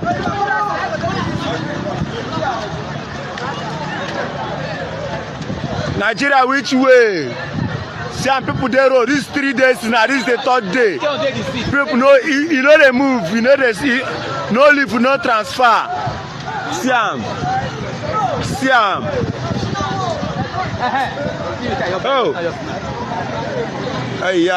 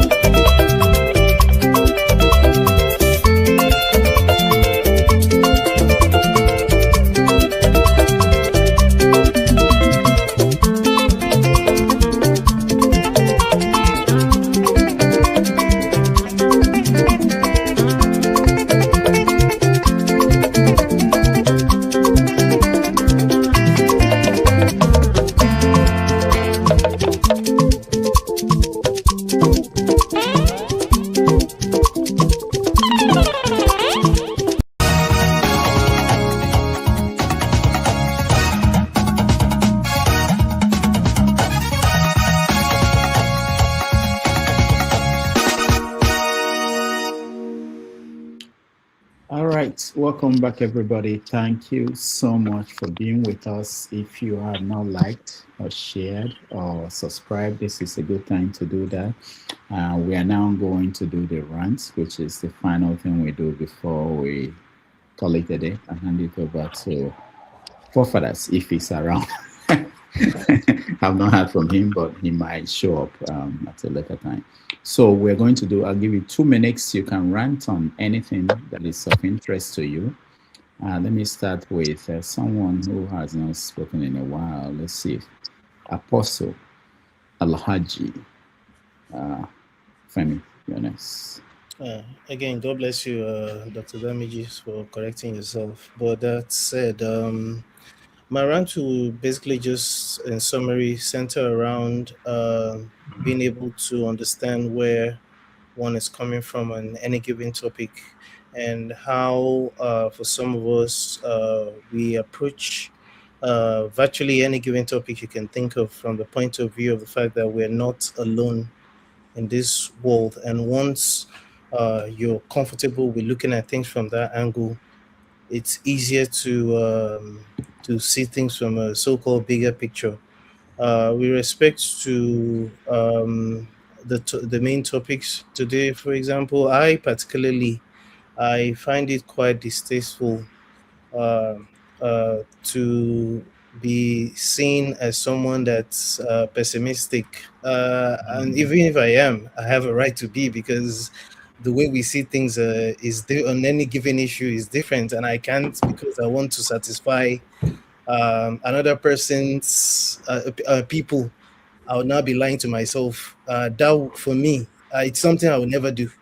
You can curse me, you can hate me, you can, but so long as I can live knowing that I'm not trying to patronize anybody, I am fine. Knowing, because in my silence, in my meditation, what comforts me is knowing that no matter how stupid my opinion might come across, I know I've done my own research and I've seen things, and I refuse to be fooled. I'm not trying to win arguments. I think I've said it over and over again. Something I just wanted to touch on, since I've managed to make Doctor disappear for now, and I promise once it's 2 minutes, someone should just tell me to stop talking crap, is the fact that just because some of us see the right things, we've seen this before. So I've seen this movie before. Think that, know that in my own subconscious, that the results of the 2027 election was already known since 2023. It's not an unjustifiable argument or premise, because we know how these things operate. We are Nigerians, we're not stupid. And I, just like Maska has feeling, me too, I catch feelings. Just like I remember when I first got feelings for the first girl. I catch feelings, so I have a feeling that the way things happen in Nigeria, with so far as Tinubu, I don't know about Jonathan. Perhaps Jonathan wasn't jaguda enough. So far as Tinubu and the powers that be, whoever those are the principalities and powers that rule the world, are satisfied with him. Other than that, they will not find a way of sending a John Kerry of our time to come and manage to push Tinubu out. So that's there are things that you've gone through, you see about the world your own way, that makes it difficult for you to think. Overall, I just feel we should go back to that national conference thing. Let's go dust the books and reorganize ourselves. This democracy is not working, period. It doesn't matter who comes himself. I've already made up my mind. It's about us, the people, deciding, irrespective of religion or culture or ethnicity, all this nonsense that we're always down to, and understand, like Jagun would say, our position and how other black nations in the world, the Caribbean and whatever, the black people that you have in Cuba, Barbados, Haiti, are still waiting for us. Otherwise, this is how we'll continue. How we leave this world, it will still continue. This is how we're going to continue. We're not serious. So it's my opinion, and I choose to. We're going to come back in 2027. What are we? 2027 is just a couple of months from now. We will repeat the same thing. We repeated. Remember, prior to 2023, it will even be worse this time. That I will just sit there, I'll be sipping coffee, or I'll just be laughing at people laughing, because all these shenanigans. This is a short election that was more like a caricature. Is it because they just left him? They left him now. Didn't we can say it? He said the quiet part out loud. Why do we like this? I beg, Dr. Damages, hand over the microphone to the next person. All right. Thank you, Apostle Alhaji Femi. Sola, the next. Yeah, Dr. Damages, I want to ask a question. Which sports do you watch? None. I used to watch American football, but my quarterback retired, and I retired. Rudolph na geek now. You know they watch sports. The only sport you watch. The reason why I was asking was because it was because of the earlier football stuff that you showed when shows spoke about it. I think the rest of the world brought sport. Literally, they brought sport to the United States. So you guys should be able to understand what it means. They brought the crown jewel, which is football. So I think you need to join the class of just loosen bits, the geekness a bit, and watch football. Those of you living in America, I know the time is quite different from you guys because it's always in the middle of the night or something. But please watch football. Not the one you call football. That wait. Let me tell you, I grew up in Nigeria now, so I understand it. But the problem is that when I came here, I started watching American football, and they score points a lot. But soccer now, the way you would call it here, it takes don't call it soccer, no score. What am I doing? What am I watching? And they don't. You're watching athletes anyway. No. Can I just say, it's the difference between an attention span that is minute and an attention span that has breadth. This is the difference. If you're watching football, all the politics there inside there, but the easy ejaculation that you are doing with American football. Now, wow, we know they play that kind of thing here. All right. Okay, so let me. My own rant is not about Nigeria. Like I said. When I started, I don't look at what they've placed in the front anymore. I look at what they're exactly talking about in the back. And what do I mean by that? It's what Israel is doing to the rest of the world. And I think we all need to come together, and we need to say it as it is. Because if we all can be calling the Iranians, the Afghanistans, and all these places, if we can be calling them out for all the atrocities that they are committing, I think we should be able to call Israel also to order. They are acting as like a bully. They are doing everything, and nobody can stop them. And yes, I'm not saying that, yes, there is going to be peace in the world. But at the end of the day, we should be able to respect each other as humans. Yes, the Holocaust is a huge stuff, and I totally agree with that, as well as slavery. And Dr. Damages, I beg you, you may not be a TV person, go and watch that Netflix program, The American Experience. It is not by liberals, because as somebody said, oh, maybe it was made by liberal. No, it told a story about George Washington. It wasn't a partisan stuff. It wasn't maybe by Democrat or some biased stuff. They told a story about how America fought the British and how the Constitution was written, not simply because of any form of bias. So people should go and watch. It's a 6 or 7 part documentary on Netflix. Is there, American Experience. So please go and watch it. So what am I saying in essence? I find it very, very difficult when, if anyone, no matter who it is killing children, is killing women, and these guys are really, really starving. The American people, the media, especially even on Piers Morgan's show, they refused to allow journalists to verify exactly what is going on in that place, to give us substantial information on how many people have been killed, because we are not seeing it. I can tell you, Mr. Rudolph, if this was in Africa or it was somewhere they don't like, they will be showing it every day. It will be in the news all the time, seeking for aid, looking for money. I think we should have empathy for human lives. If we can be saying, oh, the lives of Nigeria matters and every other place of people in Jaws are being killed at the end of the day, I think that regardless of our religion or whatever, I believe that we should be able to have that empathy and that sympathy, not even empathy, we should be able to sympathize with people, humans. So if they start a war again now with Syria, with Turkey, and Turkey has just signed a Mecca deal with Saudi Arabia and Pakistan. So a lot of these things is coming, and the reason why they are signing this accord is simply because of Israel, not because of any other person. And someone has to be. I mean, I don't want to go to America anyway, but. Because if this global stuff continues, like somebody said, I don't know who said it, that the result of this Iran war, we've not seen it yet. We might be visiting it in January, February next year. The result, where food prices and everything will go up and skyrocket. So I believe that all these antics that they are showing, that they are doing, the whole world needs to speak up and talk. And secondly, the race for oil, all these ones that they are fighting, that one is not the new race now.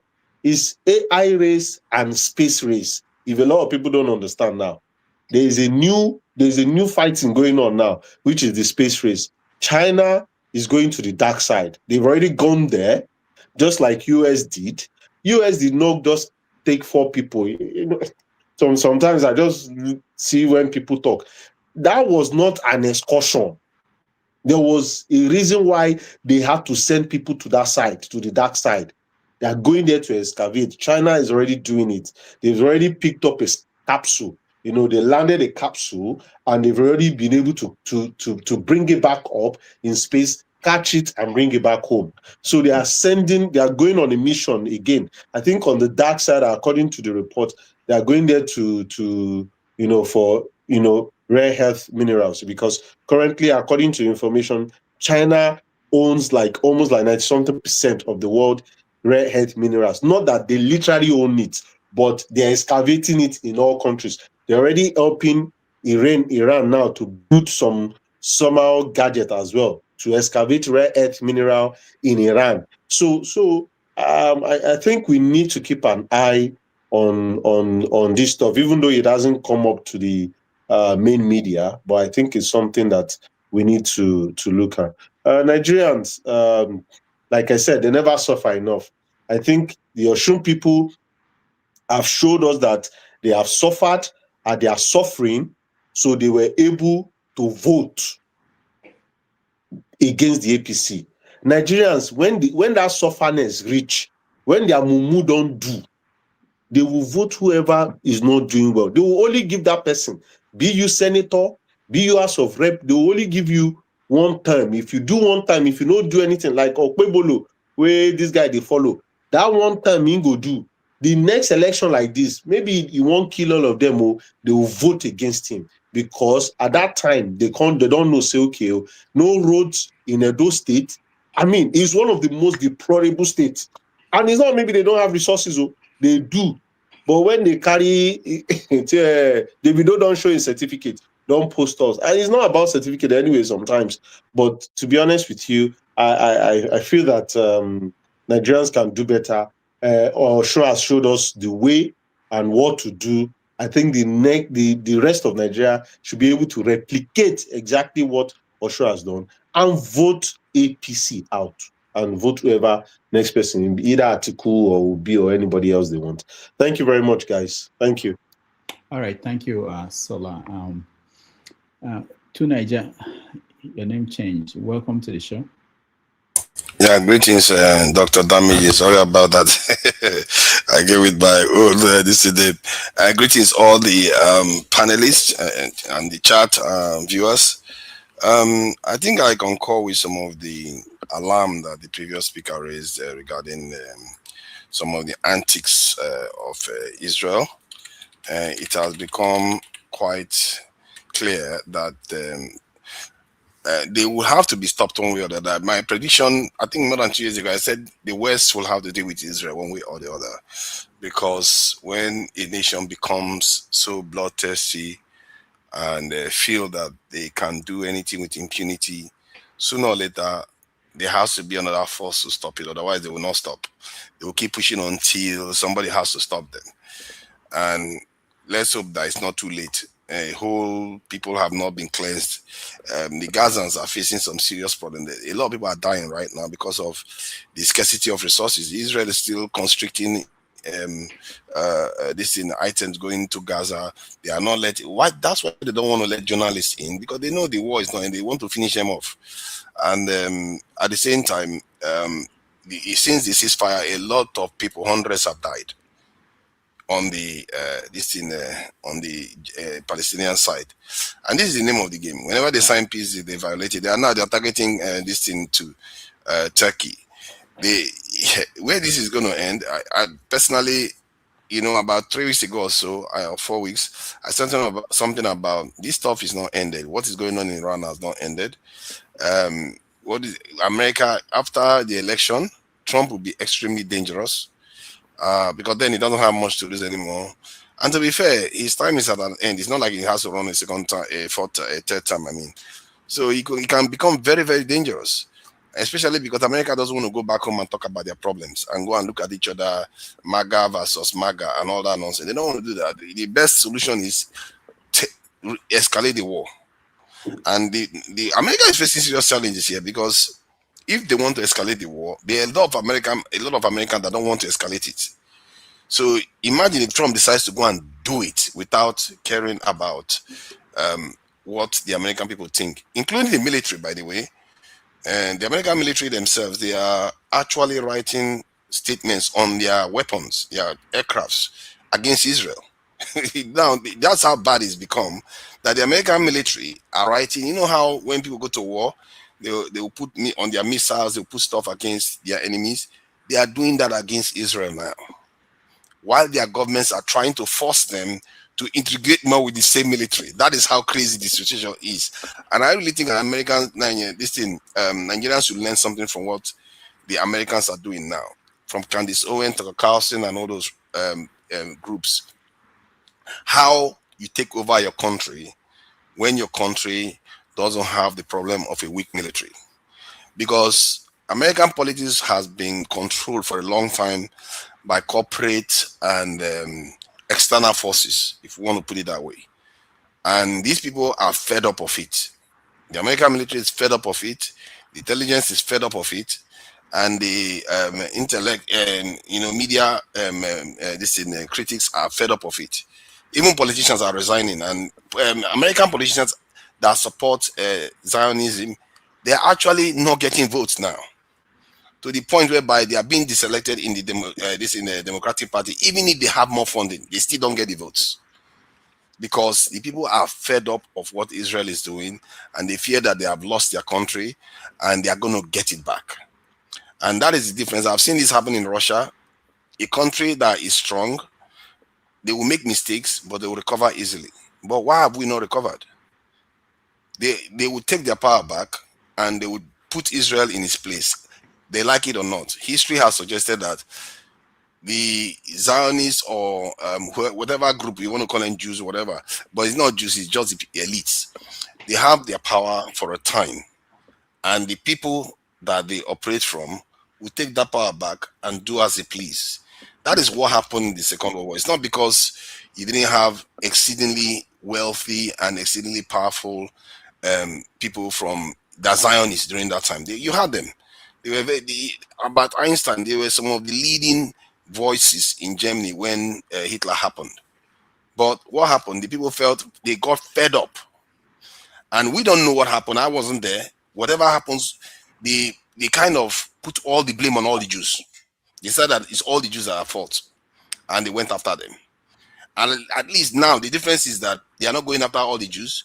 They're talking about the Israeli state and their policies. That's what people are focusing on. That's the difference now. And I feel like that stands a better chance of succeeding. And this week alone, America almost literally threatened Israel. People don't know, because Israel attacked Syria. America almost threatened them because of it, because Syria technically is an ally of Israel, of the US. So why are you attacking Syria? And America wants to sell weapons and through Turkey to Syrian government to help them, keep their state running. Why Israel wants to destroy it, doesn't want them to have anything. So you can see that the American government had to release statement against the actions of Israel. And sooner or later, they will have to face the music that Israel is not on their agenda. Sooner or later, they're going to go after them. Regarding Nigeria, we heard of the news of the so-called trying to rig the election and everything failed, and in the Osun this election, people that are assuming that Tinubu has won the election, they should be careful. Politics is a very dangerous game. The moment you become complacent, that's when it really becomes dangerous, actually, because you don't know what could happen.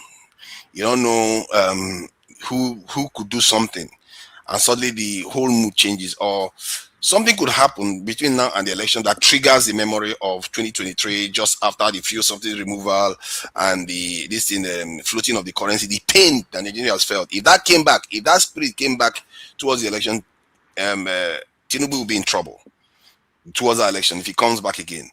But if the environment is showing gradual improvement, which it is showing, let's not make a mistake, there is gradual improvement that is happening in Nigeria. The pressure of paying school fees is less than it was 3 years ago. The pressure of fuel scarcity is less than it was 3 years ago. The fluctuation of the currency is less than 3 years ago. So all those things is giving people a sense of, we may not like Tinubu, but we can't be asked to go and vote for the others. And the opposition party, to me, the opposition party has been a total disappointment and a disgrace to that country. Just as much as Tinubu, they all had more. If you combine the opposition, they had more votes than Tinubu. What did they do with it throughout the period Tinubu was in office in the last 2 years? Almost nothing. And my own critique of Peter Obi here is, instead of him to use that 6 million votes to take control of Labour Party, he didn't do that. Then he went on and made a catastrophic mistake of going to ADC. Then left that one again. And now he's hemorrhaging people that are working with him. It's like he is not a politician. He doesn't seem to want to really work with people or control people. He just wants to be given the opportunity to rule, and then he will rule well. That is a very, very patchy CV to call yourself a leader. You have so many areas that you're not filling in, because are the people supposed to fill those spaces in for you? You might have integrity, you might be able to govern, but you need to be at least be able to hold the party down and project into the future. He literally went to ADC without knowing that he's not going to get a ticket. Why would you do that? From Labour. And Labour was offering him the ticket. So that's why I think the opposition are a total disgrace. And I don't even understand whether Tinubu is the one that is orchestrating this opposition, because I've never seen such chaotic opposition against the government they claim to hate so much. They say they hate Tinubu, but they can't be able to organize themselves to remove him. And you know what pains me the most? They have the power to remove him. They have the votes to remove him, and they know it, but they refuse to do what it takes to remove him. Who do you blame? Is it Tinubu or them? People should ask themselves question, who do you blame? Is it Tinubu or the people that have the power to remove him? They chose not to. We can blame ourselves for not doing the right thing. How about them that we have evidence that they have the capacity to remove this president from office? They refuse to do it. And then you want to go and fight for them. What is the point? I will leave it there. Thank you. All right. Thank you, forefathers. We have Jagun, Ovie, and KJ left. But I just want to say something. We can't do 5 hours show anymore. I know I've been saying that, but there's another new reason why we can't do that anymore.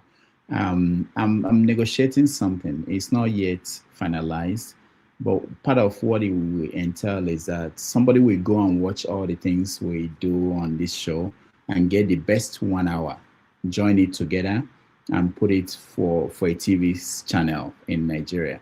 So we can make people go through 5 hours of days to get 1 hour. You know, we have to help. Anyway, but there are many reasons we can't do this anymore. So I just want people to be aware of that, so that eventually we'll be cutting people off and saying that we can't continue, and people should understand it. Because I know people will think that, why you come in late in the time at the end of the show, why are you not letting me talk and stuff like that. I just want to prepare people's minds on what will happen as we go along. All right. Can you just give me 2 minutes? Just 2 minutes. I won't go. Not before me. Oh, I'm here. I've been waiting. It's my turn. I want to I can't allow it. Of what? Not today, sir. Not today. Oh, me. I get my team to say, make they run. All right. So Jagun, go ahead. Thank you very much. Yeah. You see these your moderators. You see how they want you to start breaking all the rules. This one, he came on very late. He come start from the beginning of the show. What he want to say? He don't break all the rules with that. KJ is now gone because he wasn't able to break rules. This is Nigeria for you. Straight and down, up and down. Anyway, my guys, I thank you all. I don't want to speak as other people have spoken. This is not necessarily a rant. For me, this is what is mindful for this time. And I want to cajole our viewers, the platform, the comment section, to think carefully and deeply about what is your own personal politics. What is it? Do you know what it is? Is it based on the politics that we speak about here on this show and the individuals that are perpetrating our politics today? Is that what our politics is? I want us to think deeply about this question. What is your personal politics? How do you see Nigeria, which is what we are, ascribing, or should be ascribing, is what we are really attached to in terms of what is heartfelt, what we think about generally, our culture. What is our politics? Because I can tell you for nothing, the politics of everybody that we speak about is politics of selfishness, of self. It's not what they're dealing with is nothing to do with you in the iota. Nothing. It has zero to do with you. I don't know if you fathom this as yet, because the way we talk is as though it's the most important thing in the world. Let's talk about this part. Rubbish. I mean, I don't want to get. I need to stay within my bound. Forgive me. What is your politics? And I want us to be able to expound as far as we can, because it's not easy. It's not an easy subject. Expound as far as we can as to what it is in a nutshell, and what appeal that you have if you are the leader, let's say, or if it's a politics that you would like to be associated with, let's say, or if what it is that you believe you can vote for, let's say. I'm going to give you an example. This is my politics. My politics is one of deep observation of the way I look at the whole planet and what it is that has happened to my people over the last 500-600 years in this world, and even further back historically, for who we were supposed to be, who we are in actual fact. This is where my politics comes from. My politics speaks about, let's go far back as a transatlantic slavery, and what our part was as Africans, Nigerians were in that whole history. And what part did the European or the foreigner play, the Arab? What part did they play in our politics? 1. 2, the historical obfuscation, the historical hibernation the historical covering that takes us out of the picture entirely and has another taking our heritage, taking our history, taking our science, taking our education. All this thing is my politics, and I want to take it back to say and suggest that this is who we are. That is my politics. I continue. As we move forward into today's world, where we see the kind of horrors that are being played by the so-called colonialists, let me just put that term upon it, and how they are playing the game in reality.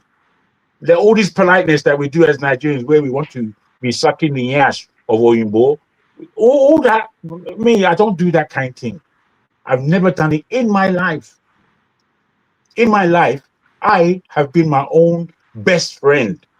You understand? I choose me over Oyinbo anytime. That is my politics. Because why? I've seen them do it. Because why again? I contain love. And in that, I know how to give. I'm a giver. We as Nigerians, we are givers. Oh, me, I've been given by Nigerians, by my family. I've been given. I've been treated with such, not just kindness. What's the word that they use when you are always giving? I've forgotten the word for now. If anyone can come with it, I'll be grateful. What I'm trying to announce is that forward thinking, or my politics suggests that we as Africans, we as Nigerians particularly, have what it takes to bring ourselves to a new balance within 10 years. And the showing of it would happen within the first 2 years, and the actuality of it would happen in 5 years. The actual putting in the ground forever would happen in 10 years, and we'll carry on from there. This is my politics. What's your politics? What do you think we can achieve? Because if we think we can achieve anything by the politicians who are there today, we're all crazy and we deserve everything we get. Because it shows me that none of us is thinking. You're not thinking. If you don't have your own politics, if you're not thinking that what is happening is not where I'm directing my own, where I want to direct my own life. What is happening out there is nothing to do with me. They're all talking rubbish and they're all talking selfishness. And we on this program want to propagate their rubbish, speaking as if it's a reality. It's not a reality in my life. And I will go as far away as I can to find the reality that I need for my life. I'll prefer that to take place in Nigeria. I prefer that to take place amongst my people. Generous is the word I was looking for. I contain generosity. So many of us contain generosity. We are Nigerians. We are generous people. Are we going to do away with everything that is good about us? Because that's what's happening. That is what is happening. And 2027 is only going to be deepened in the folly that we take as politics. Folly, rubbish, inane nonsense. We are going to put our vote against who? Tinubu. Against who? Atiku. Against who? Obi. Obi, I can guarantee you he's not getting anywhere near power. He's missed his chance and he hasn't used 4 years well enough to engage the chance. Oppositely to what forefather just said, that trust, Tinubu is not just going to win like that. And then he went ahead and said all the reasons why Tinubu is easily going to come in. Very strange position, as far as I'm concerned. Wow. Thank you. Thank you very much. Thank you. And to ask people, please, think again. What is your politics? Because you can forget about what they're offering you. Thank you. That was very profound. Before I come to VA and Obi to end the show, let me use this chance to maybe air my own rant. This was what I wanted to play for you guys at the beginning of the show today, but I saw another video that changed my mind. But let's watch the first one.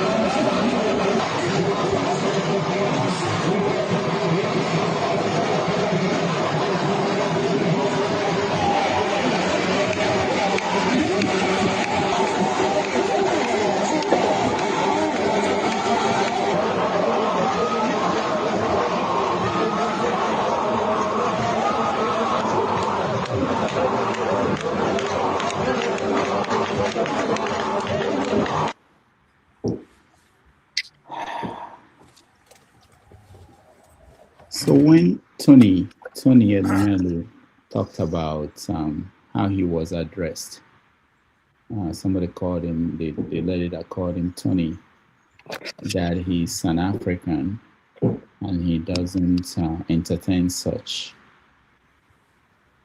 It made me to think about Africans. Who are we? Just like Jagun just posed the question, what is your politics? Who are we as a people? Do we factor that in all the things we do?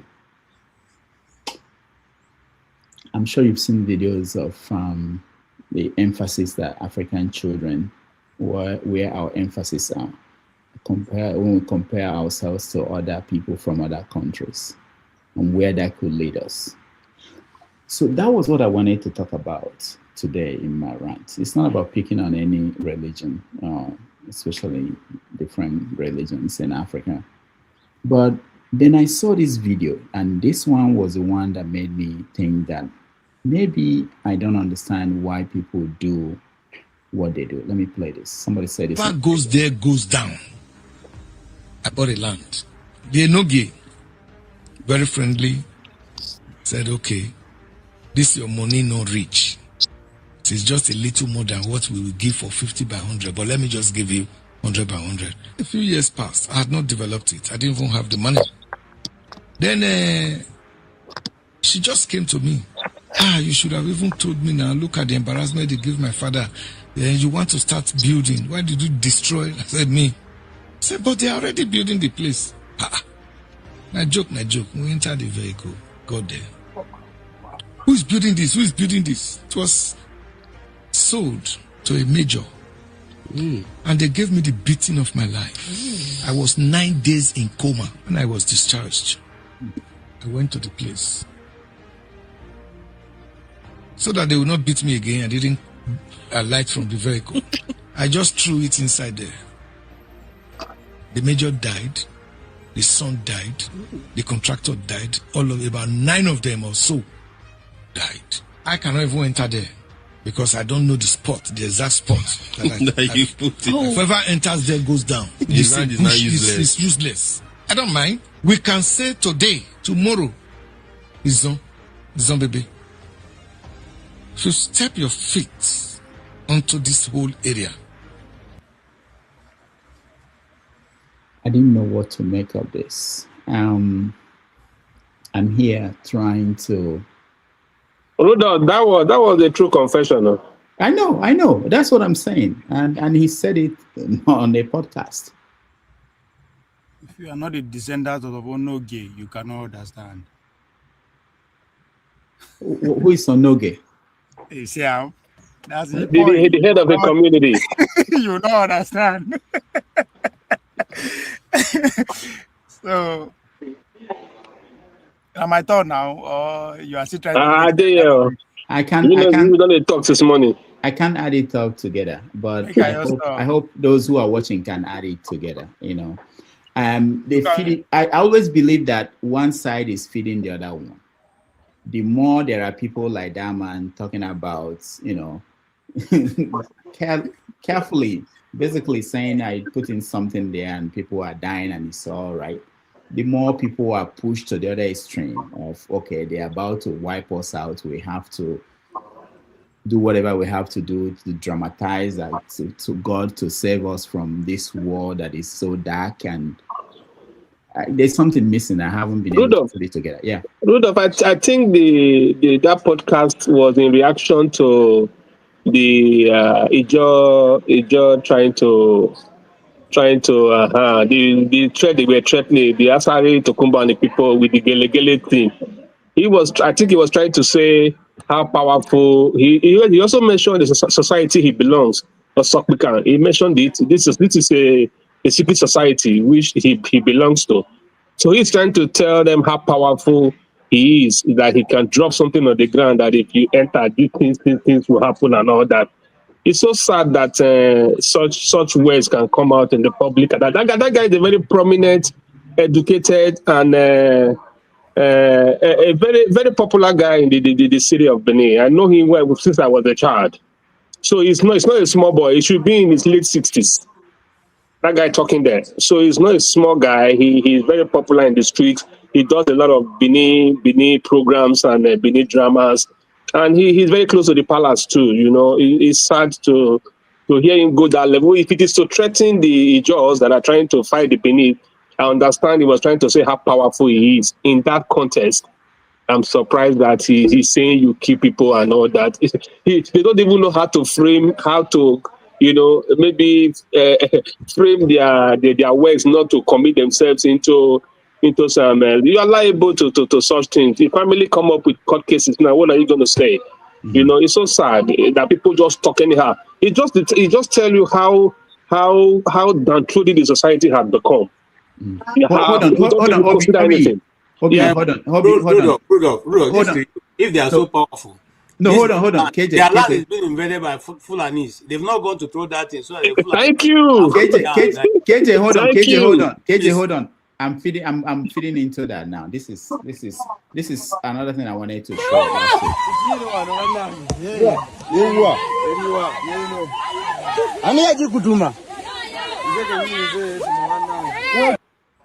This one was in Kenya.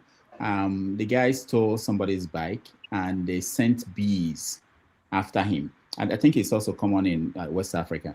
So this is what I was thinking. These people who can do this, we have to actually reach out to them. Exactly. That they cannot send bees after people stealing government money. Mm-hmm. Why can't they use this power if they have that kind of power to save Africa? Obasanjo talked about this long time ago about using it against South Africa. But there's something that we're missing. I think we are moving in the wrong direction in so many ways. If I don't know, I will articulate this one better one day, but this is something that it bothers me really. Okay, that's my rant. Can I just land this? You guys, I just came down. I beg your pardon. It's important. Everyone has spoken on what they just saw. KJ, your line is not good. Nobody muted you. We can't hear you, KJ. But KJ, your line is not good. Jagun. Okay. KJ, can you? Jagun is breaking the rule. He can't say anything. Let him not say anything. The rule. No, don't be rude. Don't be impertinent. The rule. No, bro. The rule. Stand out. Speak. Okay. OBE, speak. You know, all I was going to do was to end that subject. You were just on. No, don't say anything. Don't say anything, bro. It's okay. It's okay. It's okay. I don't mind. I don't mind. Breaking the rule. Don't break the rule. Don't break the rule. Okay. You are just trying to revenge. But Rudolph, I agree to you, Rudolph. Stop cutting me off. Don't break the rule. Don't cut me off. Using Nigerian law. You are breaking the rule. Don't do that. All greetings to my guy Rudolph Okoko. Thank you for all the wonderful, tirelessly you have constantly do this, and it has really helped us with the narrative. There are a lot of things you said that you put forth for today's discussion. We are all very touching and unfortunate, you know.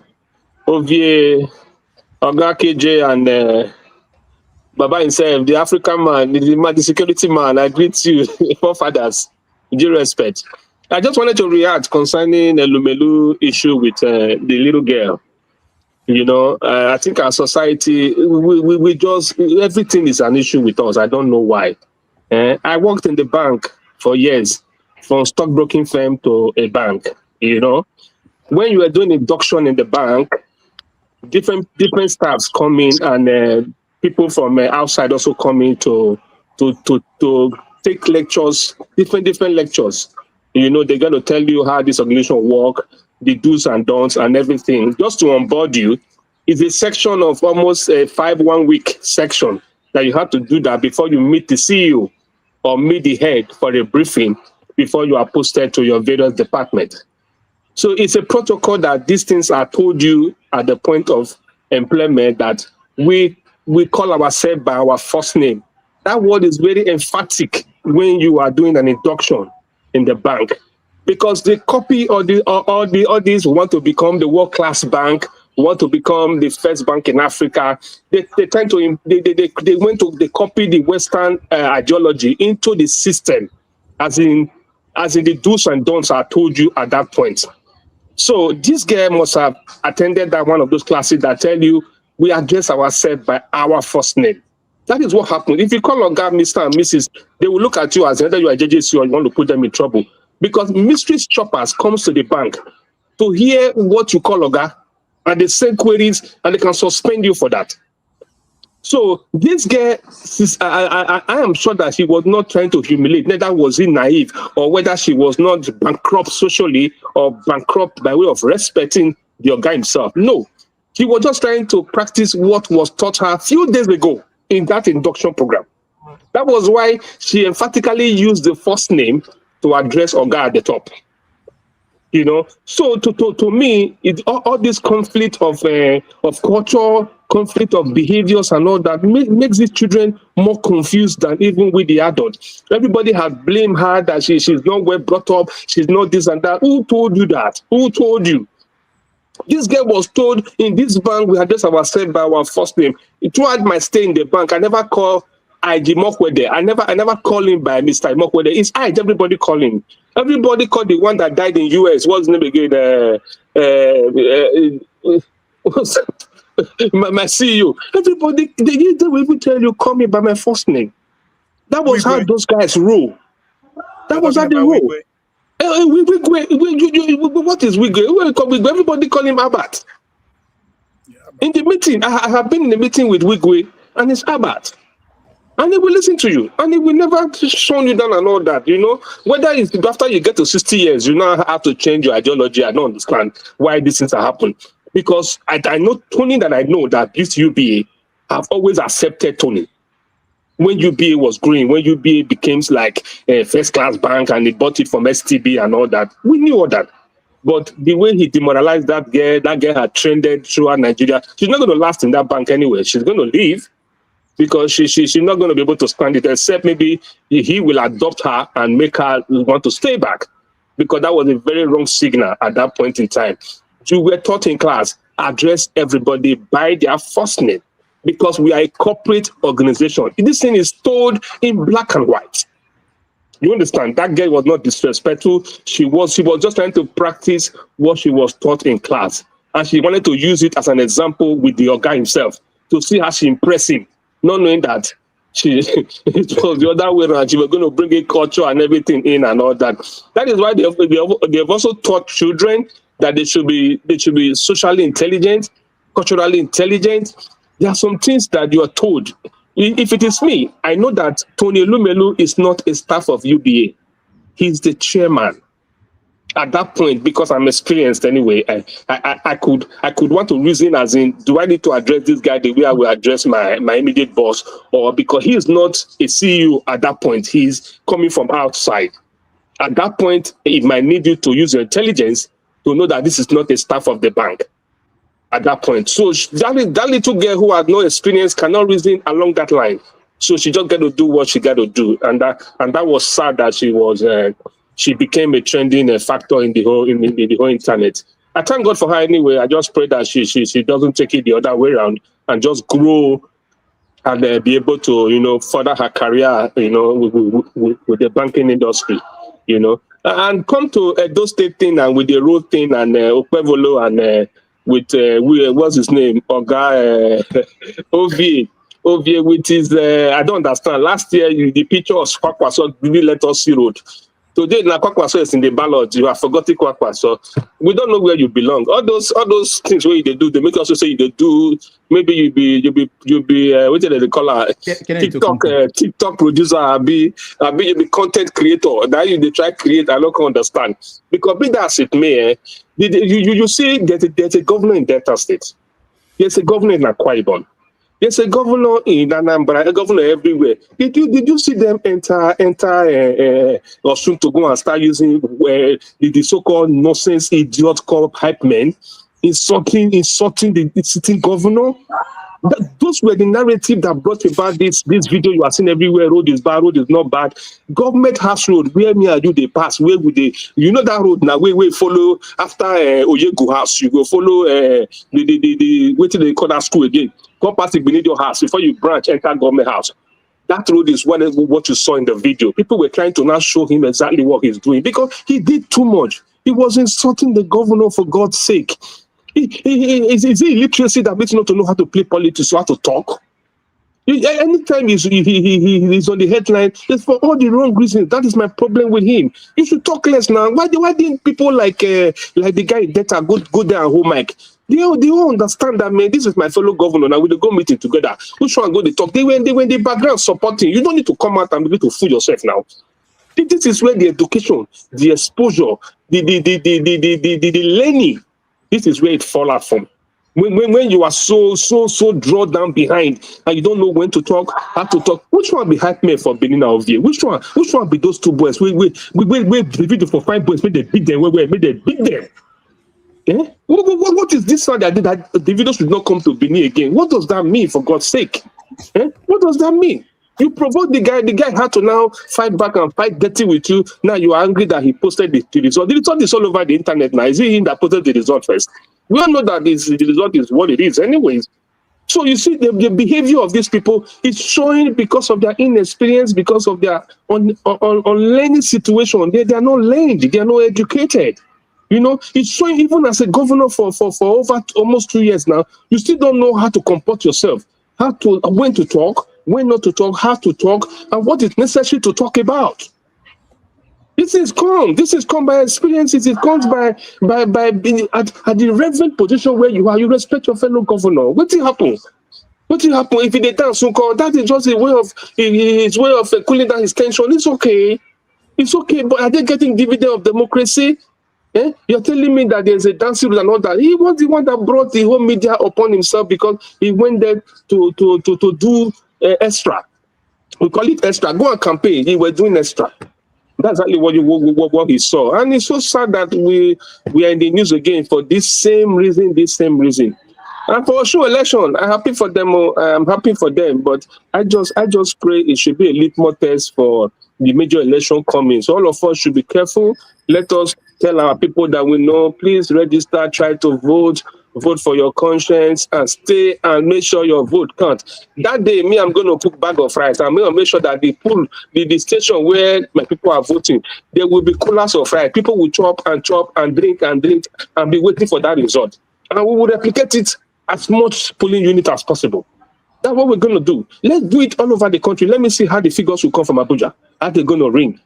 At the end of the day, probably it will turn to the revolution we are waiting for since that will come around at this time around. Let me just assume that if these people in Osun have played this game that they play with those people in front of INEC, you see what would have happened.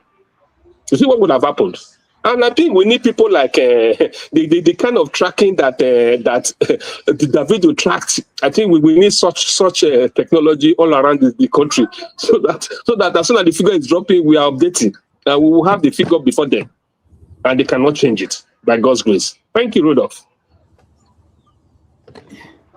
Thank you so much, OBE. Let's go to Ovie. Ovie, you are next. Yes, Dr. Daniel, don't worry. I won't take your time. I will not. I refuse to be distracted. Now, to clear the Konkozo issue, just for the sake of education, it's what they call politics 101. Konkozo launched his presidential ambition for 2032. In 2022, he launched it. And the only way he can establish a legitimate pursuit for that seat was to win Kanu State. Somebody said,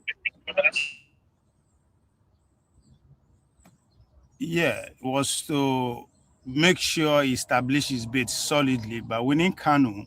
And the easiest way to do that is to overwhelm Kanu's APC political structures at that time, coming from outside in. That is why he launched a presidential campaign. And everything worked out well. They overwhelmed Kanu State. They won Kanu. Now we have to stay focused. So if you are wondering why I'm not promoting him as I did last year, because he doesn't need to. Obedience are doing a better job. The only problem Kongozo was having was to penetrate this, to be sellable in the south. And Obedience are doing exceptionally well. Kongozo is everywhere in the south. So what's the point me putting that on my head? I have to focus on my locality. So, and as I said, I will not be distracted by responding to that, but I will say to my Ikoko Edo people, we are doing well. Stay focused. Regardless of the distraction, anybody won't pull off now, it's too late. Let's stay focused. To this point, we are doing well.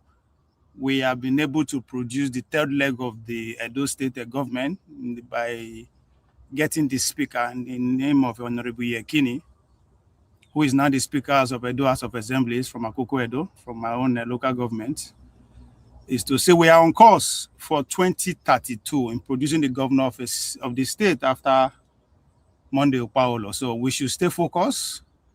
We got to that position not because of anything, but because of this one and only support of the governor, the performing governor, Akpaka rescue of our time.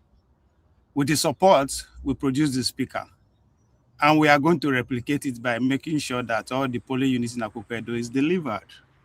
Because we need Tinubu to come back to Asu Rock in 2027 to guarantee our victory again in Edo State. Then talk and say we know no book. So in order for us to do is to use the federal might. They say we know no book. They not say we no get access, we no get power. So we are banking on Tinubu victory to unleash that federal might on Edo State again for us to come back. And once we come back, we are one step away to producing the next governor of Edo State to the Akoko Edo people. So I say stay on course, stay steady, stay prayerful, as the Bible says. Forget Dr. Damage trying to regulate all those prayer warriors. Stay prayerful. And to the juju people, them, we don't want they will go tell us say we get juju when the time comes. So we are not using our intellect because we don't know book. We know Sabi read. It is our result shown at this level. But what we have is our collective majority, the non-speaking English people, the illiterate, and the Olodo uprising. What we have going on for us is the sheer number of our dumbness. And I'm happy that we are awakened. Nobody could tell us who to what to do again. So again, stay fit, let them to speak their grammar to condemn us. It matters not. The goal is victory. We are going to use the educated lawyers, the so-called educated judge, and the police. They are on our side. We get the number to hold them. So again, don't be carried away with any insults, anything thrown at you. We've seen it before.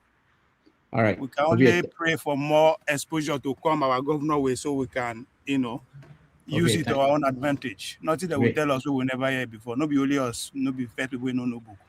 Okay, thank you so much. Why they rush me now? People use 3 hours. Because we don't have time. Wait, this is 5 hours 34, and I started. No, only my time. I no get time. Only my auto. I no get time. This is your governor. I just got the video. I didn't know that he also dances. Victory dance.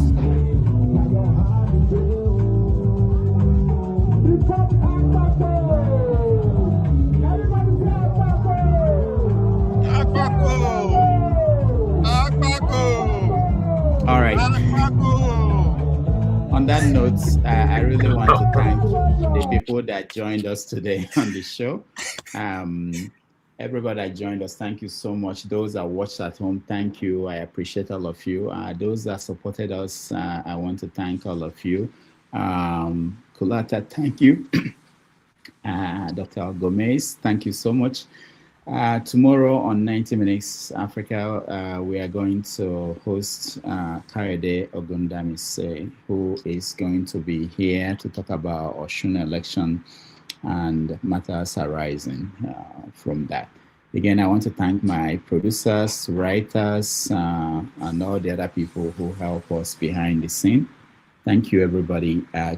Forefathers, you are going to have a show after this. So Forefathers, we have a show so you can continue the conversation with Forefathers. I see somebody joining in. This is something we are not going to be able to do in weeks to come. Again, thank you all. I will see you tomorrow. Bye.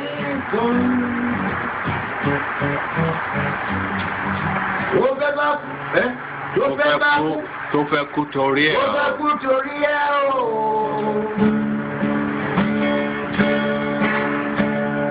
Ọwọ́ ẹni ló ti ṣàánú kọ́. Ayé la bá, ayé la fi sílẹ̀ sí. Rọ̀nà èyí yóò.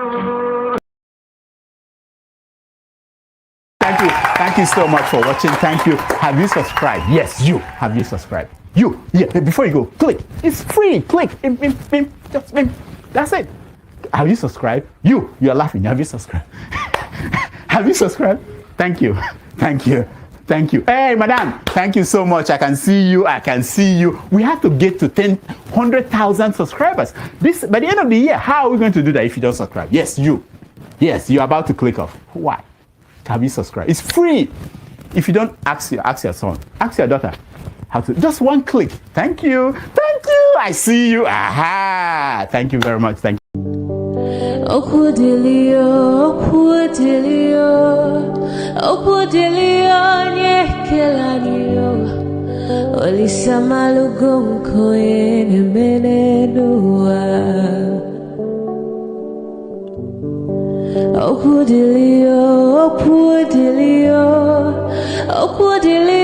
Nyekelanio Chukuna malugo yo biadiocha Agaranya chogo kowe bili Agaranya chogo kowe rienio Owe chuku bezie chuku Nuche chukwa busigi fegemeo Nuche chukwa busia ifegemeo Nifo solo ne asi alibazie Oboye bebe agaranya muliba Oboye wuru agaranya mebibe solia Mano agaranya mua Oboye afiozi enipa kwa Agaranya chogo kowe bili Agaranya chogo kowe rienio Oboye chikubezio lisa Kodili ma kodili bemo Kodili wakema kodili wanima Naino kwane we beluge beluo Kodili ma kodili bemo Kodili nkemo kodili heyo Ibedwe me wanem Nikadie zibo himo